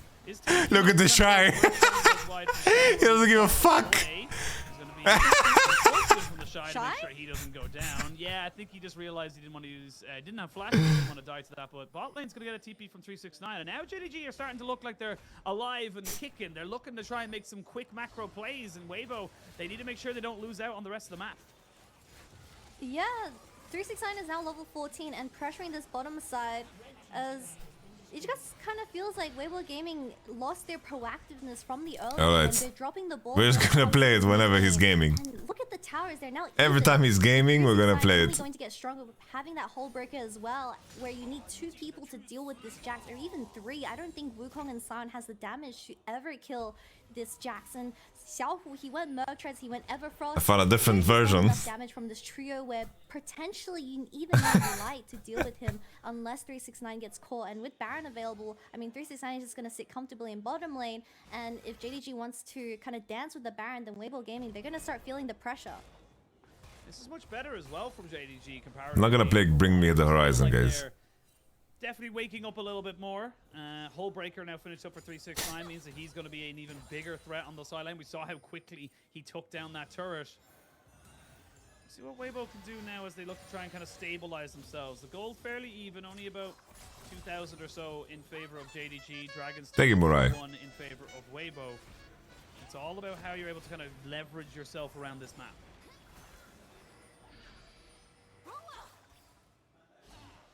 Knight is so strong, by the way. Like, he can completely 1v9 this game. Has died down as we approach into the later game, but all it takes is one good choke for either Weiwei to pop off or for Knight to pop off, and he does have the flash available now, sitting on that Shadow Flame as well. He can potentially look for a one-shot onto Light, but with that barrier available and Mikhail's not online just quite yet. This is JDG's comfort zone, by the way, a game like this. Sneaky transformations out of this Nico. This is 100% their comfort zone. Could be the difference in this game.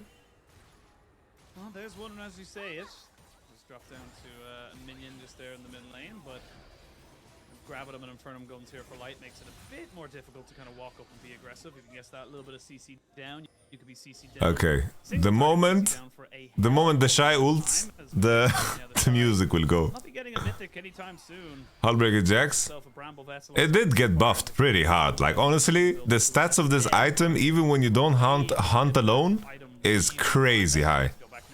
So I don't mind this too much. The only thing that is weird about this build is the fact that he has no CDR at all. Like, this item is monster OP now, I think. Where they can make an advantage, or if someone makes a mistake. Yeah, you see the Shy positioning to look for something on this mid wave, but JDG having every single summoner available, it is going to be Also, the Shy the kind of guy really good follow-up, which I think you need to die to a Hullbreaker Jax. Around, but Xiaohu is now on matching Jax duty. Because he gets bored. As the Shy, everyone's noticed that this San can no longer match the Jax at level 15 now, also going for that Zhonya's. So how bored is the Shy dude? Look at him, he just looks very sad. He can go He's so bored. But I would much rather prefer him to just consistently pressure the side, because Weibo Gaming don't know what to do. Yeah, I don't really have a full answer for the Jax. They're kind of hoping that someone maybe oversteps into a different lane they can capitalize on. But then, leave the Jax alone for a few minutes and he will just take your entire base. 1 minute till the dragon spawns. That would put Weibo onto Soul Point. As we can see now with 2 items. How about some Anivia top the Shy? They will destroy either Missing or Crisp. You cannot let that happen now on the side of your team. I feel like if you lose your support early before a Dragon or a Baron fight, you're going to have such a difficult time just trying to gain more vision control. But welcome, Sneaky Noob, welcome. See what they're able to kind of muster up with. I wouldn't even Weibo let this one go. Dom is the GOAT. He is the LPL man. Would never take that away from the man. Let Light just keep farming up. I am the multilingual man. That is my niche. I do the French streams, the Polish streams. My biggest problem is still going to be I just need to kind of deals with these side lanes, because you do tap into the German community as well. Leverage my German. And they need to look for a pick to kind of even out the vision control that they have on the map right now. Because if you go for this dragon, the Baron is up and available, and JDG can look to shred it with this Viego. Can indeed. You gotta be careful though. That Infernum does a hell of a lot of damage. Dragon has spawned. 369 pushing in that bot lane. As they look to try and maybe go for something a little bit more. Simon will ult now. A little random stat from my stat team, aka Lyric. He just pinged me there saying that historically, Weiwei is 6-4 ahead on 6 wins, 4 losses on Kanavi. Now 7 wins and 4 losses. So this Natural counter. A natural counter. This could have been the perfect time for Weiwei. Well, he's basing, he's basing, he's basing, he's basing. Weibo Gaming might just have Kanavi's number and how things go, but this game is not over just yet. Looks like the side of Weibo happy to let this one slide. Don't want to be giving themselves too much of a job to do to get into this river. I'm holding it. Cover off this side lane. I would Okay, they're doing Nash. Maybe go for this. Yeah, they can. They're doing Nash. You can see JDG immediately recognize they need to get back out to this. Okay, red white, baby, red white. It's not They stopped the Drake. He is now green and white weapons, but Kanavi's here. Whoa, whoa, whoa! That pop blossom. Missing a Knight there. Weiwei flashed and immediately trying to go back in on top of Knight. Okay, fat pop blossom, but the mercs are just a bit too popey. Oh, he bonked the wrong one. Psych! That's the wrong Nico. Away from the Dragon, but you haven't been able to get the objective. And they perfectly defused this Alright. Baron, and 369 looking at the inhib now. Xiao can't deal with this. Bro, the change to W. Opens up the bot lane. The change to Nico W is such a quality of life change. It's like such a big buff. From Knight. He barely lived on 1 HP. I believe that Kanavi was getting held up by the Shy in the mid lane. So ended up not. Oh, another pick on Knight. Oh, Proto Boy. Oh, Q. The Shy has TP, Arya has TP, no one's pushing bot. Can they leverage this to Nash? They need to use this for more. Come on. Really good pick into Weibo's hand and a bit of reassurance as the game became way too slow for the side of WBG. But now with Knight going down from flashing over the wall, avoiding that death. I think PTA is slightly better for lane, but First Strike is such a strong scaling rune. Like, it scales so well. Because it synergizes, like the amplification of the damage that you get more gold from the fact that you have Nami and Mandate and all of these extra bonuses. They are nuts, man. So the amount of gold you generate with this in one combo later is absolutely crazy. Bro, I want to play the Giga Shy music, but there's never a fight because one side can never contest. Like obviously Nighty was dead. But it's definitely not the worst one in the world, and the kill went over to the Aphelios as well. Ruler, nothing but a ruler. Lord Dominic's regard gets finished up here for Ruler, who's had a quieter game than most would anticipate, but 3 items each for the AD carries. You can definitely start to see this Aphelios start to become a bit of a problem now as we start to get later and later into this game. Ruler, nothing but a ruler. Put my Lear in the air, oh no.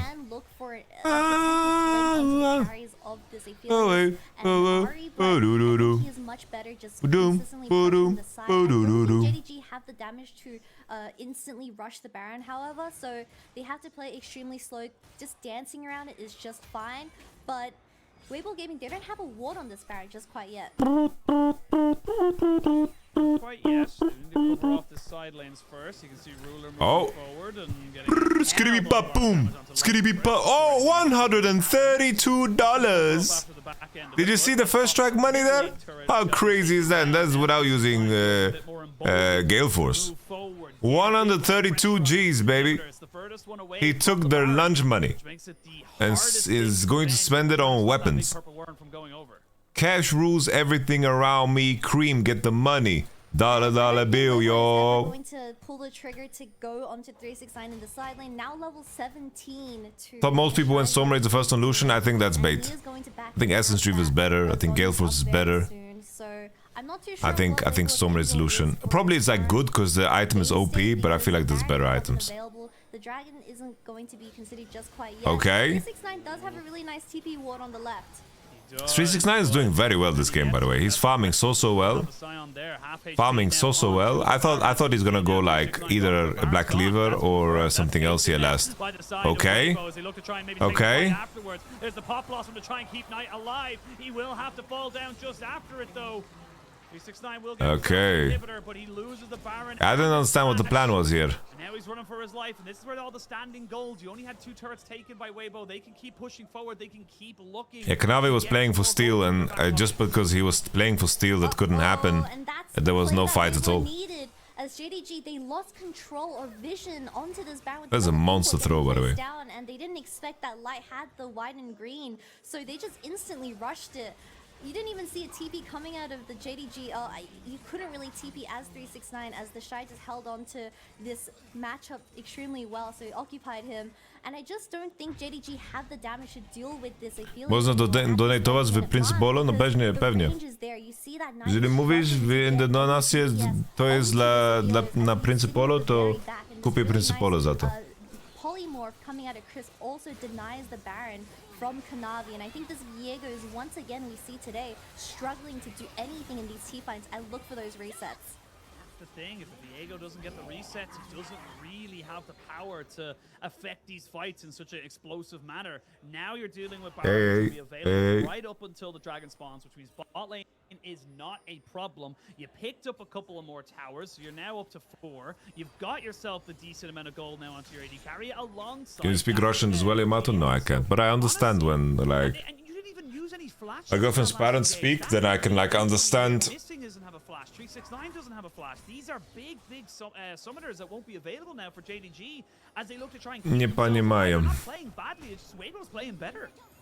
Yeah, exactly, and now with the Dragon spawning in 1 minute, Ocean Soul as well, we don't have any heal cut just quite yet for the side of JDG, so they're gonna really struggle with bursting anyone. We already see this Nico not doing enough damage for Kanavi to play off those resets, but 369, I mean, he is desperately trying to get something done when you're facing up against Ruler almost goes 100 to 0. He flashes immediately. Wei trying to jump down onto the Nami. They've gone a little bit too far. Jack's forced to TP. That's ugly. When next Polish stream? In 10 hours. He really wanted to kill Ruler.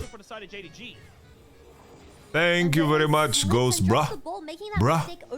Bruh. Into the enemy base. He did burn flash from Ruler though, so that could be an angle for Xiaohu. Light's coming in. Kanavi's a little bit separated. He flashes away, but now Light has to flash himself. He's got so much damage on top of him. Can they keep him alive? Yes, oh, Aphelos lived. Kanavi goes golden. Knight tries to find him, and Knight does.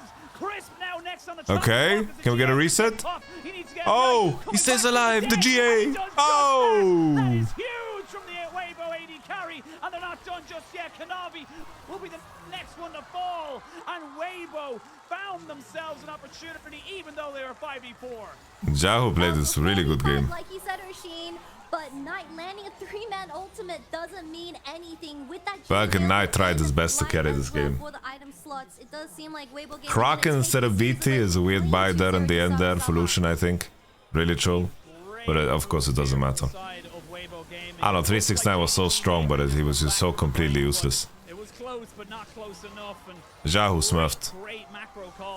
Light is saying, what the fuck are they doing, by the way? Like, these guys are playing so fucking bad. Over the MSI 2023 champions. Yeah, most definitely, and I think Wei being introduced to this Weibo roster is definitely a net positive, as we see that everyone, at least the synergy between him and the bottom lane, nice guys. Crisp and Light, it really does work out in these what happened to JDG? Honestly, Wei, what a fucking big upgrade. They actually have like a very solid jungler. No flag on Karsa, man. He's definitely in my top 3 of junglers of all time. But Wei had a fantastic series. And this is the result. I mean, great to see Weibo coming back in here. And look, yes, it sucks for JDG, but I think if you're gonna holy, you know, such a great feeling when you have sore muscles in your titties and star power of Weibo Gaming, and again, also in Wei was exceptional. The back muscles, the lats. Yes, he didn't get as far ahead, didn't get as much going for him, but it didn't matter because he still found kills. It feels so good. He still was active on the map, and I, for one, as a little bit of a Xiaohu fanboy, I'm very excited to see what this Weibo lineup can do. One small piece of the puzzle and the lat changes, and this looks like a completely different team. And all Weibo needs to do is that with such a flash. Nice, guys. Who do we raid? I'll be streaming later tonight, guys. It will be Diablo 1 stream. Diablo 1 stream popping off completely. Let's raid Niski. I think raiding Niski is ram my mom. Come on, man. Gilligan thinks is the best jungler in the world right now. We saw a huge difference. Cookie lol. Nah, bruv. Fights, and I just think Kanavi definitely needs to go. We're gonna play Diablo at 1, guys. Diablo at 1. But first we're gonna do K-Corp. I'll start streaming today at 9 o'clock. So I'm gonna go to bed now and sleep. And then I'll catch you on the flippity flop. Love you all. And missing Arigatou gozaimasu. So the Lucian Nami, they left it out, they gave it over. Hey. That's the thing as well. I remember I saw so many people just as we went into Champ Select on Twitter kind of saying like, oh my god, game's over. JDG just got Nico, Lucian, Nami. It's done. There's nothing to be done. It's not about the champions. It's how you play around. I'm so hyped. See you guys at 9 o'clock today. 9 o'clock. Yeah, 9 o'clock. Powerful champions in their own Holy right, stream at 1 o'clock. Probably earlier as we research Diablo as well. We saw today that Weibo, especially with Light,